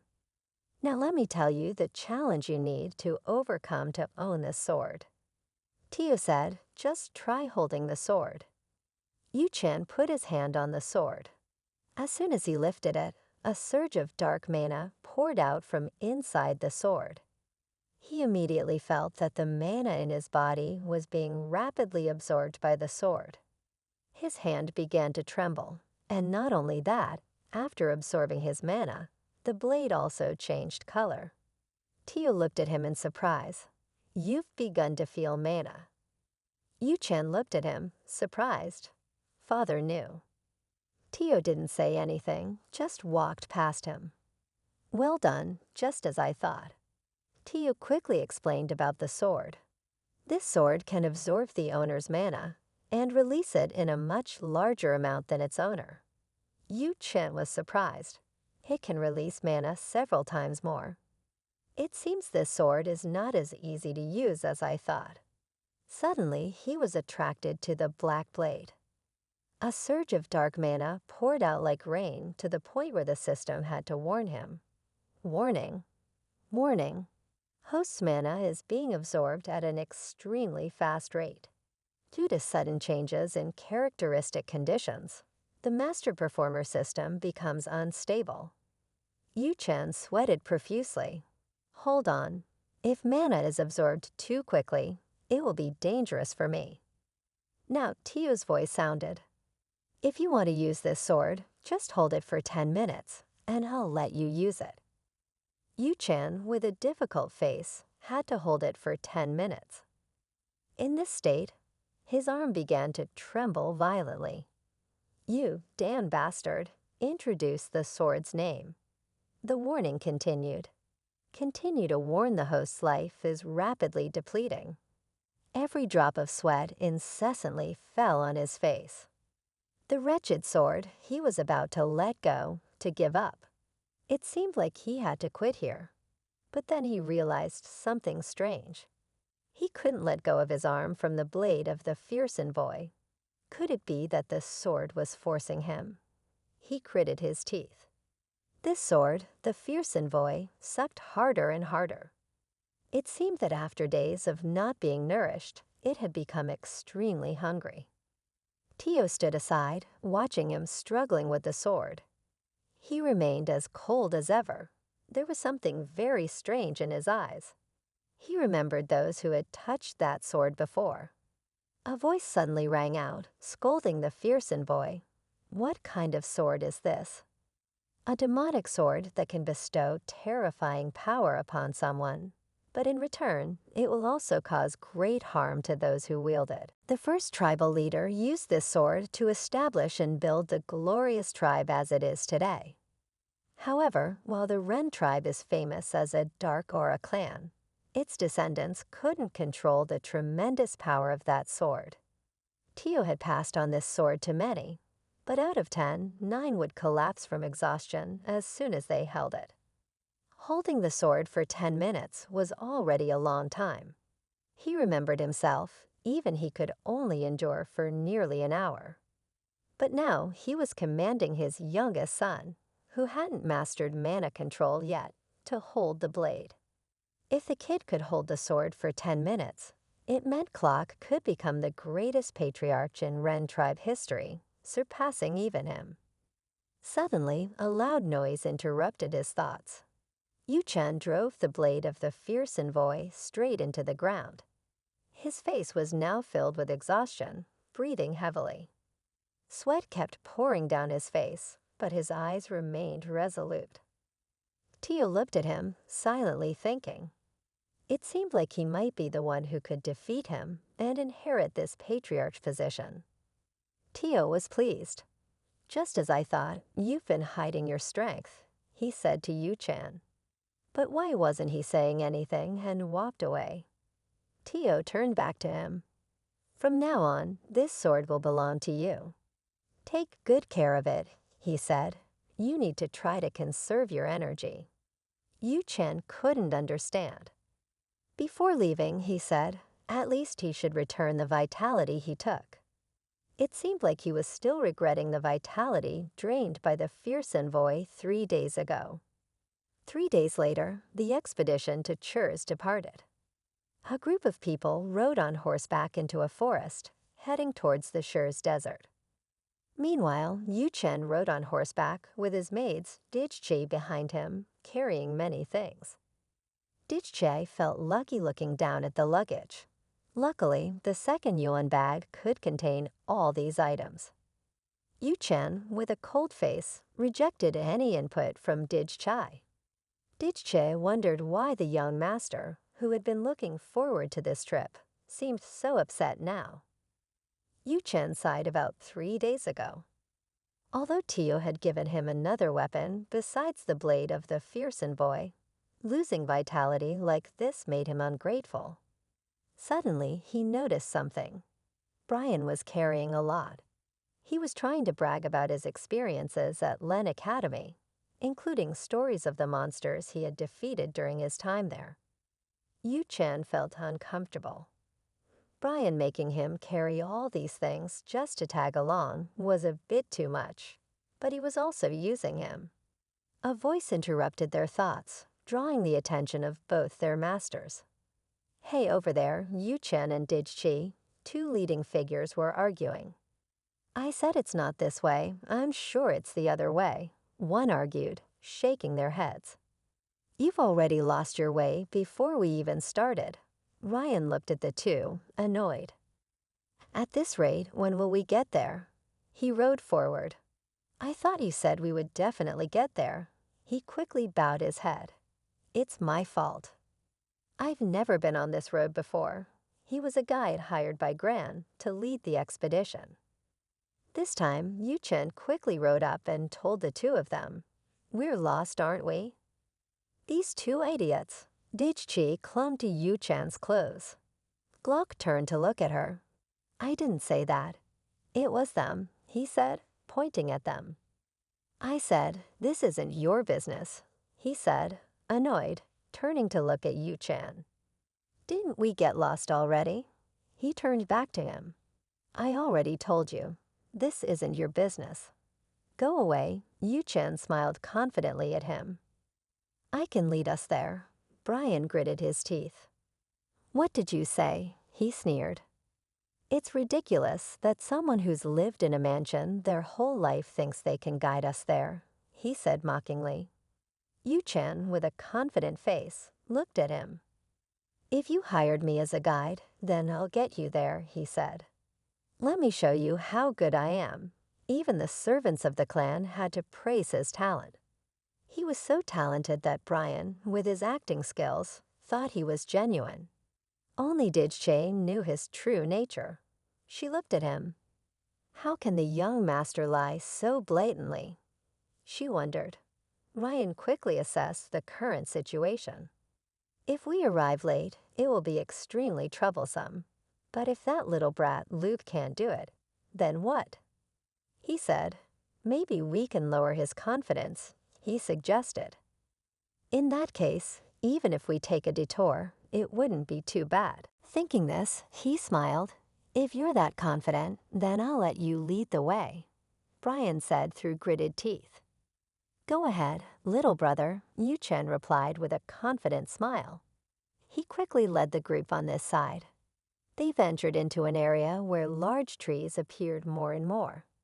As night fell, their campfire was lit. It seemed they had spent a lot of time setting up the camp to rest. Pierre looked angrily at the two guides. How did that brat find the way so fast? This is unexplored territory to the south. Even experienced guides would struggle to find the way. How could he do it? Quick, tell me. They quickly replied, but he did find the way. This statement only made Gren angrier. How can you believe that he suddenly knows the way? How can that be? He said, frustrated. He didn't notice that Yu-chan was paying attention behind a tent. He sighed.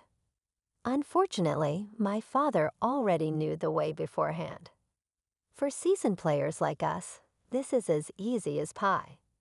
Because Chur's territory is a strategic center that I've been to hundreds of times, so its layout is deeply ingrained in my memory. Dij-chi said, coming to his side. Young Master Glock, how did you find the way so quickly? Yu-chan explained, it's just this ground. It's nothing. Dij-chi looked at the ground where there were strange marks. This is the footprint and fur of a bear queue. It's a creature with a bear's body and a queue's head living in the south where their territory is on the border. So just follow these tracks, and we can easily find our way to the Sher's land. Dij-chi couldn't believe it. Look, we're setting up camp in the territory of Bear Queue. Is that safe, sir? Yu-chan shook his head. It's okay. They fear fire and won't come to a place where people are camping, he assured. Members of the clan were now discussing Yu-chan's talent. I heard that young Master Kanks has changed a lot, but I didn't expect him to be so talented, one said. Isn't he even more talented than young Master Nai was at the academy? Another remarked. Hearing this from a distance, they sneered. Quickly, shut up, all of you, Gren said angrily. You, tell me, has an Allen lost before? He pointed to a subordinate. Yes, sir, they have. The man nodded. That's right, sir, that's the butler of Gren, Seuss. Ryan said, with a serious look, as if we need to verify its strength. So for this, I have a perfect weapon, he said, taking out a bag. Ryan looked at the item with a sinister smile. It seems tonight with Glock will be a long night, he said. Yu-chan and Dij-che were advancing towards their tent. As the night fell, they quickly entered the tent to rest. Suddenly, the campfire went out. A night guard, sleepy, neglected to keep watch. In the forest, a monster looked at them from outside the tent. Yu-chan, still awake, held the fierce guardian on his hand. He opened his eyes. It's begun, he said as he lifted his weapon. Yu-chan stepped out of the tent and instructed his maid, "Stay here and wait for me. I have something to do tonight." It seemed like a peaceful night, but it turned out to be a night of much bloodshed. He stepped out into the forest, and before him were 4 large monsters hidden in the darkness. Yu-chan faced them. Their bodies were huge and bizarre, each holding a large spiked mace. Their eyes were full of cruelty as they looked at him. Yu-chan quickly assessed the situation. 4 monsters, and the reason they gather here. He glanced at a strange substance. Strange. It seems someone wants to play with us. The ground is mixed with a solution of a female Q. It seems they want to take advantage of the current mating season of the Q to lure them here. Gren probably intends to use them to threaten me, but it seems he's very excited. He looked at them. Prey and my life are in your hands. You've taken a lot of life from me already, he said to the monsters. Seems like you've arrived just in time. The system notification popped up, indicating that the Fongbao Guardian was responding to the user's will and vena. Seeing it draw its sword, Jie-din immediately launched a proactive attack. But Yu-chan, with his fierce sword and agile body, quickly evaded and counterattacked. His sword struck directly at the large monster's chest. He used the power of the Q's body to jump up. Dodging the attacks of the other 2 monsters, he tightly held the Fongbao Guardian in his hand, channeling mana inside and executing a deadly stab into the chest of another large monster. His immense strength caused it to roar in agony. The others, seeing their companions being attacked, quickly surrounded him to launch a coordinated attack. But with his keen senses, he could discern this. His eyes were cold, and his body moved agilely among the 3 monsters. Each sword strike seemed to have eyes that could see the vital points on the monsters' bodies. He appeared cool and confident, despite being relentlessly attacked. The monsters screamed in vain. They never expected that the enemy in front could be so dangerous. Yu-chan looked at the sword in his hand. Although this sword is difficult to use, its power is remarkable. I'm quite worried about overloading it with mana, as it feels like a battle to the death. If I absorb too much mana, I'll run into trouble, but it seems I've worried too much. He smiled, looking at the approaching monsters. They rushed forward fearlessly, brandishing their weapons. His black shadow sword immediately split their bodies in half. Sensing his sword, it seemed to have its own awareness. It helped him strike with extreme ease. This sword was extremely handy. He noticed only 1 monster left. When it saw its 3 remaining companions being ruthlessly attacked, it began to falter. Dropping its spiked mace, and with a terrified expression, it attempted to flee. But with a body as fat as that, how could it escape? Yu Chen looked at its direction. You want to run, but have you asked for my permission yet? He put his hand on his mouth whistle. Get going, little guy. His black horse quickly appeared. Its eyes were filled with patience as it looked at the monster. Now on its black mane, illuminated by the flames of dark fire, it began to shine brightly in the night. Yu Chen quickly leaped onto its back and advanced courageously. The knight charged with the fawn bow guardian in his hand and laughed on the back of the dark spirit warhorse, charging forward like a true knight. His sword accidentally split the body of the last monster in half. When the last monster was defeated, a notification appeared. You have gained 9 hours of life after defeating the monsters. As the battle ended, Dijchi came out of the tent. Young Master Glock, are you all right? He approached worriedly. Yu Chen quickly dismounted and looked at her. Didn't I tell you to wait in the tent? He put his hand on her head. It's okay. Someone deliberately lured these monsters here. Don't worry. Dijchi was afraid. Sir, what if? In Yu Chan's mind, Gran Von Ren's face appeared full of malice. It seemed he was exploiting the habits of the monsters to harm us. He deliberately set up the tent far from us. Dijchi looked in that direction. Does that mean young Master Gran is intentionally testing his strength? Yu Chen nodded. That's right. He thinks it's better to check his true ability before making any decisions. Compared to the eldest brother, Gran, he's still not strong enough, so he has no choice but to resort to such a cowardly plan to gather information and test his strength. But I have to let him know that doing such things is useless. Suddenly, he approached the body of an auroch. Dijchi saw this and became curious. Young Master Glock, what are you planning to do? Yu Chen smiled. Do you know how to lure more aurochs here? He quickly collected blood samples from the auroch's body and put them into a bottle. Looking at the glass vial filled with the blood solution of the aurochs, he looked into the distance. Like humans, aurochs will seek and avenge their fallen comrades. Now that our camp is on its way to Shurs, it's still in a resting state. Suddenly, the leaves rustled in a tent, and a crystal ball began to glow. Ri became angry. What's happening? Why is the crystal detecting the movement of the monster's mana? Why are they roaring now? This crystal is a magical tool that can detect the mana of monsters as they approach. How could this be, or is it malfunctioning? Ryan quickly assessed the situation. This is the crystal that Dad gave us, and yet we're still on the edge of the forest. How could there be a monster strong enough to trigger the crystal here? It couldn't possibly appear here. Suddenly, an enticing roar caught his attention. What's going on? From outside came the frantic voice of a subordinate. Young Master Gren, quickly run. That person rushed into the tent. Everyone was startled by the thunderous roar. Ri quickly stepped out. What's going on? Ahead of them was the terrifying group of monsters. It seems they have followed the trail of blood to get here. They're not alone. They're dragging a whole pack, Ryan angrily remarked.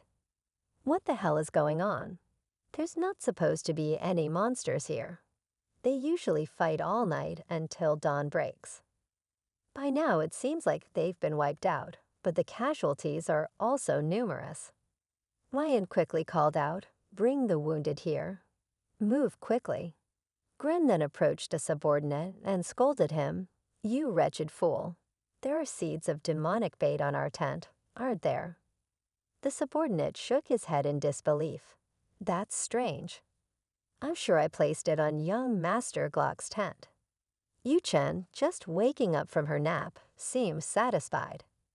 It seems you've had a good rest after stealing the vitality of those monsters. She looked at Dijchi. It's indeed a refreshing morning, isn't it? Dijchi sighed and replied, Young Master Glock, we should have our meal now. Yu Chen nodded happily, thanking her and urging her to join. But Dichi declined. No, I'm a maid. I can't dine with you, sir. Yu Chen chuckled, but we're on a mission now. If you prepare your own meals, it will be troublesome. Remember, who knows how to kill? She gestured threateningly. If that were to happen, it would be very annoying. Maybe 10 or 9 more monsters will appear here. How they attacked my brother's tent. Dichi turned pale, seeing her demeanor. Yu Chen asked, "What's wrong? Why do you look so worried, Dichi?" She shook her head. "It's not just me. I'm thinking about the master we serve. Why is he so thick-skinned?" Yu Chen cheerfully ate her meal, suggesting that Dichi should get used to it gradually. Meanwhile, Gren was very busy with last night. "Hurry up and clean the tent," he ordered. "Yes, sir," Dichi replied obediently. "That means will." Yu Chen nodded, telling her, "Yes, even if we leave this place, the monsters might still follow us. From the beginning, I thought so. When he hasn't decided to stop that idea, there will be a lot more trouble coming our way. But if I let her know, she might worry even more. But that's also an opportunity. We also need more monsters to appear to be able to eliminate and prolong our lifespan." Dichi looked at her. "Are you done eating? Should I clean up for you?" Yu Chen looked elsewhere, urging her to hurry up and take care of some more monsters here. She looked into the forest. The sunlight shining through the trees illuminated her face. A ridge emerged with terrifying roars echoing. Yu Chen was eagerly looking forward to the future. "Let's clean up and depart," she said. Meanwhile, inside the forest, a monster seemed to be wandering around searching for something. It didn't notice that something was targeting it from behind. Just as it felt something strange and turned around, it was too late. Something tore it apart into 2. On the second day of the journey, the scenery of the mountains remained the same. The morning was beautiful. A tree fell to the ground to make way. Yu Chen and her maid looked into the distance. "I've grasped the terrain of the entire area," Yu Chen said. "Chad is still quite far away, so I feel a bit worried. But this is also great." While he was pondering, Gren rode up next to him.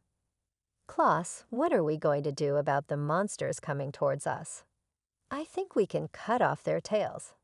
Yu Chen, with a confident face, replied, "Of course we can, big brother. We can carry out a large-scale punishment here, but it will surely attract the attention of other monsters. So instead, focusing on escaping from this forest would be a wiser choice. That way, nothing unexpected will happen." Though Ryan agreed with this idea, he was still jealous. "There won't be any problems, right? I don't know when it suddenly took command of these soldiers." He looked around, and now all the subordinates who should have followed him were surrounding Yu Chen and young Master Glock. Since when did he know so much about the orc species? Suddenly, a curious voice rang out. "Sir, why have you been constantly stomping on the ground?" Yu Chen quickly planted her staff into the ground, looking at the young man. "You've been curious about why I've been stepping on the ground all this time, haven't you?" The young man expressed his curiosity. "Yes, why have you been doing that, sir?" Yu Chen explained. "Because monsters can appear at any time." The servants all turned pale at the sight of the monsters. Yu Chen nodded with a smile. "Indeed, that's how it is. Here." Before he could finish, a violent tremor shook the ground, startling everyone. It seemed like something enormous was approaching, or perhaps it was just an earthquake. "This isn't normal," Dichi observed, looking at the ground. "What's happening, young master?" Before Yu Chen could assess the situation, the ground beneath him suddenly cracked. Large rocks were hurled into the air. Yu Chen, unfazed, even seemed pleased. He was extremely confident. It's coming. It's the giant worm. He hadn't finished speaking when a worm with a triangular mouth emerged from the ground, about 10 to 20 meters long. Its gaping mouth could easily swallow a large elephant. It appeared to be an extremely dangerous creature. Its name was Dew, a worm-like monster that resembled a snake, but was a mix of a worm and a dragon. In the game Inner Lunatic, they were known as a bizarre species of dragon that hadn't fully evolved because they couldn't use magic, but still possessed tremendous strength. Yu-Chen remained extremely calm. It seemed like he had witnessed it many times and no longer felt fear. He evaluated that even compared to facing dozens of orcs, this worm would be much harder to defeat. However, he was the one eagerly anticipating its arrival the most. It seemed like his purposeful stomping on the ground had attracted it. Continuously, what could they do? If they were unsatisfied, they could leave. But possessing a character's body in the game meant knowing everything beforehand. Yu-Chen quickly ordered everyone to prepare to fight and hide in the bushes. The soldiers were surprised. Why should we hide? Shouldn't we attack it? Yu-Chen shook his head. Because he has his own plan. Why bother? Let the enemies fight each other first. He had already planned for this. He had said before that the orcs wouldn't be a problem if they quickly left this predicted forest area. It was all a bluff. Suddenly, the roars of the approaching monsters made everyone excited. It seemed like from the beginning, Yu-Chen didn't want to flee the forest to escape the orcs. The worms advanced from both the front and the back, making Dig-Chai and young Master Glock very afraid. The orcs are chasing us. What should we do, Yu-Chen? Yu-Chen shook his head, not worried at all. We've arranged everything. Dig-Chai, do you know which monster the giant worms both love and hate the most? Dig-Chai looked at him, puzzled. What are you talking about? Suddenly, she lost her balance because of a violent earthquake. Yu-Chen looked towards the dew. The giant worms hate the orcs the most. Just like they see their prey, they quickly rush to swallow an orc. The others saw this and quickly surrounded and attacked it from behind brutally. But its tough defensive skin made their spiked maces unable to penetrate. Dig-Chi was surprised by this scene. They're attacking each other. Gren, the most skeptical one, cursed. How the hell did you know about this information? And why are you throwing rocks at them? Yu-Chen didn't care. Because when he hits the orcs, they're hit by the giant worm. A notification pops up. Your stamina has increased by 0.1. Your stamina has increased by 0.1. You gain an additional 8 hours of life to defeat the orcs. Yu-Chen confidently held the rock. Sorry about this. It seems we have to use the K tactic. If we manage to hit the orcs at least once, we can gain experience points. The notification board will continue to increase, granting us an additional 8 hours to defeat the orcs. Your stamina increases by 0.1, but Yu-Chen paid no attention to this. He was surprised to see the battle. It seemed like the giant worm, with its strength, had completely gained the upper hand and annihilated all the orcs. The battle is over. Brian also saw this. It's good it managed to exploit the orcs, but they still lost. Now what should we do? It's really difficult to defeat that worm and escape alive. What should we do now? Yu-Chen, holding his golden voice scepter, stood up and said to everyone, prepare to attack. Everyone quickly arranged themselves. Shoot arrows or throw oil at that monster worm. They were all alert. Young Master Glock stood up. Listen to the young master's orders. Attack. They quickly shot arrows at the sharp skin of the vicious worm, aiming for its weakest point, the mouth. Yu-Chen smiled when he saw this. Then it was his turn. He appeared with the time of genius. the orange clock surrounding him. The hour and minute hands stopped moving. The arrows flying through the air also began to slow down and become slower. Even the bone fragments suspended in the air could be seen. All the soldiers seemed to be frozen, turning into a colorless painting. In this world, only Yu Chen could move. He quickly rushed towards the worm, using the ground as leverage. He glided past the coiled ropes and aimed at each vital point on the worm's body. With his golden voice scepter as sharp as a razor, he struck the elongated body of the worm. In that colorless painting, only the lines of his sword and Yu Chen's body appeared in vibrant golden hues. He swiftly landed on the ground, and as the minute hand moved up a second, everything returned to normal. At this moment, the giant worm's body oozed fresh blood, and the notification system appeared. You gain an additional 10 days of life for defeating the giant worm. You currently have 122 days to live. Yu Chen smiled as he looked at the massive body collapsing to the ground.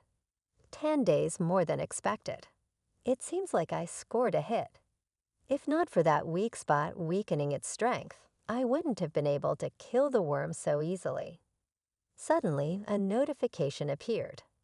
Your stamina is now at N dots. The lucky attribute growth effect has disappeared. Yu Chen now remembered that along with a curse of weakness, the attribute growth enhancement he used had also vanished. It's regrettable, but my stamina is now at 5 dots, which is still acceptable. The soldiers quickly approached him. Young Master Glock, are you injured? Yu Chen shook his head. I'm fine. Well done, everyone. You all did great.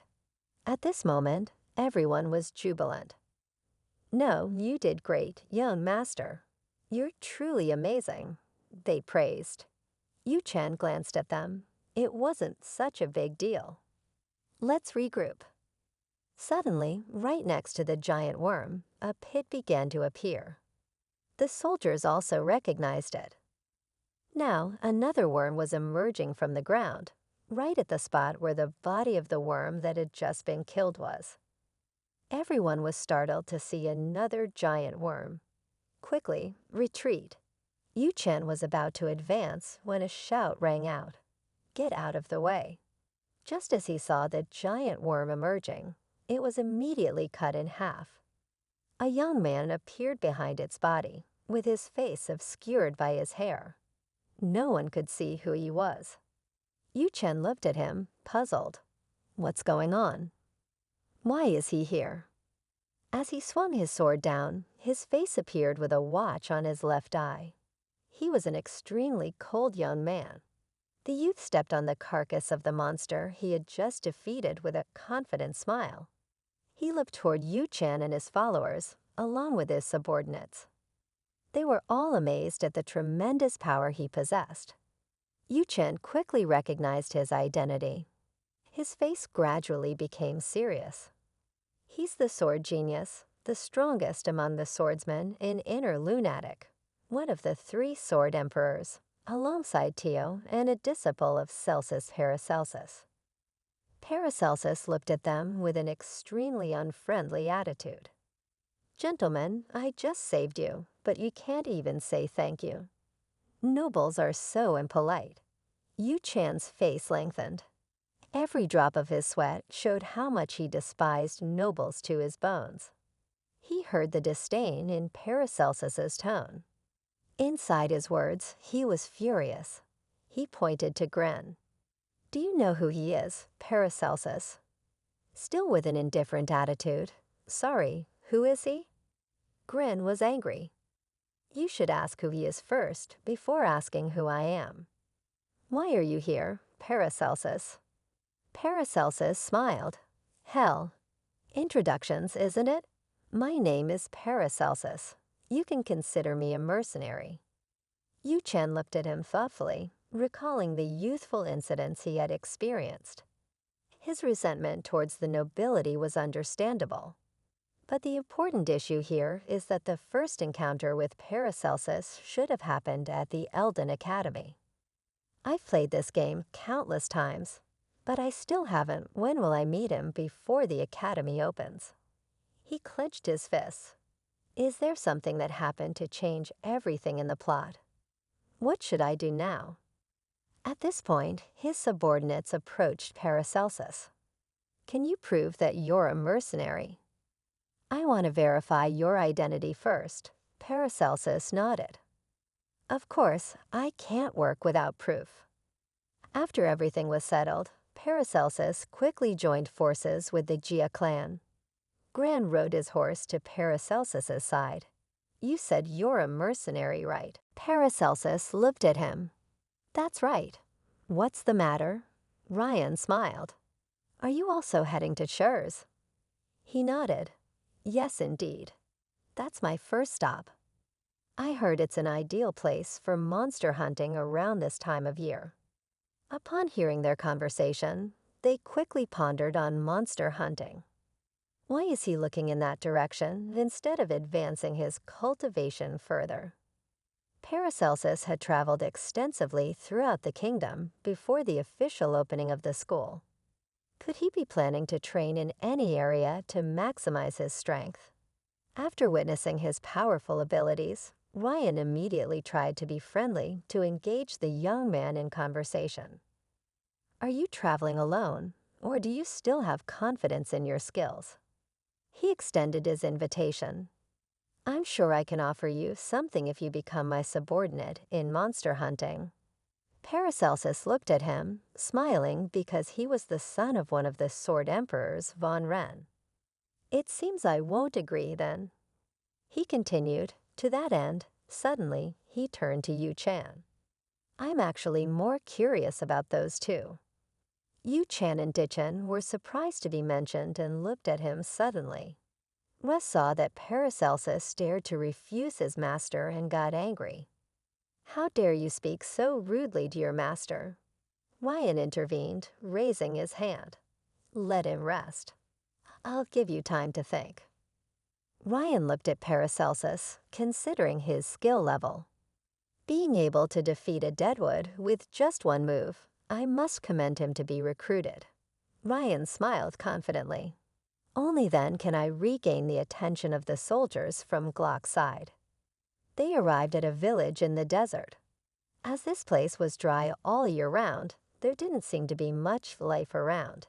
Yu Chan looked at the village. He informed Gren, we're here, big brother. This seems to be Churs.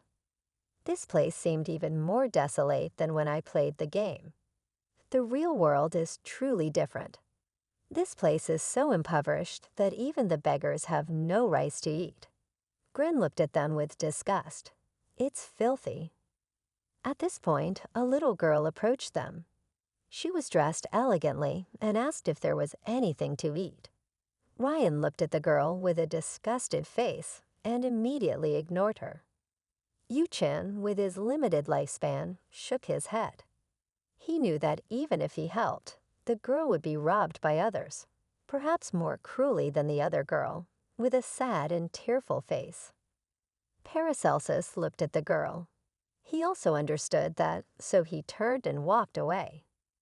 Now a person stepped forward to welcome them. Hello, everyone. I'm Tegan, the leader responsible for protecting this village. He looked at the two brothers. You must be Gran Von Ren, who just graduated from Eldon Academy, and the other one must be his younger brother, Kegs Von Ren, right? I've been informed of your mission and that you will come here. Paracelsus looked at the two of them. It seems like my chance encounter with Tan Ren's sons, one of the sword emperors, whom I have been eagerly waiting for, was right. But while he was dealing with a giant with such exquisite swordsmanship, I saw that boy must be a truly talented person in this city. I still think they're covering up for the young masters of the noble families. It's truly a disappointing government that this city can't operate normally. The knights are still busy with extorting money from the people and the peasants in this city. They couldn't stand against the army of monsters attacking. He looked at the innocent people. Little did he know that they had fallen into a state where a little food would satisfy them. They quickly went to a nearby hostel. Grin pointed to it. Because it's already late. Tomorrow, I'll discuss the details of the mission with you. The inn is simple, but I hope you can rest after a long journey here. The subordinates quickly led the horses into the stable for rest. Over there, I wonder how many rooms are left. Ryan looked at Paracelsus. He clasped his hands in front of his chest. What you just suggested, he's already. Before he could finish, Ryan was pleased to speak. You've changed your mind, haven't you? Paracelsus replied decisively, No, I still refuse. Grin's face turned red. You're joking, aren't you? Oh, so you think you can fight alone against the army of monsters? Yucha glanced towards the conversation between the two of them. What is Paracelsus planning to do? Paracelsus quickly bowed. Firstly, I intend to follow my original plan. Wishing you a safe and smooth mission. Ryan, rejected twice, finally revealed his true nature. He's just a disagreeable commoner. Paracelsus remained unruffled, still smiling. As long as one has strong power and skills, survival in this world is possible. That's how this world operates. The more powerful one is, the more rumors circulate about them. But it doesn't matter. The results will prove everything. Yu Chan looked at his confident demeanor as the strongest person on the continent. He had the right to say so. Actually meeting him so soon was completely beyond his expectations. The night gradually fell on the hostel where the Ren family rested in their rooms. Yu Chan looked at Ditchy. You should rest. Tomorrow, I'll continue with Ditchy. Ditchy nodded. Yes, young master. As she left the room, Yu Chan, lost in thought, looked towards the window, pondering. Looking down at the children circling the fire, they seemed very cold, leaning on each other to survive in these difficult circumstances. Suddenly, a call woke him up, a little child appearing before him. Do you want something to eat? The children were surprised. Yu Chan quickly took out a bag of bread. Here, eat quickly. The children, seeing the food, were overjoyed. The boy seemed very hungry, eating voraciously, while the girl looked at him. Sir, can we really eat all of this? Is this place okay? Yu Chan nodded, even though he couldn't save all the unfortunate children. He guessed this was something a kind-hearted and generous person would do. When they received his consent, the children quickly ate, tears streaming down their cheeks, seeming like it was the best meal they'd ever had. Yu Cha, seeing this scene, resolved to create a future where these children wouldn't have to beg anymore. While he quietly did good deeds, from behind a wall, DJR hid and witnessed everything. She smiled. She knew he was just pretending to be cold. As dawn broke over the sorrowful village, even though the light was dazzling, it couldn't dispel the scene of suffering here.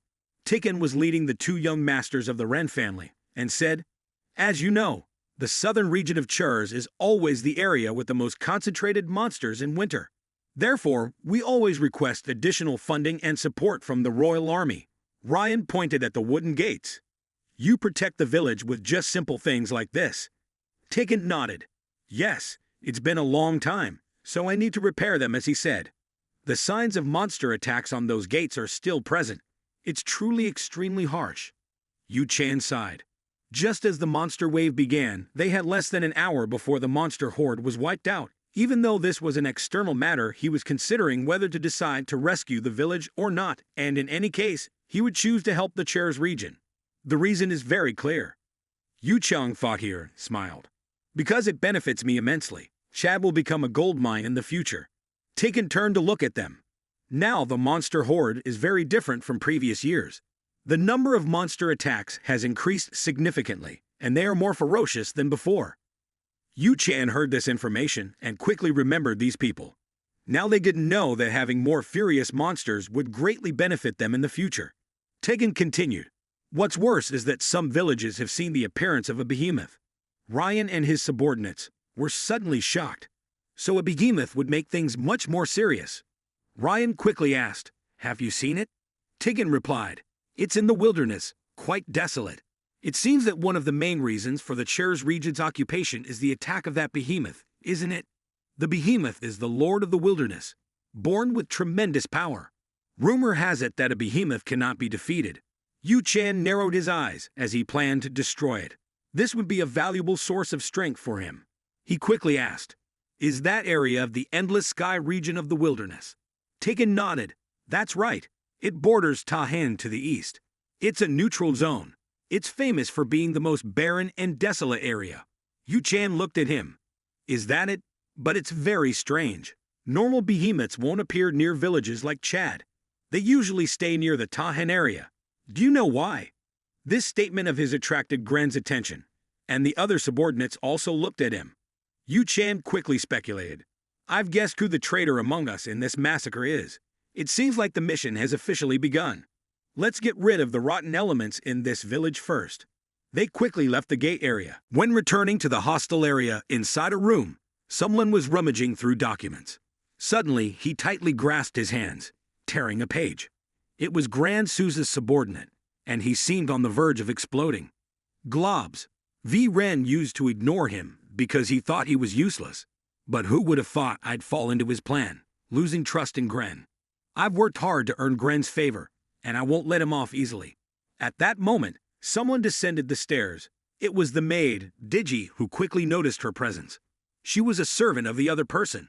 "I remember her name. It's Ditchy." He smirked sinisterly.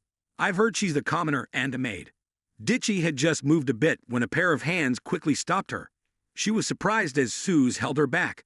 She tried to calm herself and asked, "What do you want from me, Suze?" With his extremely sinister face, he looked at her. "Certainly, I have many things to say. Nothing to be too tense about. I just want to have a little chat, just the two of us." As he spoke, he tightened his grip on his hands. Sensing something wrong, she immediately pulled away. "You want to talk about it? Let's go elsewhere," she suggested, avoiding him. "What's the matter?" "Oh, right. We could just be knights serving Lord Gren, but we also want to have fun, don't we?" "It's not just you," he said, squeezing her shoulder. She was frightened. "Let me go." "What are you doing?" she said, trying to remain calm, looking at him. "Do you have a problem with me?" With a menacing face, he looked at her. "Of course I have a lot to say. It's not too tense. I just want to have a little chat, just the two of us," he said, squeezing his hands again. Sensing something amiss, she immediately pulled away. "You want to talk? Come over here." Yu Chan coldly wiped his face. "Let's see what you want."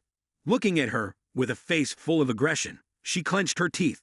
"I don't want Master Gren to be injured because of your disobedience. He will get into trouble and attract unnecessary malicious looks from your family," she said, biting her teeth. "I don't want Master Klo to be harmed because of you," she said viciously, looking at her. "With the unfortunate mercy from your master, you've taken away more than 10 years of my life trying. Here, I will make you pay for that." But before he could make a move, a merciless stroke severed his left arm. He screamed in pain. A cold voice echoed, "What do you want?" Yu Chan looked in that direction, Glock's ruthless glance. "What do you want me to pay for?" she asked, wincing in pain, clutching her left arm. "What are you doing?" she said, her face frozen. "Hold on. If I refuse, Master Glock will lose trust in you. He will get into trouble and attract unnecessary malicious looks from your family," she said, biting her teeth. "I don't want Master Gren to be harmed because of you," she said, looking at her, full of viciousness. "I don't want Master Glock to be harmed because of you," she said, looking at her, full of viciousness. "Why you have such a terrible power?" He quickly yielded, his voice trembling. "You want me to report to him before taking action." Yu Chan looked at him. "You've forgotten, haven't you? Within my family, you are notorious for being useless." He quickly adjusted his clothes again. "You haven't done anything like reporting to anyone. Why don't we leave this judgment to Father after returning to our family territory?" Brian clenched Yu Chan's collar, his face grim, threatening him. "If there's no legitimate reason for this, it's best you accept punishment beforehand." Yu Chan replied, "Because I saw him molesting his maid, as a master. How could I stand by and watch?" Ditcha looked surprised. Ryan didn't bother to explain further. "Just that. Is that all? She's just a commoner." This statement angered Yu Chan. His eyes were cold. "What did you just say? Do you think you can take responsibility for those words, or what?" The force emanating from his body suddenly intensified, his dark aura immediately suppressing everyone around him. Even Brian couldn't resist and stepped back due to this pressure. Brian was no exception. letting go of his grip. What's this? Is this Glock's true power? How did his body become so shaky? He quickly backed away. You're useless. Even if you're the young master of the Wren family, you can't escape this, he screamed. Even if Lord Gren stands by and watches you do this to me, after what you've done to me, he won't let you off, he screamed. You think Lord Gren will stand still and watch you do this to me after he finds out? Yu Chan remained silent, looking straight at him. You're overstepping your bounds, he said coldly. You're the one who should report to father before taking action. Yu Chan smiled. Your decision is quite wise, dear brother. He turned to look at his maid, maintaining a composed demo as he responded to her call. Yes, miss, let's go outside quickly. The two of them left, leaving behind those under their command, all eyes on their retreating figures. Ryan changed at his younger brother, marveling at how strong he had become and the sword he was wielding. It seems I've underestimated him this time, he thought. Yu Chan, however, paid no mind to him, worried instead about his maid. Is she injured? He wondered as he followed her to fetch water. Yet in his heart, he still pondered the rift among the soldiers. They seemed to be divided, their allegiances already predetermined, faced with a decision. Should they follow Gren or stand their ground? Suddenly, he noticed DJ Chi trembling beside him. Are you all right, DJ Che? He asked. She struggled to contain her emotions. Yes, young master, I'm fine, she replied, turning to look at him. You'll be all right too, Master Clocks, won't you? Tears welled up in her eyes. Why does he do this? If he makes a big deal out of this, it will only breed resentment, and if so, he'll be in danger again. I don't want that to happen. Yu Chan's difficulty maintaining composure was evident as he shook his head. She doesn't know who her master is, he emphasized. I am the incompetent one of the Orange family, so wherever we may go, never bow down to others. His determined move stance DJ, who wiped away her tears. Yes, young master, I'll remember that, she said. Meanwhile, Gren was in his room, drinking, still angry. How dare that incompetent climb up the ranks, he fumed. Initially, when his father asked him to mentor Clocks, he thought of him as a burden. But now, seeing his accomplishment, he remembers the sword Yu Chan used. It couldn't be. That's not how it was, he mused. Perhaps it just resembles our father's sword coincidentally. I must be wary of him now. I've lost control. Whom can I trust to keep an eye on him? At that moment, someone entered the room. Young Master Gren, the situation on the first floor has been handled smoothly, but young Master Knox seems different from the rumors, the newcomer reported. Ryan, observing Knox, noted his distinctiveness. You're not the only one who's different, he remarked. Aren't you supposed to be the leader of the cavalry unit managing this place for a long time? I've even investigated your background to confirm that. So why is Clocks, a bookworm, seems more familiar with this place than you? I didn't pay so much to hire someone as useless as you.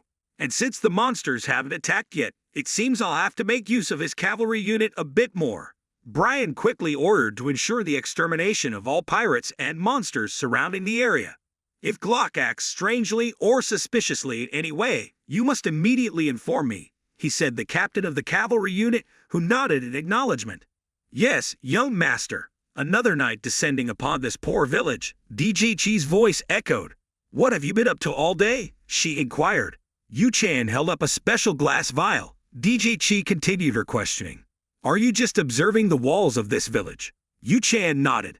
Yes, they're not sturdy at all, he replied. DJ Chi, worried, asked, so how will we stop the monsters then?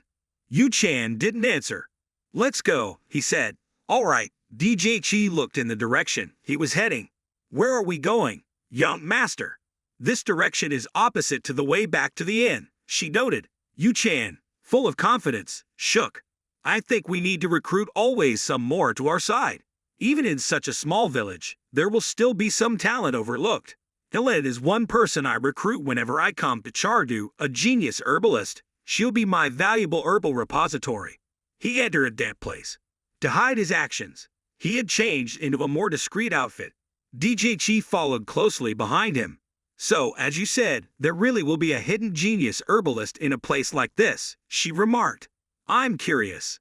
If that person is so talented, why hide in such a remote place? Yu Chan cryptically replied. She has her reasons.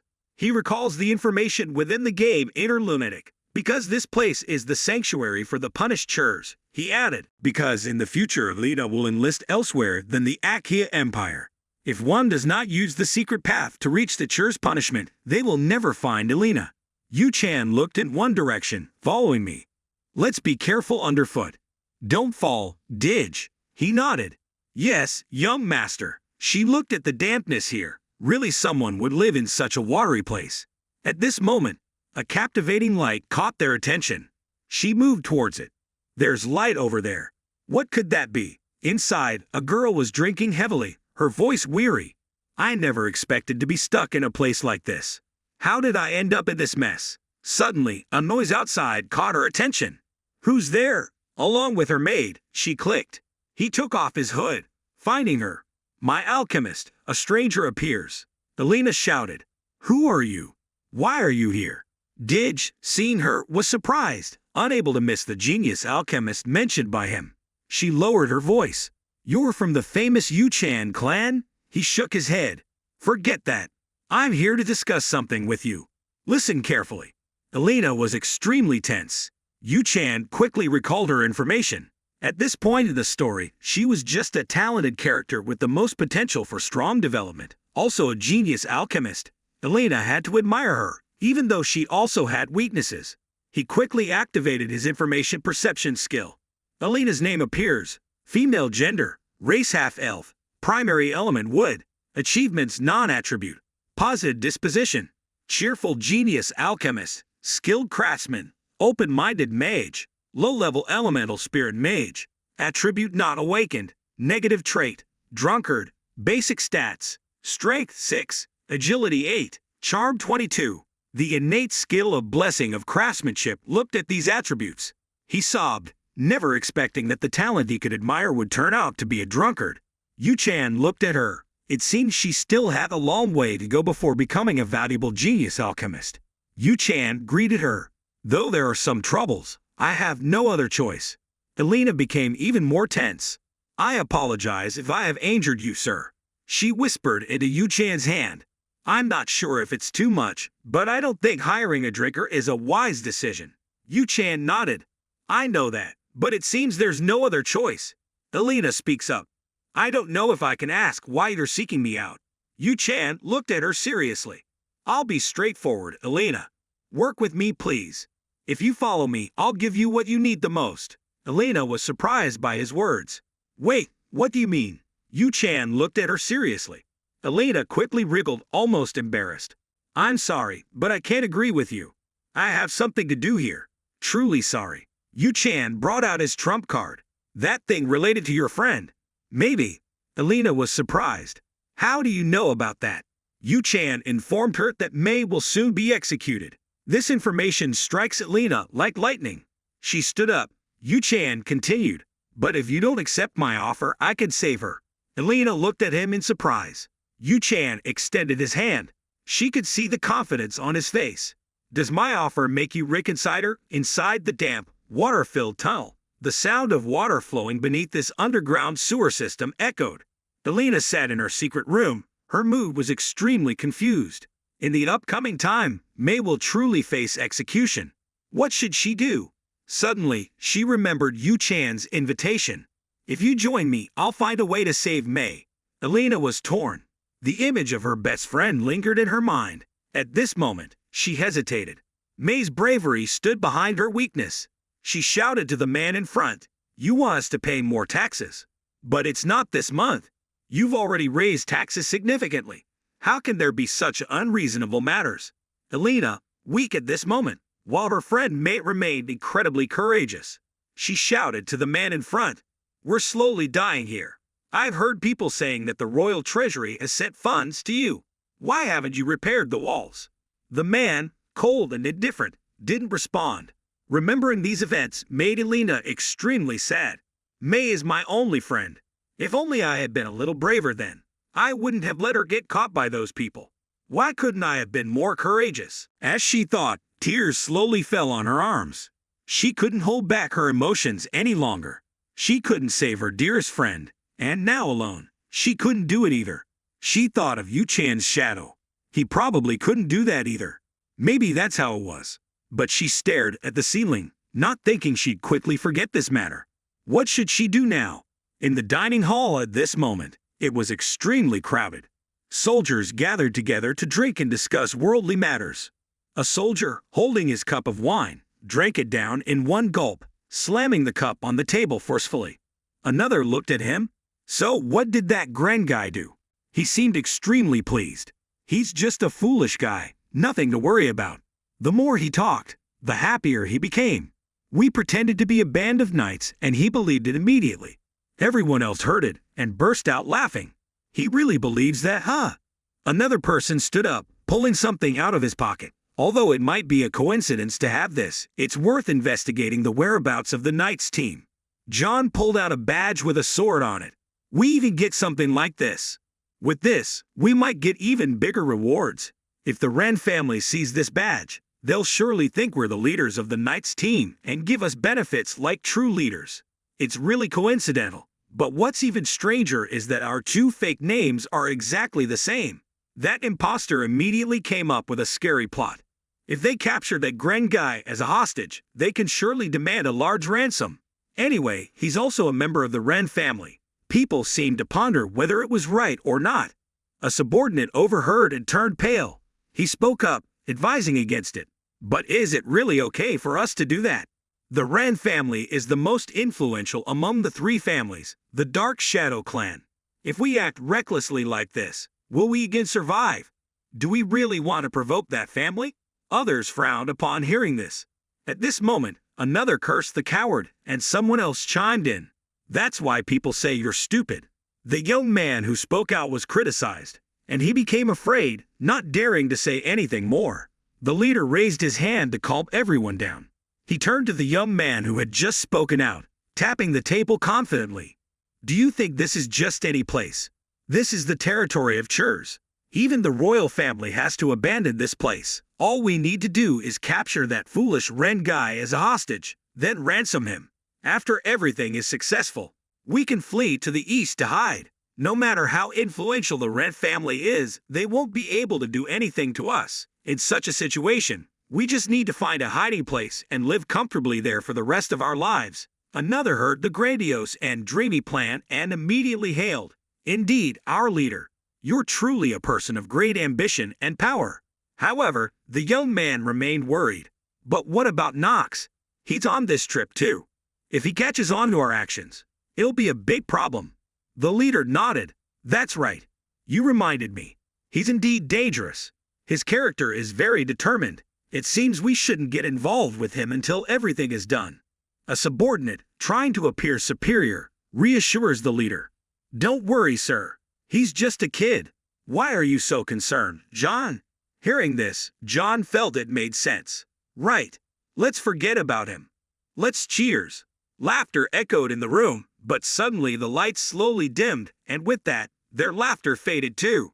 The three of them looked around in astonishment, as did John and their subordinates. They were all taken back. What's going on? Who turned off the lights? Before he could order his subordinates to remain calm, a red liquid quickly sprayed onto his face, stunning him. His face froze as he touched the liquid on his face, realizing it was fresh human blood.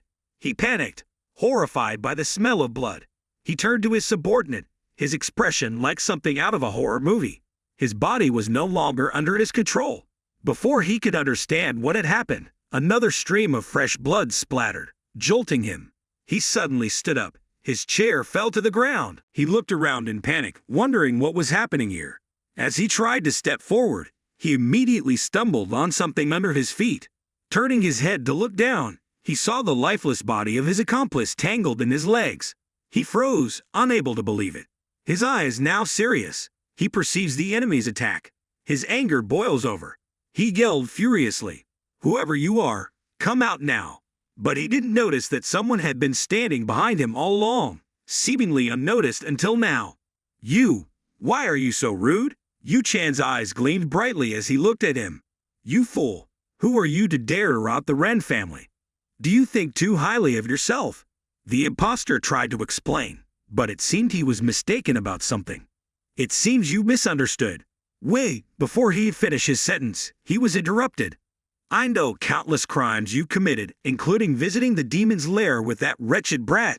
I also know you're trying to exploit Gren to extort money from the Ren family. The leader clenched his teeth. You little bastard. But he quickly tried to salvage the situation. If you knew that, then think carefully. If you could deal with him, wouldn't you be more esteemed by the family? Yu Chan looked straight at him, wanting to know what trick he would pull. Joe continued to lay out his conditions, simply asking him to stand there and ignore this incident, without taking any risky actions. But it seemed like he was just trying to buy time for his two subordinates to sneak up behind Yu Chan and attack him. Now, completely surrounded from behind, Yu Chan summoned his avatar boldly. His voice carries a tone of disdain as he speaks openly, not bothering to hide his murderous intent. Do you take me for a child? Yu Chan spun around, wielding his sword to cut down each of them one by one. They screamed in agony, blood splattering everywhere, staining his face. Can you speak honestly now? The leader's face twisted in fear, quickly ordering his men to kill them, but the others, seeing this, rushed forward to their deaths. After months of training, Yu Chan had mastered his current incarnation. He quickly dodged blows with miraculous agility, tilting his body to the side and using his avatar to sever the bodies of his enemies. Then, with his lightning-fast technique, he maneuvered around the enemies, selecting deadly attacks. Seeing this from afar, Doan trembled. He seemed to want to gnash his teeth. Why does this brat always hide his true power? Why let him continue to slaughter like this? We must end this as quickly as possible. Ji placed his hand on his weapon, preparing to attack. Glowing mana lines sparkled around his body, each muscle bulging with enhanced strength, his eyes shining brightly in the darkness. Remember this, the dead don't lie, it's because of your foolishness. A subordinate, still with a little strength left, saw his leader in this state and smirked. This time, you're finished, Zhao. He quickly utilized his ultimate sword technique, tearing through a group of powerful swordsmen straight towards Yu Chan. But Yu Chan remains indifferent, looking at him disdainfully. His voice rang out coldly, "You dare to use your sword to attack? You're even more foolish than I thought." He gripped his avatar fiercely, gradually swallowing it on the blade.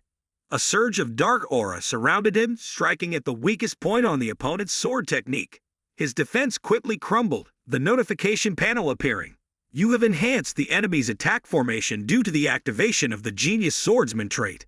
Joe's face was filled with fear, unable to believe it. How could this be? His subordinates were also extremely disappointed. How could he stop the Genius Swordsman's ultimate technique? But before he could escape, a blade pierced straight into his back. His life quickly drained. Yu Chan casually stepped over his body, slowly approaching the other one. Who gave you permission to ask me what I want? Because I made your leader tremble with fear when he saw something incredibly amazing. No, it couldn't be. What kind of monster was Yu Chan at this moment? His state now was eerily similar to when that guy used the ultimate sword technique. He smiled satisfactorily. I got what I wanted. The system notification blared. You have learned the ultimate sword technique. He quickly used the technique he had just copied. His face is now extremely cold. Genius, huh? These two words just echoed in his mind, causing him to quickly delve into contemplation within his consciousness, rapidly advancing into a room devoid of meaning in a white space. What does genius mean? He opened his eyes towards a mirror, wondering if it simply meant someone luckier than others. If not, had someone proven they could reach a higher level? He looked at his reflection in that mirror. Was that greatness? Something most couldn't achieve. From the moment he risked his life, he repeatedly asked himself the true meaning of those two words. Yu Chan, at this moment, was extremely satisfied. Had he truly found the answer for himself? Returning to reality, the Southern Sword technique was quickly demonstrated once again.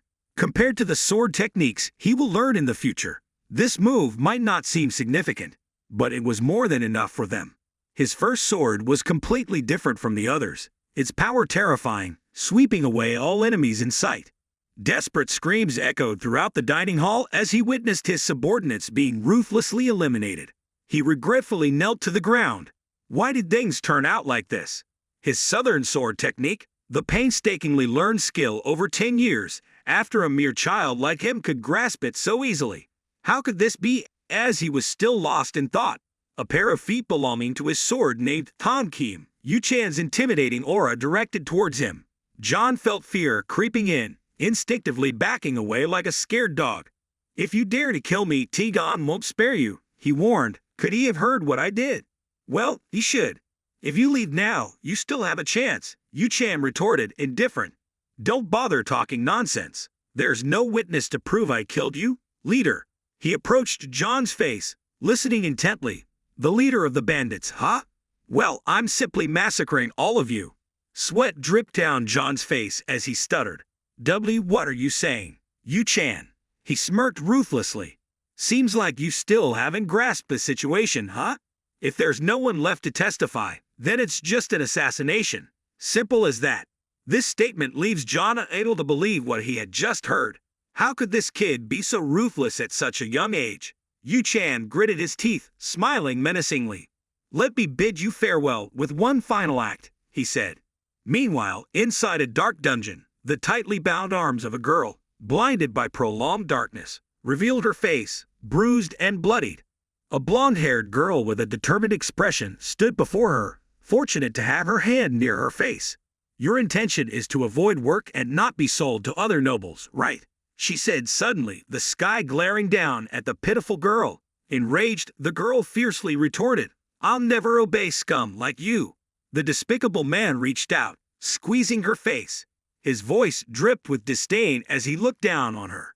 "Let's see what you can do now," he sneered, closing in on her face. In her utterly vulnerable state, all the powerless girl could do was thrash about on the ground. His gaze in Vade's felt suffocating. Suddenly, a spurt of saliva hit his shirt. As he turned towards the source, his expression turned livid. Could this wretched creature think she's doing? Hay continued to slap her face with his hand. "Or perhaps you want to be sold to a dark sorcerer for experiments." May was in extreme pain, finding it difficult to answer. She recalled the words she had spoken before by a woman standing before her. "May, you know you've tried your best, but this attempt of yours is completely wrong. But this is a matter of talent. You don't think you have talent in the field of herbalism?"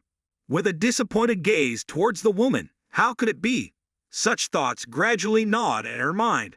Right from the start, she had no talent whatsoever, neither in herbalism, nor in swordsmanship, nor in anything else. How could she excel at anything? She looked towards her teacher, who was pleased with another student, Elena. "My, you have nothing left to teach me, do you? How could someone as talented in herbalism as you appear in such a remote village like ours? You must be very proud, Elena."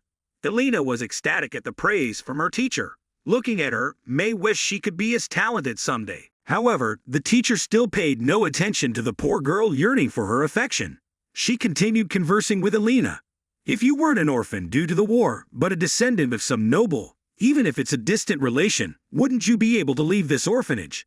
Then you would surely become a highly successful herbalist," she said, not noting May standing by, testifying everything. Indeed, he was truly a herbalism genius from the start. He seemed out of place here, always shining brightly. Despite this, Elena turned her attention to May, happily taking her hand. "Why don't we go out and play together? You're here, so let's go," Elena said, her smile radiant.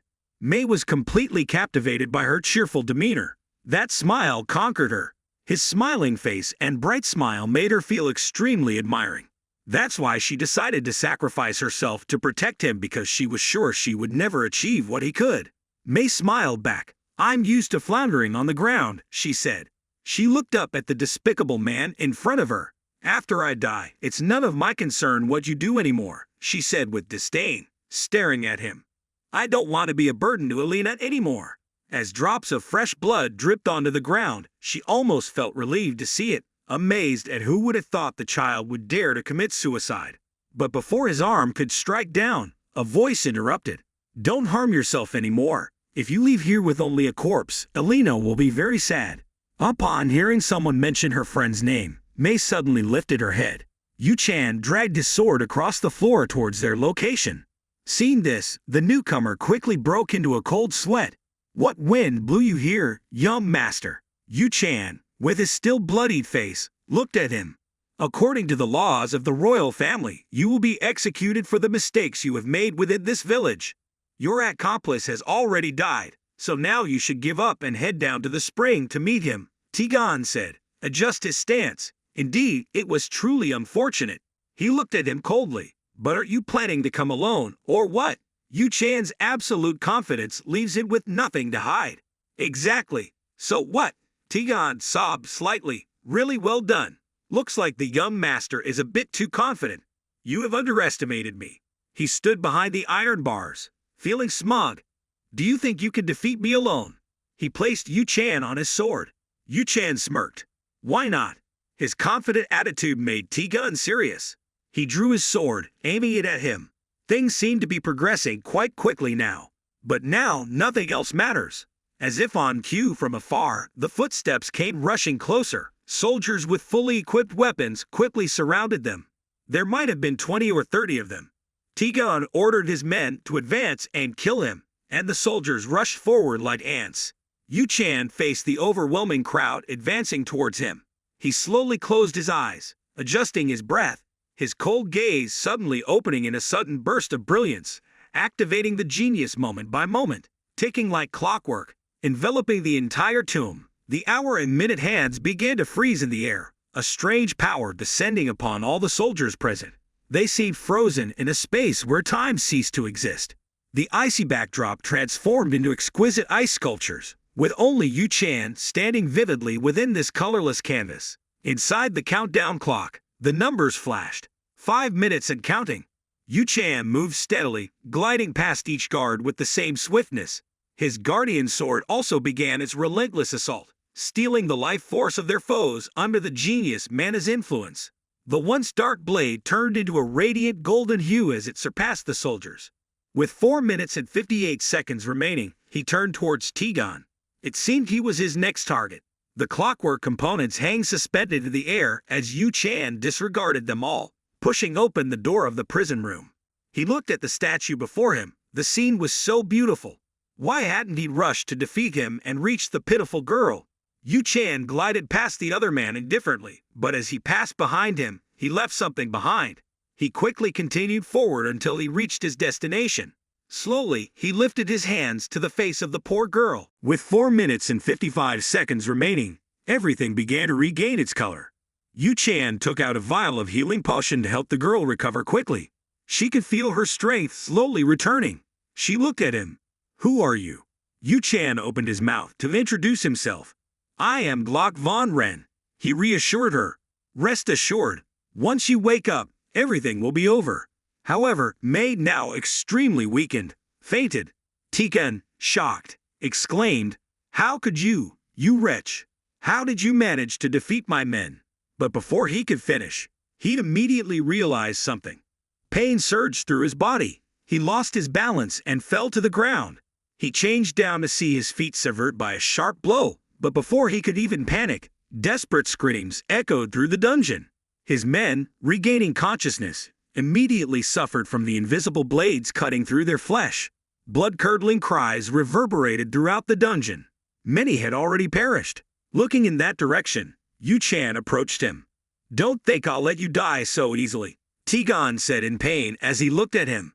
He couldn't believe his fate had turned tragic just because of a mere child. In his eyes, only Yu Chan's figure appears.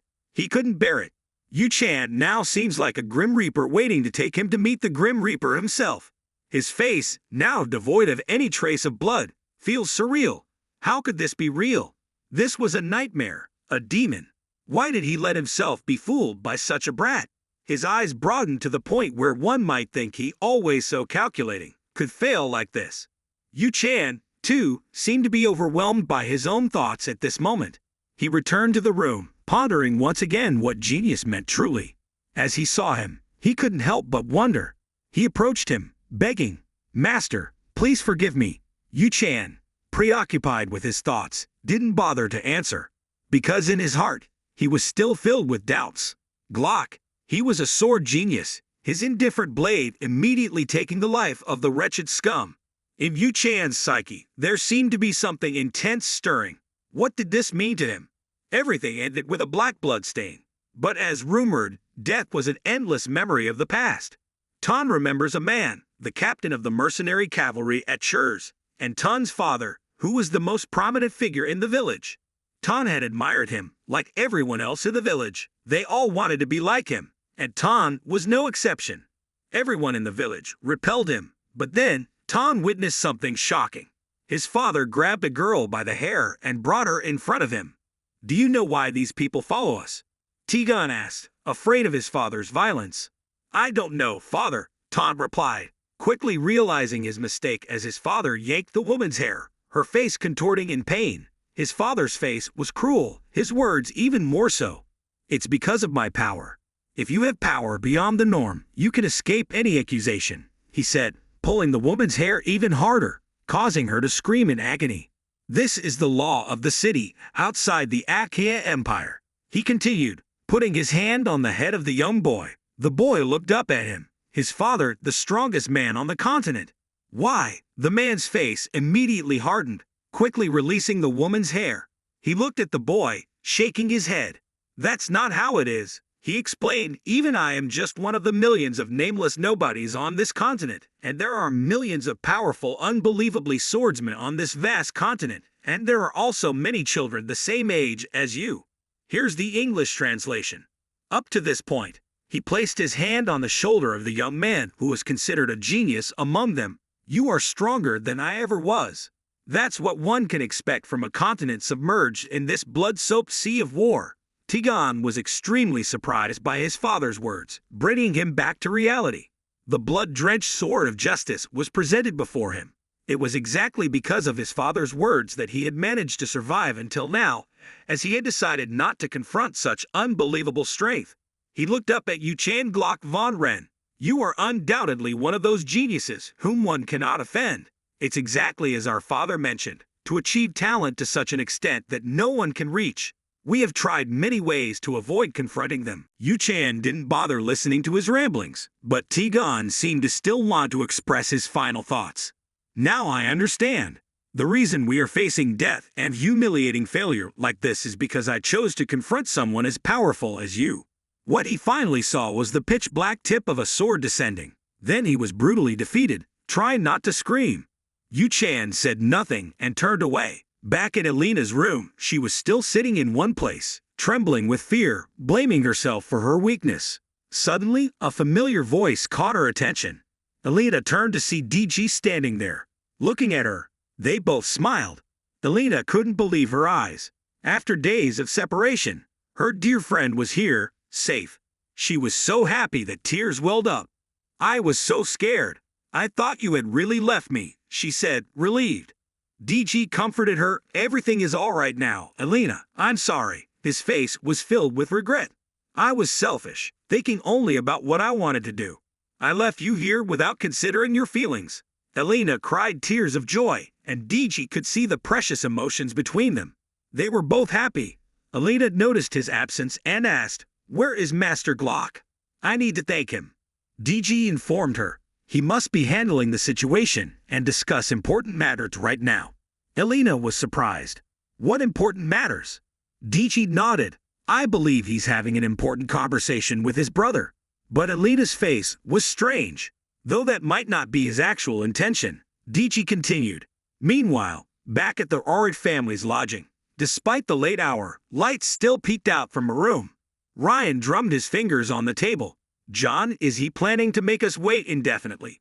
Why should a noble of Rain Hall like me have to wait like this? Surely there can't be anything significant." Suddenly, a figure appeared outside the door. "Who's there?" Gray shouted. It was Yuchan entering. "It's me, your brother," he said. He had cleaned all traces of battle from his face. Ryan was surprised by his arrival. Yuchan walked over to the table. "If you're free now, I have something important to discuss with you. It's crucial," he said, his gaze serious. Ryan was taken back by the pressure. "Yes, of course. Let's talk," he said, feeling the weight of the moment. Now back at the Orid family estate, a man holds a letter in his hand. It was Radwell, the head steward. He informed the family that Master Glock had completed the cleansing within the village. He had delivered suitable punishment to those involved and requested a special reward for his achievement. But suddenly he stopped suddenly and quickly handed the letter to the family head. "I'm sorry, but I don't know what this is about. Please take this letter." The head quickly took the letter and read its contents. "Churs is experiencing a decline that worsens by the day, yet no one seems to care about it. The reason is very simple. Because there's no profit for them there. He quickly pondered on the benefits. However, things were not that simple. Churs had become a thorny issue for the imperial court. To the east of Churs was the final frontier. If Churs were to fall, monsters would begin advancing toward the central continent to attack the kingdoms there. They had mobilized significant finances and military forces. Additionally, they had hired mercenaries to protect crucial areas. A place completely worthless yet impossible to abandon. Churs was such a place. In that desolate area, there was no value included. He continued after careful thought. The pirate port there, including vermin, Tigon, and those extremely dangerous individuals, would pose an immense challenge to deal with. Even for Gren Rossable, nodding in agreement. Indeed, sir. If those pirates were to attack Master Gren, the situation would likely become much worse. If they cannot overcome such a situation, they are not worthy of being part of the Ren family. From the beginning, we stationed knights there to prevent them from perishing in critical situations. But let's return to discuss Nox, he said, looking at the pile of letters in his hand. What puzzled me was that CLX isn't someone with a generous heart who would cleanse a declining village without any purpose.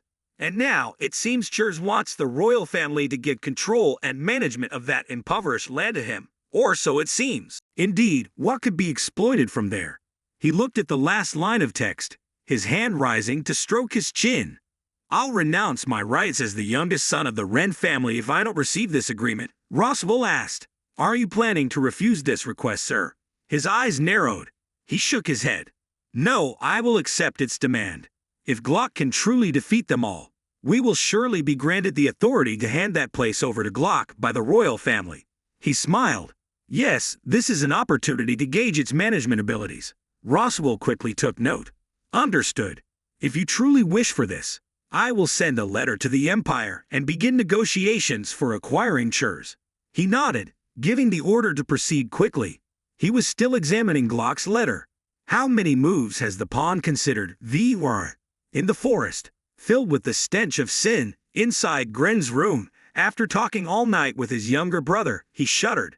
The intentions of John and Tigon are to harm me, he said, slamming the table in anger. Am I just a pawn in their game? Yu-chan, indifferent, unfortunately. It seems so, older brother. Ryan held his head, feeling a throbbing headache. Damn it, I'm sure the family has already investigated their identities. How did this situation arise? How dare they deceive the Wren family? He seemed to want to rise above the fools. Suddenly, he realized something, looking at his younger brother. More importantly, Glock is more troublesome than them. Yu-chan smiled enigmatically. Why do you look at me like that? Are you afraid? He asked. Rand testified his attitude, knowing that he truly intended to cause trouble. He had to restrain himself because if he couldn't pass the test, he couldn't become a knight. Finally, there was no choice but to accept this wretched one's proposal. What do you want? He asked. Yu-chan extended his hand with an air of triumph. That's right, my brother. You need to weigh the interests and the damages quickly. I don't need much. Firstly, hand over command of all the troops under your command. Ryan had no other choice. I agree. Even if I don't hand over the army, he still holds my life in his hands. Reluctantly, I must admit that I truly don't know how capable this brat really is. He also presented his request in return. Remember to protect my life, and the achievements must belong to me. Yu-chan didn't hesitate to agree. Protecting your life and achievements are two requests, right, Ryan? Despite his anger, Ryan couldn't do anything. Fine, I'll also entrust the rights to exploit and the items in my large mine to you. So, you must ensure the management of everything.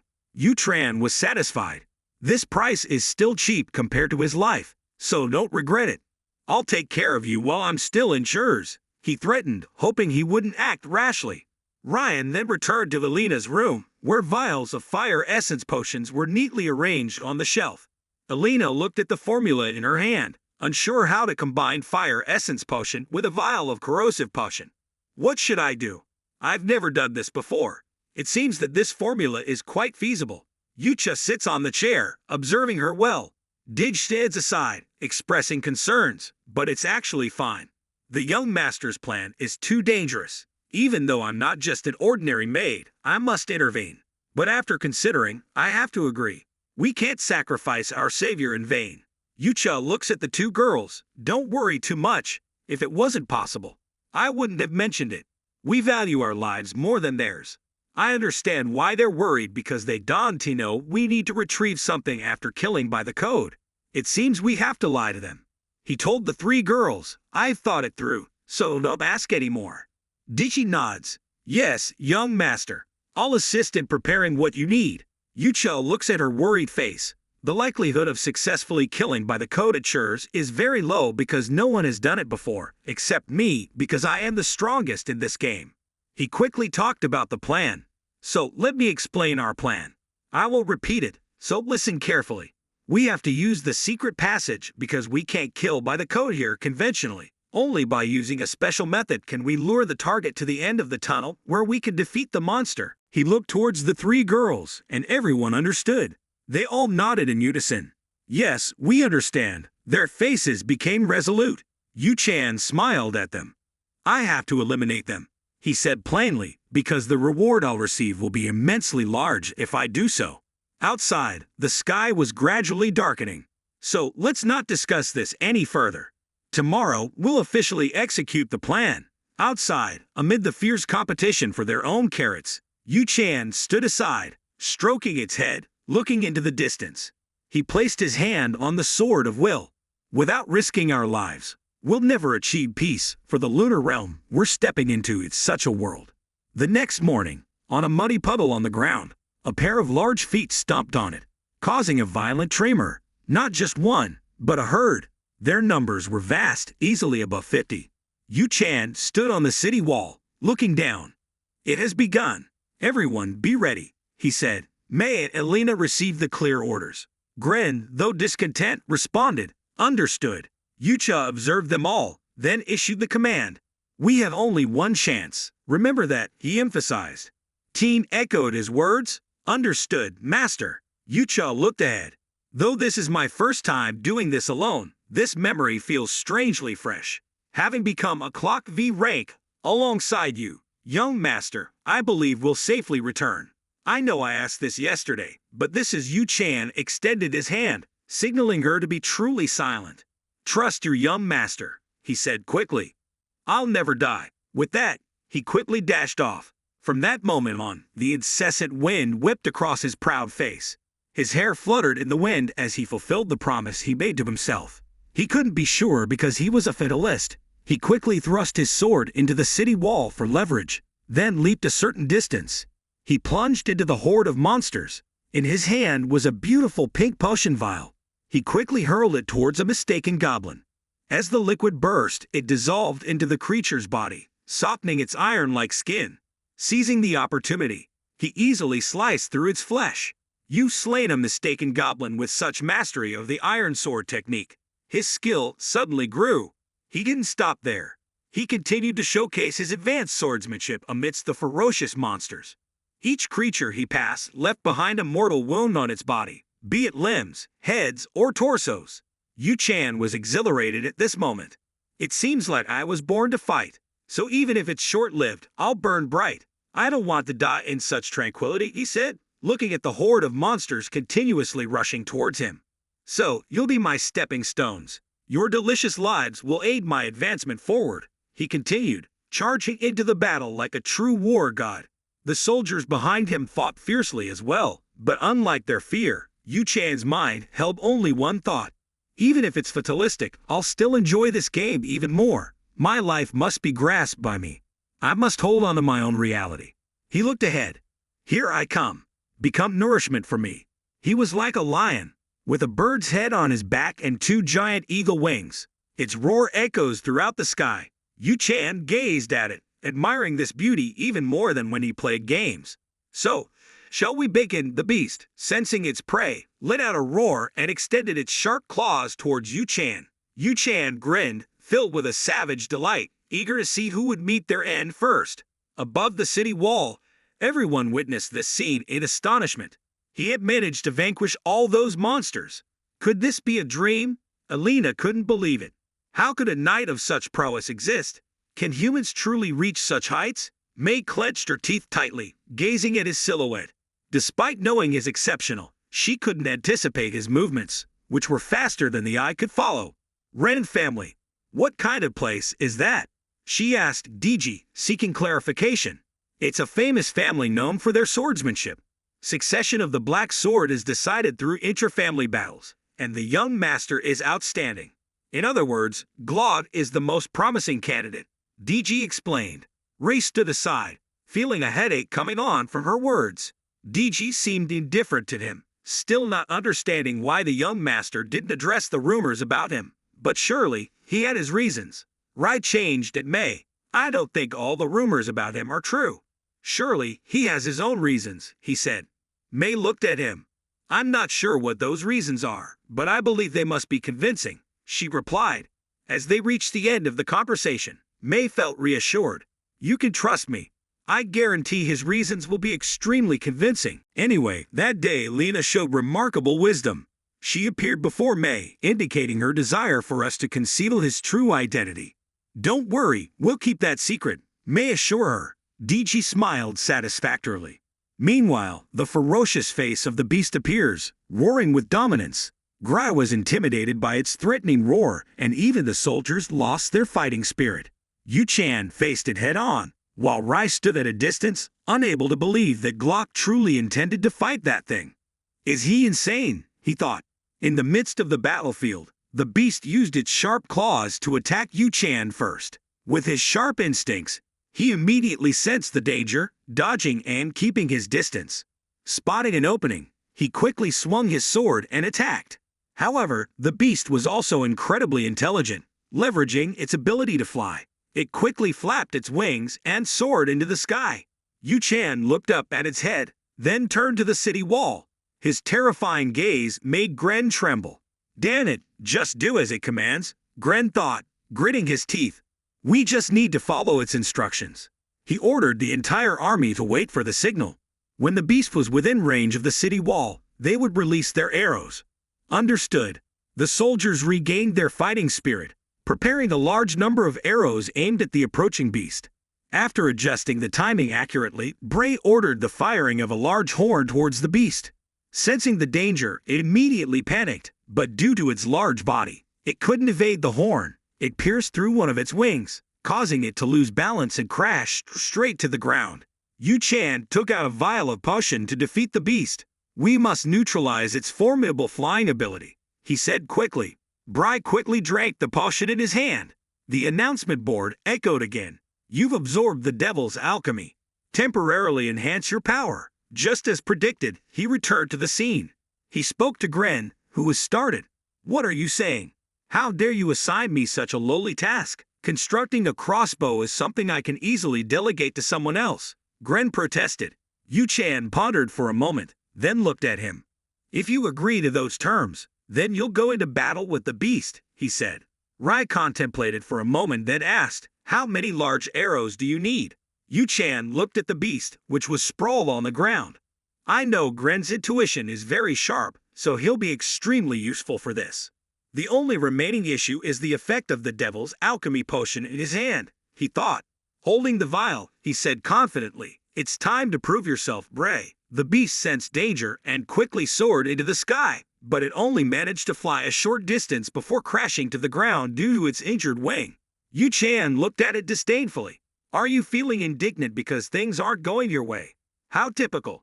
None of these injuries were meant for you, he said coldly. His eyes coldly stared at it because the beast was a high-level creature.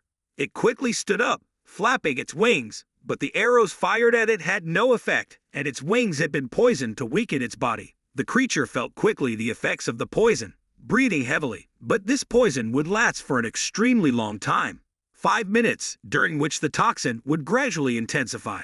It became extremely angry, extending its claws to attack. Yu Chan smiled, and just as the 5 minutes elapsed, the moment of genius ended. As usual, it was the dazzling golden clock that signaled. Yu Chan felt his power increase rapidly. The beast's large claws stopped right in front of him. This pressure was definitely different from a mere fantasy game. However, he wouldn't die so easily. In that colorless picture, the golden strokes were like a pen outlining the majestic statue of the beast. Although extremely beautiful, it was also extremely deadly. As time ended, the beast felt immense pain coursing through its body, roaring in despair. Yu-chan appears behind it. At least not today, he quickly shouted loudly. Gren, unable to imagine it was truly his inept younger brother, clenched his fists. We have it. The soldiers fired arrows like a heavy downpour, falling onto its back. Despite the desperation, it couldn't help. Yu-chan looked up at the sky, satisfied with this power. The dark mana flowed through his body, even staining the bolden void black with sinister energy. He turned to look at the enemy, who was now injured all over. It's time to end this. Everything ends now, Yu-chan said, becoming a true Death Reaper. The dark mana swirled around his body, forming a terrifying storm of black mana. His words echoed, and he transformed into a shadowy figure, lunging towards the beast. But the creature still refuses to yield to its power, roaring in defiance. Its sharp claws poised to strike, but a streak of dark mana flashed through its legs, and all that remained was a severed limb, blood dripping endlessly into the air. Yu-chan's cold expression pierced through all, devoid of any compassion. The beast felt extreme pain as it turned its head towards Yu-chan. Seizing the opportunity as it lost balance, Yu-chan swiftly wielded his sword, continuing to execute his flower blossom cuts and alpha sword strikes. The beast's body turned into a dark purple light as it separated into several segments. Finally, the lights converged, and its body fell to the ground in pieces. Yu-chan sheathed his weapon in a cool and stylish manner, but at this moment, the effects of his genius time were gradually fading away. The minutes began ticking again. Yu-chan wiped the blood off his face with exhaustion evident in his movements, but his eyes still glimmered with determination. As other monstrous creatures witnessed his terrifying aura, they began to flee at their fastest speeds, escaping from the scene. Yu-chan grinned as he saw the enemy forces retreating, and the people atop the city wall erupted in joy upon witnessing this. Each person embraces another in celebration. Victory at last, one of the three girls exclaimed, looking towards Yu-chan with a smile. You're amazing. Yu-chan nodded in response, reinforcing their happiness. I'm glad to see everyone rejoicing like this, he said. Meanwhile, Ryan couldn't believe what he had just testified. How is this possible? He argued to himself. How could that creature, Bang Ma, a high-level monster, be defeated so easily by that unknown kid? He's truly a mystery. Glock Vaughn ran and stood beside him, contemplating the events he had testified. If everything we've seen so far is true, he began, then perhaps he might make significant strides towards inheriting the family's position. At least I have no choice but to acknowledge his strength. As he spoke, his hands relaxed, indicating that he was contemplating a significant decision. I need to reassess and make the right choice based on the new faction, he concluded. Meanwhile, Yu-chan ascended the stairs, entering the city behind him, marked by the traces of a blood-drenched battlefield with the bodies of mutilated monsters. The most important thing was the high-level Bang Ma monster that he had defeated. Looking at his younger brother, he spoke cautiously. I'll take care of disposing of Bang Ma's body safely inside the city. You can handle the division of spoils of war afterward. With that, Yu-chan proceeded to take care of the aftermath of the battle, ensuring the safety of the city and its inhabitants. Yu-chan observed his attitude as if he had understood something. Ryan couldn't bear the pressure from his younger brother, so he turned and ran away. Now go and rest. He quickly left the place. Yu-chan looked in the direction he disappeared and smiled, seeming to have made him feel disenchanted. Now let's see the hidden rewards after completing the task. Come on, the system quickly responds to his call. The notification board continued, displaying the information of items received after defeating, with the basic information code named the Heart of the Sorcerer, type, Other, Level, High Level, Attribute, Defensive System, Unconditional Index, Equipment, No Special Effects. The Heart of, also known as Sorcerer. It is the unruly child of the wilderness and is an ingredient for making magic potions to alter the physical strength and speed of the drinker. However, whether these attributes increase or decrease depends on the alchemy level of the alchemist. At this moment, inside Alina's herb preparation room, she held a large heart in her hand. Surprisingly, this heart had the power of the wind within it. Indeed, as he had said, if we know how to use it correctly, we can create magical potions or equipment that we'd only heard rumors about. Yu-chan looked at her, shaking his head. I don't have much time to wait for you to figure out how to use it correctly. Just use it to prepare normal potions. How long will it take? Elena revised at the still uncertain formulas for preparing magical potions, but with the tools I currently have, it will probably take a while. At this point, Yu-chan looked at her. I'll provide you with all the tools you need. Besides, I'd like to invite both Elena and May to serve as the household caretakers for the Ren family. The two girls were surprised to hear this invitation. What? Why us? May was confused, but we're just ordinary people. Yu-chan turned to her. Is that matter really that important? You both have talents, so I'm sure I'll value you. If you need anything from me, just say so, he added. However, I won't tolerate any betrayal, no matter what the reason is. He touched at the heart in Elena's hand. Even if someone knew how to use this monster's demon heart properly, especially when no one has seen it before, as it can only be obtained by defeating a hidden boss that shouldn't have been defeated. And only a genius could craft it into another item. Ordinary people couldn't do that. While he was thinking, Elena looked at him earnestly. We would never do such a thing. Our lives were saved by you, so we're willing to trust and follow you for the rest of our lives. Yu-chan was pleased with her words. That's a good answer, he said. He looked at the two girls, feeling satisfied that he had acquired two genius characters for newcomers to the game. He turned and urged, We'll set out in 3 days, so get ready. The girls nodded in agreement. We'll secretly craft fairy elixirs at our family estate. We don't want others to see what you're about to do. Do you understand? They both replied in unison. Yes, master.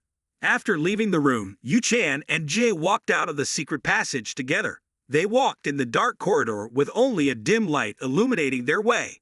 While walking normally, suddenly Daichi's steps stopped, and she spoke softly. Master, you're not like what I heard about from the Ren family. Yu-chan turned to look at her. What do you mean? Daichi took a step forward, her face sincere. Some say you're selfish, only caring about yourself and your own interests. But at least now I know you're not like that. Can you promise me something? She hesitated. Speak up. Her voice was hesitant. I don't know when that day will come, or if it will come at all. She continued, her gaze fixed on him. But if there's ever a day when you find everything difficult, please allow me to help you. I know I'm insignificant, but at least I want to contribute something to repay what you've done for me. Yu-chan looked at her. He didn't say anything immediately. Instead, he turned away. If that day comes, I'll let you know, he said. Are you planning to stand there all night? It's very cold here at night, you know. Hurry up, or both of us will catch a cold. Daichi looked at the silhouette of this cold-hearted young master. She smiled, her face flushed, but when she returned to Yu-chan's room, he indeed caught a cold. He changed at his maid. He knew what she was about to say, so there was no need to say it anymore. Too rural, Daichi shook her head. Taking care of him is fine. Everyone gets sick sometimes. As they grow older, they'll get sick less often. Yu-chan didn't reply to her. He looked at the notification in front of him. You have caught a level 2 cold due to continuous illness. Level 3. You have developed a chronic respiratory disease. Level 4. Yu-chan looked at these ridiculous messages. Such nonsense, he argued. At the gate of the Ren family mansion, a servant came forward. Both young masters had returned. Yu-chan led the group back to the Roswell mansion. They were already waiting there. He looked at the two girls. They are Clock's new attendants, he said. The two girls looked timid. Yes, that's right. Someone around them started gossiping. He can't even hold back bringing women here, and now he's even brought 2 more. Truly, how easily one's nature can change. Someone else chimed in. Keep it down. Do you want trouble? Someone else interfered, whispering. Do you want to cause trouble? If he overhears, then it's just a matter of bloodshed. What's the big deal? At this age, he already knows the smell of women, chuckles. Do you know? In my time, someone who dares to challenge the Lack Lamb clan will definitely be in trouble. But the clan leader said it's all true, and he won't speak falsely. Yu-chan's icy demeanor showed he didn't care about them. No matter what he did, he couldn't change the image of being useless in everyone's eyes, so there was no need to change. He looked coldly at them. Don't you people have anything better to do? You must be idle to be so talkative. The servants scattered in all directions. Roswell approached him and said, Young Master Clo, The clan leader requests your presence in his private chamber. Teo's face flashed in Yu Chan's mind, and he became serious. Is it time? Yu Chan quickly performed the proper formalities. Yes, I'm ready. Teo raised an eyebrow, not needing such formality from him. I have something to discuss with you. I'm sure you have something to tell me too, don't you? Yu Chan looked up at him. Teo got straight to the point. I've heard that you've made significant contributions in helping everyone return safely from churs, and you've also eliminated evil forces there. Even your brother Ryan has recognized your capabilities. Yu Chan was surprised to hear this information. He said that to father. How did he respond? Teo's fingers tapped lightly on the table. Indeed, that's what the boy said. He wouldn't have been able to pass the night's training without you. Immediately, Yu Chan's mind raced. What was his intention? At this point, Teo raised a paper. But I didn't call you here to discuss such meaningless matters. You've given yourself an impossible task and completed it, bringing honor to the Ren family. He handed over the papers to Yu Chan. So I'll keep my promise to you. Yu Chan quickly accepted the paper. As he opened it, he saw the emblem of the royal family. From now on, churs will grant you stewardship. Yu Chan was initially surprised, but then he smiled brightly. He stood up, bowed deeply, expressing his gratitude for Teo's generosity. Teo slowly withdraws his hands. He began to stroke his chin. Yu Chan was even more surprised to see this. What else does he want? Teo looked at him. After a moment of contemplation, he continued, Glock von Ren, the youngest son of our family. I want to know if you're interested in this family heirloom. Yu Chan was surprised. Teo looked at him with a serious expression, and Yu Chan was trying his best to employ his masterful performance skills to face him, but he was deeply inside moved. Why is Teo acting like this all of a sudden? Meanwhile, in a remote desert temple, a young man with red hair and glasses looked at the stopwatch in his hand. It seemed like it wasn't an ordinary watch. It was a magical one that could monitor others' actions. It displays Yu Chan's combat skills and paused under the name of Kan Bi, who was holding the watch tightly, already deceased. So it's done, a subordinate behind him announced. The Ren family's woes have finally been addressed. According to the news we've intercepted, they have secured control of the Churs region, and it has been bestowed upon the youngest son of the Ren family, Glock von Ren. He solemnly ordered, Prepare for war, Greer. We won't be fine now. Greer looked taken into the distance. They've away what's most precious to me. Now I have nothing to lose. Acknowledged, sir, Greer responded.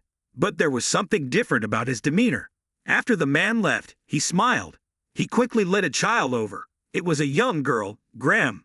She knelt beside him. The moment has come. The day we have this kingdom in our hands and the day you awaken.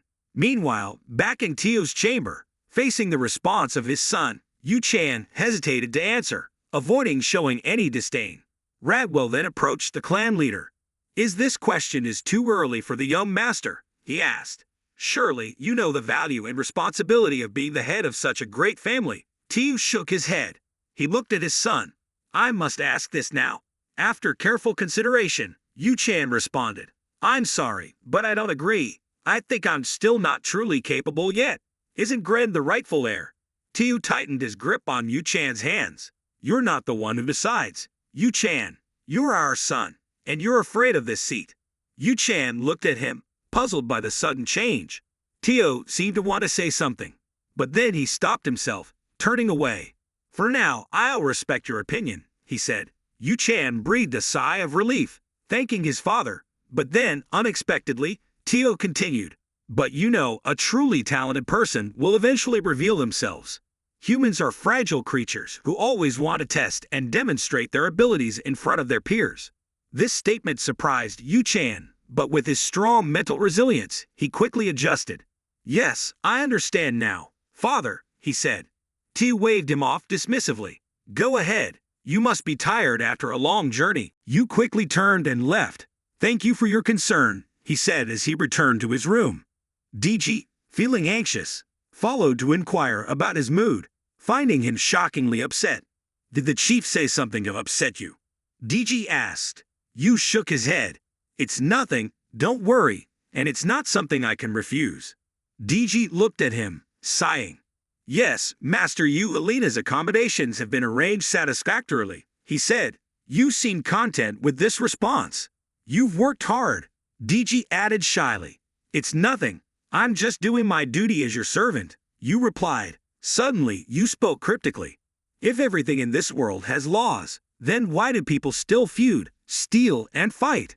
DG couldn't understand what he meant and couldn't respond. Yu realized he had said too much. That's enough from me. You can go ahead, he said to DG, who quickly complied. Yes, Master Yu, he said, bowing before leaving. Yu was lost in his own thoughts. It's time to take things seriously, he thought. To become the best knight and mage at Academy E, I must excel. Meanwhile, in the master's room, Tio was discussing matters with the steward. Conversing with his son was proving difficult for Tio as Roswell expressed his opinions prematurely. It's too early for such discussions, Tio remarked. If he understands the significance of his position, his answer might be different. Roswell disagreed. I don't think so. I can tell from his eyes. He's already decided his path. Tio sensed fear in his son, a fear not stemming from his own position, but from something even more terrifying. This fear, I've felt it before. It's like staring into an abyss, always facing the doorway to death. Tio suddenly realized. Yes, that's it. It's death. He could sense that the boy was afraid of death. But why? Roswell interjected, interrupting his thoughts. This might be a bit presumptuous, but I think what happened to the mistress has deeply shocked the young master. Tio stared at the thought. That seems to be the case. The boy must resent me greatly because, to him, I am just a despicable failure who couldn't protect his mother. Roswell then shifted the conversation to the chief's importance. I believe young Master Gren has begun to act, he said. This is another significant step. Tio nodded. I already know, he continued, his mind drifting back to that bloody night of the monster horde's massacre, the knights unable to withstand their strength. And he has come before his father, pleading for surrender. The Duke's power will belong to him. Meanwhile, in another room, a girl suddenly appeared. She was Talia. It seems like she's in her own room, Talia remarked as she looked towards her kneeling maid Emma. What do you think, Emma? Am I okay? Emma was busy with a pile of clothes. I've seen you wearing that outfit twice already, she said. Talia snapped. She don't care and continued chose clothes. She said, it looks fine. Should I bring any jewelry? Emma prepared a pair of shoes for her. You seem excited, Miss Talia nodded happily. Of course, we're talking about me being accepted into Alina Academy. Emma sobbed, looking at her mistress. Miss, you know that's not what I meant. I meant because of young Master Glock. This is the first time we've met him since he became your fiancé. Talia was still fidgeting with her clothes and jewelry. I think this ribbon will look nice, Emma said. Yes, it will, Talia replied, turning angrily. Emma, you only answer me out of obligation, don't you? Emma looked at her mistress sternly. Isn't it because you always carry things like this? Inside the Orid family's herb preparation room, you entered. Alina lazily sat there, half asleep. Seeing him enter, she raised her head. Oh, it's you, Master Yu, she said as he approached her. Is everything prepared for the medicine? She didn't look well. Luckily, he came beside her. Don't worry, I'll be here to take care of you, he assured her. Alina looked towards the clouds, smiling. She's truly remarkable, she said, pointing in a direction as if that explained everything. Please, take a look at this. Yu-chan. Yu-chan turned to see a beautiful azure vial, his hand reaching out to touch it.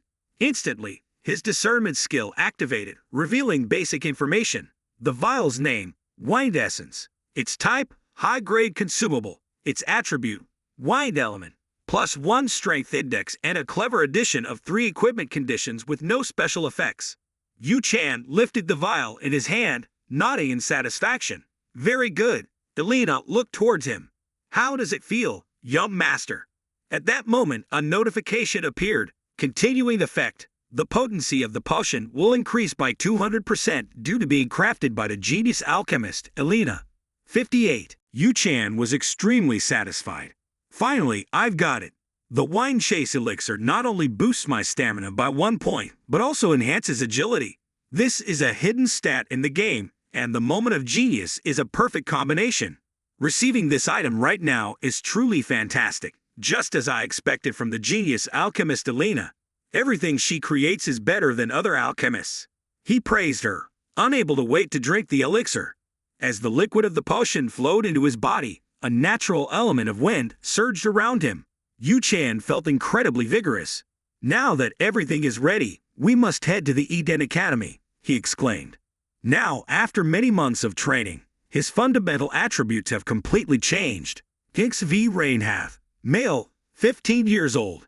Human race, primary element darkness, non-attribute advantageous, genius in swordsmanship and combat. Genius ability, mana perception, discernment, memorization, iron will, stone heart. Genius acting, neutral exploration, void disadvantage, constant illnesses, numb limbs, cold extremities. Stats board, stamina +0, mana +1, luck +10, willpower +11.1, charisma +26. Skills include genius moment activation, swordsmanship from the Dark Shadow clan, intermediate level, supreme sword, explosive power. Remaining lifespan due to illness influence, 150 days. At this moment, a notification sounded again. Genius mana perception has been activated due to mana reaching 10 points. Today is a beautiful sunny day in the courtyard of a certain mansion. A driver approaches Yu-chan with an extremely handsome attire, stepping out along with his maid. Others who see him immediately started gossiping. With his white hair and purple eyes, he sometimes looks like the youngest son of the Ren clan. I heard rumors that he's joining this academy. He's nothing but trouble. Watch your mouth, or you'll end up dead if anyone hears this, someone whispered. Yu-chan walked confidently. All right, who's barking around here?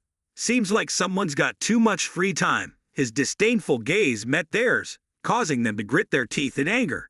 As he approached, they turned and fled, leaving him standing there, sighing. Suddenly, he noticed something, the approaching convoy of another group of people. A person dismounted from a horse, none other than Talia's maid, Emma. Spotting Yu-chan, she greeted, Master Klo Yu-chan, good day. Yu-chan looked over, seems like you're here quite early too. The system warned, Master Actor's performance is being affected. Your physical condition is not okay. Emma pointed towards the carriage. Yes, we were discussing the welcoming ceremony for Elden Academy. Miss was just about to step down to welcome Master Klo. Talia hesitated. What's happening, Emma? She immediately panicked, trying to compose herself. After adjusting her state, she quickly dismounted the horse. Upon seeing someone she secretly admired, she blushed. Yu-chan observed her, seemingly unfazed, though he hadn't expected this turn of events when he had returned from unconsciousness a few months ago, still in the training grounds after being informed by Lona. What did you just say, Rona? He was quickly restored. Yes, I was saying that you will marry Miss Talia. Rona promptly replied. Everyone in the clan knew about this. Yu-chan holds her back and says it is the real issue here. I didn't know anything about it until now. Returning to the present, it's also difficult for him to confront her. After checking, it's true that the clan has agreed to his marriage with Talia, but I didn't know about this. Everything has started to slip out of my control. Talia looked at him. Ganks, say hello to Yu-chan. Try not to pay attention. Yu-chan nodded. Hello. DJ Chi, standing beside her, whispered into his hand. That's Miss Talia, your fiancée. Yu-chan glared at her. I told you not to bring this up. Talia smiled. Are you okay? Yu-chan snapped. I'm fine. And you? Talia blushed at his question, mirroring my own embarrassment. Then another voice interrupted them. They were both quickly drawn to the approaching green carriage. Yu-chan immediately stood straight. Here's one of the geniuses of Elden Academy, Elena, the merchant star and head of the Ralin clan, dominating the continent of Eden. Elena looked towards him. Didn't expect to see you here. Oh my, look who's here. It's not the young Master Glocks from the Lenha clan, is it? I never thought you'd be accepted into the academy. Nice to meet you, Yu-chan, Yin remarked immediately. Yu-chan instantly sensed her hostility. She didn't seem pleased to see him. He faced her nonchalantly. What's up? Why the face? Her provocative expression looked down upon him. A noble from a merchant family, he always looked down upon. I'm an Angelin. Didn't expect to meet you here. Gio von Renha. Yu-chan reciprocated the look. Yin Ralin, the sole heir of the wealthy Ralin clan. Their fortune could move continents. She's also one of the shining stars who will dominate the financial world later on, and the nickname people had given her is Wealthy Fox. Moreover, the warning popped up again. The genius performance is temporarily affected. She had met Chloe when they were young. Back then, she was just an innocent child. She touched at him. Chloe had approached, mocking the lowly child like her despite being nobility. It was truly pathetic. She never imagined she could use money to buy status, thinking it could change her family's past. The atmosphere between the two children was extremely tense. The adults around looked at her, gossiping. That foolish little brat should get out of our sight, they said. Yin felt extremely embarrassed and returned to the present. Glock looked at her. The tension between her and Glock was one of the consequences he had accumulated from the past. Even though his retribution was now lost, it was still annoying. He changed at the two girls in disbelief. How could there be two characters here who might stab him in the back in the future? Yin sneered. What's happening here? Your behavior is very different from usual. Yu-chan. He scraped. How am I normally? Yin raised her hand to her face. I'm sure you know. You're the type who likes to hear the truth from others' mouths, aren't you? Yu-chan sobbed. Conversing with such an intelligent person was indeed tiring. If you want trouble, just leave, Yu-chan said with a sigh. You've achieved your goal, just as I expected. You haven't changed at all. So, what do you want, after all? Do you want me to acknowledge you or something? Yin shook her head. Sorry, but I don't want anything from a useless member of the Ren clan like you. Yu-chan didn't bother replying. Now that he knew she had no positive feelings towards him, he checked her information previously, activating his discernment skill. Displaying Ilangelin's information. Basic character name Ilangelin, female, 15 years old, human race. Primary element wind, non-attribute advantageous. Genius abilities. Neutral calculation. Master acting. Neutral disadvantage. North swordsmanship. Conceited.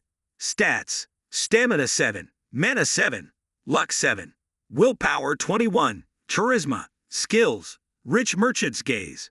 Yu-chan updated at the stats displayed on the screen. Her attributes weren't much different from what he already knew, so he felt reassured. Their surname, Ralin, was obtained through her father, a merchant of the Jiaolin clan. Despite despising her status, Ilin had no choice but to utilize it. Simply put, she was filled with resentment, but then, clocks from the past hit the nail on the head with this beehive. He gritted his teeth under her gaze. Indeed, he was the worst person on earth. Yin bowed slightly. Fine, I'll leave as you wish. Unfortunately, I don't think we're close enough to wish each other luck. Yu-chan looked at her coldly. Why should I bother greeting someone as insignificant as you? Yin doesn't care anyway. Well then, goodbye. Yu-chan also said to Talia. Let's go. The Academy's orientation ceremony is about to begin. Talia nodded. All right, Talia. As they were leaving, Yu-chan thought to himself, regardless of her status as my fiancé, I can't just leave her. I'll just have to make use of this situation and take advantage of her when I can. Yu-chan moved towards the academy, but remained cautious. As they entered the hall, all the new students of this cohort were gathered there. Yu-chan observed the crowd. As predicted, the descendants of many prestigious families were here, and some of them could prove useful. He needed to gain their trust without disturbing the main storyline involving the strongest characters. However, if he swayed them to his side, it would disrupt the original plot. He needed to approach them carefully. Yu-chan said something but wondered why he felt so many eyes on him. Perhaps he was overthinking. DG approached him, just like any other day. Many nobles were watching. They seemed surprised by his presence. DG looked like he was quite famous. Yu-chan snapped. Well, I'm a bit famous, I guess. Suddenly, a voice echoed from another platform. Hey, everyone, can you hear me? Everyone turned their attention towards it. Yu-chan was no exception.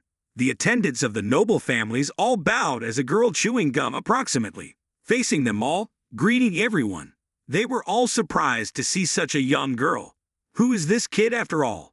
Some professors wondered, why is a child present at such a sacred academy orientation? Is she lost, following her parents and ending up here? But as the girl greeted them, it seemed she was just being polite. Yu-chan changed at the girl. These fools. Back in the day, she was a real monster. You can't judge someone by appearances alone. Basic information about her appears. Name, Noah Vaughn Trinity. Gender, female. Age, unknown. Race, unknown. Primary element. Solis Elden Academy's expansion. One of the 4 elemental masters. Advantageous attributes. Genius, mana detection, neutral alignment. No disadvantages. Appears cute and lazy. Power level, 21 mana, 26 luck, 22 willpower, 10 charisma. Skills, passive mana ocean, active mana control, water domination, frost, coldness, blizzard. Yu-chan took this seriously. He couldn't afford to be disappointed that day. Talia noticed his demeanor and asked, "What's wrong, Yu-chan?" He shook his head. "Nothing's wrong. If you don't want to die, just stay silent. When Noah speaks, it'll be nice to meet them. I am Noah V. Trinity, the newly appointed headmaster of the academy. You all might not know this yet, but at this point, a tremendous pressure emanated from her body. Whoever just called me a kid, say it again. I dare you. I'll make sure you drown in the Eastern Sea. Clear? Now, the academy orientation will officially begin." All the candidates were started. One person raised their hand. "We haven't heard of any rules like that." No looked at them coldly. Of course not, because this is a rule set by the new headmaster to weed out the trash talents. "Now everyone, come here." A large magic circle appeared under their feet. No looked at them, smiling, hoping they could survive. Yu-chan also noticed this magic circle. "It's time to begin. How do I survive this?" As all the candidates were quickly transported elsewhere in a magical forest, another magic circle appeared, transporting more candidates from the academy. They were all shocked by the sudden teleportation. A man looked at them, shouted, "Wake up quickly. He is a person with a shiny bald head, not a single strand of hair on his bald scalp. How dare you all fall asleep in front of me? You've lost your mind, haven't you?" The academy candidates, with trembling bodies, struggling to stand up at this moment, have caught someone's attention. That person is Yu-chan, but he doesn't seem quite okay either. Despite expecting this and trying to resist, the residual effects of intermediate-level magic coercion teleportation are unstoppable. Ignoring the man's gaze, 2 men face each other in a tense atmosphere. He tries to use his steel-like mental skills to withstand the pressure, but his head shines brightly as if in a game, similar to Ho Kwam, illuminating the storyline that once mentioned his extremely smooth bald head. He is a combat professor and a graduate of the academy from the early days. Players have given him the nickname Ta Koji Boom, a somewhat embarrassing nickname, all because of his bald head. He is quite adept at aerial movement techniques. There would be no trouble if one approached him with a foolish question. He looks towards him with what? "Why do you keep staring at me like that?" Yu-chan quickly closes his eyes. "Oops, I've been too focused. I've been unconsciously staring at him." He replies, "There's nothing, sir. Activate genius acting mode. If you look at him, I'll give you this advice. Engrave that. I have a very good instinct. If you dare to think anything unsatisfactory about me, I won't spare you." Yu-chan raised his hand. "Please tell me about the test content. Can we talk about another topic later, Professor?" Binam nods. "All right, but before we do that, we have to wake up those sleepyheads here. I advise the kid to plug his ears if he doesn't want to get dizzy." Yu-chan nodded, covering his ears. The peasant mage infused mana into both palms, hastily clashing them together, unleashing a terrifying shockwave assault that echoed throughout the forest. All the participants, upon hearing this sound, winced, their heads throbbing from the horrifying noise. "What's that?" Someone cursed. "Who's the fool making that sound?" A pair of hands towards reaching the culprit's head, delivering a swift slap. An angry face emerges. "What's the problem?" the peasant mage demanded. The shiny bald head of his continued to emit a dazzling light, captivating all the participants. The peasant mage looked at those youngsters, not only daring to curse at him, but also daring to frown at him. "Do you want to die?" he demanded. He ordered, "Quickly take the still unconscious students to safety, then we'll begin explaining the entrance exam of the academy." Everyone listened attentively as he continued. "First, on this island created by magic, we must hunt down creatures using all means available. The reward is a mana stone that will drop from their bodies. The fewer mana the stone contains, the more valuable it is. You may wonder why. Isn't it better if there's more mana? Well, that's only half true. The exam tests two things. First, sensitivity to mana, measured by how quickly you wake up after being hit by Noah's magic. Second, the ability to perceive the faintness of mana allows a mage to push their limits on the battlefield. Yu Chan looked at him. They had been gathering magic stones and rocks since the beginning. It was a routine occurrence here. The peasant mage continued to observe the group of students. This location was a maze created by the academy's principal, Elena No von Trinity. There were so many enemies here that even the bugs couldn't imagine fighting them. So, we'll allow them to work in groups, he announced. They quickly changed at each other. Beside Yu Chan, a magical sword appears, and others receive their weapons. You've been assigned your weapons. It's best to start moving fast. The flying birds and Hajins around them quickly caught their attention. After completing the instructions, the peasant mage turned away. We'll wait for you above. Move quickly, he insisted. They buzzed with excitement. Professor, we still have questions. One of them spoke up. He just leaves like that. Another one rubbed his head. I still feel so dizzy. It's torture. What should we do next? All of them quickly pondered their options when a hand rose. A girl with pink hair stepped forward. Does anyone want to assist the princess and me? Elen began seeking allies. If you work with me to pass this test, I swear on my family's honor that I will reward you accordingly. Yu Chan stood on the outskirts of the crowd, not bothering to look back as he walked away. Despite the situation, he still wore a confident, almost lunatic smile. Common things and status wouldn't survive in this fierce battlefield. What mattered here is knowledge to prevent one's own dire condition from developing. He needed to monopolize all resources and advantages in this game-like setting. He headed towards a cave. If that happened, he had no choice but to work alone. He quickly trod deep into it, seeming to have mapped out all paths in this forest.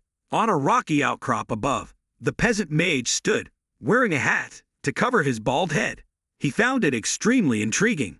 Although it might be harder than he thought, it was still strange how a freshman could withstand the academy principal's intermediate magic.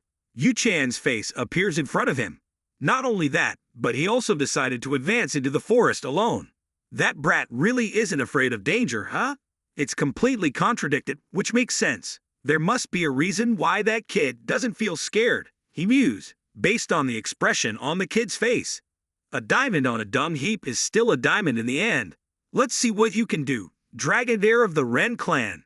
At this point, he began to get serious. Let's see your talent, he said. Inside a cave, the ambassador's sword was fierce, dripping with fresh blood like a wild wolf fell to the ground, dropping mana stones. Yu Chan paid no attention to them, heading straight into the deeper area where mana stones piled up behind him, sparkling in various colors. Behind him, someone was lurking, observing him. It was a girl. Seeing his strength, she smiled. Yu Chan didn't know if he knew or cared. He continued deeper, stepping into a scene of red. A beast was swiftly defeated on the other side of the forest. Talia, along with two other girls, was also confronting the Gullens. Talia was worried. Where did Clock go? I don't know, she fretted. If only I had gone with him earlier, the girl with pink hair said, looking at her accusedly. What are you doing, Talia? Don't forget you're tasked with protecting Princess Pelop. Take joy in that and defeat the monsters, she reminded.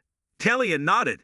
Yeah, you're right. After a tiresome battle, the Gullens were finally defeated. Moreover, the girl with blonde hair brought a purple mana stone. We climbed quite high now, she remarked. At this altitude, this must be the purple crystal, right? The girl with pink hair speculated. I doubt it, replied another. She's one of the four virtues. She might have set something up for us at this test. It wouldn't be this easy. The others nodded in agreement. Suddenly, they looked at the other participants, who were all extremely exhausted after battling the monsters. One girl, holding her sword warily, said, It'll be very difficult to climb higher in our current condition. The girl with pink hair changed at the princess. But no matter how difficult it gets, we must endure. We promise to help the princess reach the summit. The Akim Empire has fallen into decay, reaching its nadir. It needs someone like her to ascend and restore its former glory. I used to do anything to achieve that goal, Talia said to the princess. I'm still fine, Your Highness. Allow me to gather those who can still continue and proceed further if you agree with that. Pelop looked at her, hesitating, her hands clutching the glassy orb tightly. Finally, she relaxes. The image of a person appears in her mind, and she had made her decision. All right, let's continue. All right, everyone, hang in there a little longer, Talia encouraged. Meanwhile, Yu-chan had reached a snowy plain. He began to feel numbness in his limbs, and the system warned, "You are under a disadvantageous state. Your limbs are freezing at level 3. Your movement and respiratory ability are reduced. All stats are decreased, and you will move slower."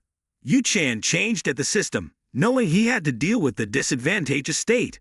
Quickly, he conjured up a new spell, a basic fire magic. This helped dispel the freezing sensation in his limbs. He looked ahead. "If I want this darn body to be useful, I need to warm it up first," he asserted to himself. He quickly advanced, each step leaving clear footprints in the snow. Surveying the surroundings, Yu-chan could tell immediately that this was the work of the ice wizard, Noah Von Trinity. Although there was a bit more ice than usual atop the mountain, he closed his eyes, sensing his hands. Quickly, he touched the ground, and his mana spread rapidly throughout. This island may look ordinary, but it's not. The ice marks slowly thaw from Noah V. Trinity's frozen water, creating what she calls an artificial maze.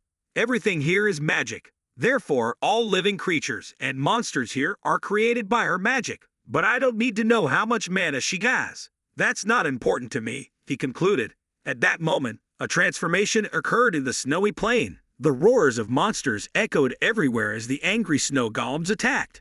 They had encircled Yu-chan. Yu-chan looked at them. Every snow golem here was terrifying because they were both robust and capable of self-regeneration. They were one of the creature types that could easily kill rookies.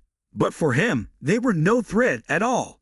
One of them quickly attacked, but its speed was too slow, allowing him to easily dodge by slightly shifting his body. A golem launched a large club at him, but Yu-chan just needed to duck to avoid it. Another golem approached with a wooden staff aimed straight at him. With a cold, determined look, Yu-chan gently flicked his sword to parry its attack. Noah's warnings about talented students haunting her mind, but she wouldn't suppress their talents before they had a chance to bloom. Furthermore, the imp demons weren't weak enough for students to easily kill them. At least, they belonged to the intermediate class. If this is not an exam but a real-life situation, its difficulty is just enough to get one killed. So, what does it mean? Yu-chan is completely surrounded now. The girl continues to observe as Yu-chan quickly avoids all attacks. Once again, it seems like these monsters in the exam will repeatedly attack in a certain pattern. The first one appears and strikes right in the middle. Then the next little demon swings a punch from afar, even though its reach is wide but slower than the first one. And finally, the weakest one will use a straightforward thrust. He easily blocked them all once again. It's all too predictable since I've been through here 27 times already. He quickly deflects its attack. Right at this moment, he turns, gripping his sword tightly, to execute a straight thrust into the chest of the little demon. It screams in agony as he quickly defeated another one. He earns in sequence to eliminate the remaining creatures. He quickly retrieves a crystal he finds, the gray crystal fragments that Noah hid by embedding them inside. That's why I haven't bothered looking for other crystals since then. I can exchange it for the scroll I need the most. Now it's the moment of genius. After completing this part of the storyline, I'll upgrade my skills. With this level, holding a purple glass orb in my hands, we can certainly stand out. Another girl looks at it happily. I'm quite looking forward to it. Yeah, she's really good. Yin looks at them with a disdainful face. Not bad, just as they said. This is enough for a good outcome. But she remembers Yu-chan's figure. Why do I feel uncomfortable? What's he doing? She recalls her past. Her father placed his hand on her shoulder, reproaching her for arguing with the heir of the Ren family. Why did you do that? Haven't I told you? To prevent anyone from looking down on our family, we must climb higher and higher. Even if it means sacrificing everything, you must pull him along. Yin looks at him. He has never considered her as his daughter. All he does is scold her. But Von Ren, why did he disappear alone in this exam? It's of no use. Could he know some secrets about the exam? She seems determined and tells the other two. I have a proposal for everyone. If anyone wants to rise higher with me, the Rallin family promises a grand reward. They quickly discussed. She doesn't like this crystal. Climbing higher might lead to injuries. I think it's too risky, she says. She quickly uses her master performance skills to persuade them. They say fortune favors the bold. Let's see. They quickly got swayed. I'm going with her, and so is Anin. I understand their nature very well. They're all just in it for the money. I don't know what KNX is thinking, but it wouldn't hurt to go check it out, she says, quickly putting on a smiling face. Let's go then. Back to Yu-chan's battlefield. The reason for his solo venture is simple. The rewards will be immense. The moment of genius is almost equal to 0. This is nearly impossible, unless I unlock the agility stat quickly. Yu-chan looks around. Even if he gets noticed, he has to bear it. Sensing danger, he quickly uses his sword to intervene. A sword is swiftly heading towards him. He looks in that direction, and someone steps forward unexpectedly. It's him, Paracelsus. I'm honorable. They are of the Red family. Yu-chan looks at him. They face each other in an extremely tense atmosphere. Yu-chan clenches his teeth. Why is he here? Paracelsus's information panel appears. Basic information. Name, Paracelsus. Gender, male. Age, 15. Race, human. Main element, steel. Achievement, none. Advantages, genius swordsman. Medical genius. Merciful to the strong. Gentle to the weak. Disadvantages, lazy, arrogant. Oh, looking down on the nobility. Endurance, 10. Mana, 8. Luck and willpower, 10. Charisma, 25. Skills, passive skill. Sword mastery, active skill. Sacred sword fusion. Wandering swordsman's sword, basic vitality recovery. One of the strongest characters in Lunatic. One of the 3 Kimdai stars. How come such a bloody character appears in this exam? Ideally, he should fight with the main character in this chapter and be moved when he saves Eleno from danger. Hold on, he'd immediately realize something. There's some weapon attacking both of them. Yu-chan raises his sword to block Paracelsus. Where is the main character, who was supposed to confront him? Paracelsus looks at the guardian sword that Yu-chan carries with interest. That's an interesting weapon. Can I have it? Yu-chan activates his genius acting skill. Stop talking nonsense. He quickly dodges Paracelsus's attack. If I'm not mistaken, the main character of this world doesn't exist, which means I have to stop you here. Yu-chan shouts at him. Does that mean I can bear the responsibility of this sword? Paracelsus seems indifferent.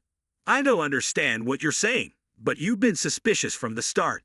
And when we met in Churs, I was quite familiar with that sword. Yu-chan looks at him, puzzled. What do you mean? Paracelsus smiles enigmatically. Seems like you're afraid, huh? Or are you just giving me that sword and we'll each go our separate ways? Probably a way to score high, Yu-chan retorts coldly. If I refuse, then what? Paracelsus advances with the weapon in hand. Then I'll have to do whatever it takes to take it from you. Yu-chan immediately understood that everything was planned by him beforehand. Paracelsus laughs smugly. But now what? In the end, he fell into the trap. Yu-chan looks at him seriously. He might become one of the strongest characters, but his abilities are still not perfect. Even if he's a genius, surely if I use the moment of genius, I can defeat him. But I can't waste this opportunity on this battle. Yu-chan falls silent, remembering Yin's figure. If the main character truly doesn't exist in this world, then I have to save her. It might be a gamble, but I have to take the risk. You're not the only one who knows this secret, Yu-chan tells him. Paracelsus smiles confidently. If you've remembered my name, then perhaps you're intending to ask for my help. Yu-chan uses his ace card, Paracelsus. You know you joined the academy to uncover the mystery behind our master's death. You seem quite provoked. Yu-chan stands confidently. Are you up for a chat? Right now, on and inside, they're climbing up the snowy mountain. The princess can see them too. Eleno, Jelen, Pelop are looking towards her. I know she'll come here. Eleanor bows her head. I wouldn't dare hinder her path, Your Highness, but I have something to confirm. Yu-chan and Paracelsus are engaged in a battle nearing them. It seems they are fiercely fighting each other. The princess looks in that direction. I understand, but I have no intention of getting involved in a feudal battle, objectively speaking. Echina, if they are not seriously injured, then we'll have a hard time winning. Furthermore, if they decide to join forces during the crisis, it will be even more dangerous for us. Ekshina grips the energy pill tightly in her hand. I'll follow your orders, Ellen. Eleanor also looks in that direction, feeling strange. Glob von Ren, who I thought would be useless, has become so powerful. Since when did he become so strong? When the two men meet, they seem to be fiercely facing off. Ekshina looks towards Talia, who is watching them fight. Talia, why are you watching them fight? Talia looks at her. Do you know who is fighting Nox? Ekshina nods. Yes, he's Paracelsus. Ever since he was little, he's been infamous for massacring countless bandits in the East. She looks at Yu Chan, but this time I have a different view of the fifth son of the Ren family. I didn't expect him to be able to use swordsmanship so well. If he weren't such a useless playboy, he could have become an excellent knight. Talia speaks up in defense. I don't think Glock is reckless. How do you know? Talia doesn't say anything. Paracelsus attacks aggressively at this moment. Yu Chan also realizes that. He's wavering, which is a very natural reaction because that guy was his only teacher, and moreover, he's dead because of that scoundrel at the academy. Miss Paracelsus looks at him politely. That's enough. He continues to attack, smiling provocatively. So I'm not the one who killed your master. This makes him attack even more fiercely. He's agile, dodging the attacks. His opponent's attacks are becoming simpler. He may be a genius, but he's still too young. He catches a gap and strikes directly into his chest. He groans in pain, staggering backward, breathing heavily, adjusting his speed. He increases it to see. Can you still blabber on? He attacks more aggressively. I cannot make it happen contentiously, his eyes extremely fierce. When he uses his master's sword technique, the vitality-absorbing sword, I'll surely be defeated. There's a reason why that sword technique was chosen as the master technique sword of the Sword Emperor. The more he fights, the more advantage he gains. Yu Chan looks at him trying to steal someone else's belongings like this. You truly are a commoner, aren't you? His words trigger the disdainful nature of the noble of the other person. He looks at him with a contemptuous look. And those above us, those who created a damn world, they are the nobles. They continue to engage in combat. It's laughable. You just need someone to hate. You're wasting your time. Their swords clash together. If everything ends like this, are you satisfied? You probably don't want to hear about your master, do you? I just need to extend a bit longer. The monsters attacking Ilan will appear exactly at 9:00 p.m. It's about 2 minutes away now. I could still gather that information even after cutting off a few parts of you. Yu Chan remains vigilant. Do you think you can escape after harming a noble? I'll think about that later, you say. Don't you see we have quite a lot of spectators watching? Yu Chan shakes his head. I don't care because this will be the final attack. He rushed towards him to show me where your confidence comes from. Yu Chan appeared before him, and he swiftly swung his sword for a fatal blow. Quickly disappear. Even though he missed, he kept moving forward. I don't have time to care about you. Yin was surprised as he suddenly accelerated in just a blink of an eye. What could she sense at this moment? Something was approaching rapidly.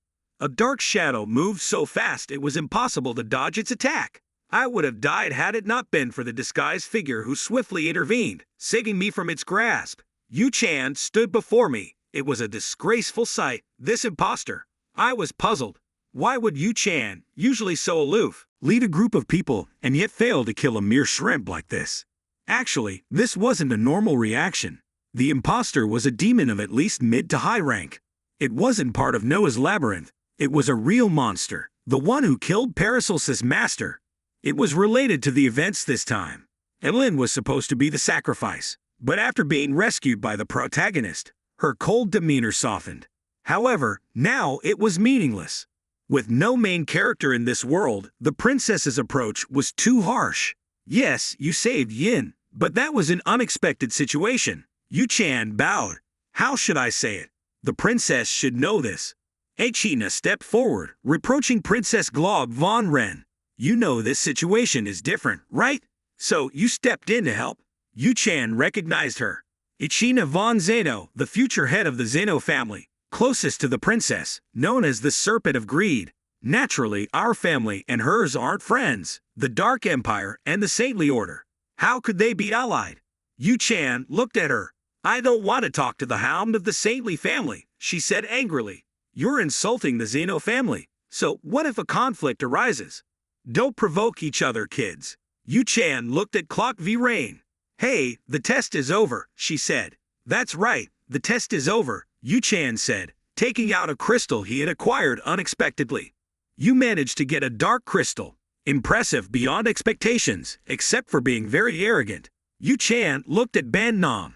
The top scorer in the entrance exam was Glock von Ren, who brought back a dark crystal. The rest brought back mortal crystals. They'll be ranked second. Does anyone object? The princess raised her hand. What about the new imposter's attack? That's also part of the test. It's not like the monsters from the void. We need a clear explanation. Ban Nam pointed at her. We're investigating the matter. Even though it didn't pose a lethal threat, Yin will still receive a special reward. And you, white-haired kid, for saving your teammate, will also receive a special reward. Yu-chan declined. I don't need it. I can't be entangled in this, not even in a flat world full of injustice without a protagonist. This is more important than accepting a reward. If I accept, it would mean intentionally stepping up to defend her, avoiding unnecessary mistakes.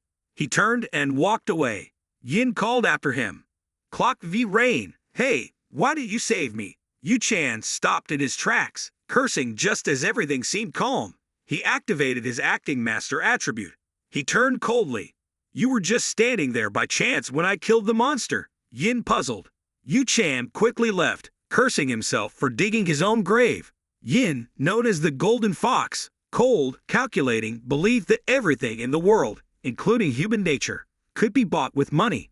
But now, Yin sat in the carriage, looking out the window, pondering. Why did he save me? He even refused Professor Bono's reward. The image of Yu-chan flashed in her mind. She was just standing there by chance when I killed the monster. It's truly an unbelievable lie that the person sitting across from her said. Indeed, it's illogical, isn't it? It wasn't the young lady who said he was nothing but a rogue. Yin shook her head. It wasn't a lie. There must be another reason. So Miss Yin continued to respond. Perhaps we need to investigate further, she replied. Yes, I will try to gather as much information as possible, Yin replied.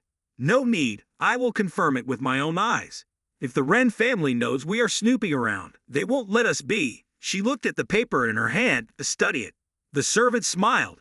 Yes, miss, the carriage quickly headed towards the city. Now, back to Yu-chan's place.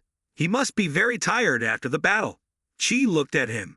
Except for the absent master, everything seems fine, he said. He looks somewhat pale. Could his illness be recurring? Yu-chan advised her not to worry about that. The situation right now is really tricky as there's no main character to take on that role. It's essential for someone to take on that role so we can regain our memories and find out who sent those mysterious messages. There's no other choice now. Glow is the character I possess. The sudden realization hit him. Right, there's still one way, he said, sitting up. The only way is to play both the protagonist and the antagonist of this damn world simultaneously. At a village where the corpses of monsters were swiftly disposed of by a girl, a subordinate quickly appeared. Luna, the heiress of the constellations, saw the orbit of the stars gradually changing. It's about to awaken. Luna looked up at the sky. The continent will once again bathe in the blood sea, preparing to go. We must achieve our goal. You know what needs to be done, don't you? She moved forward, all for the downfall of the Dark Empire.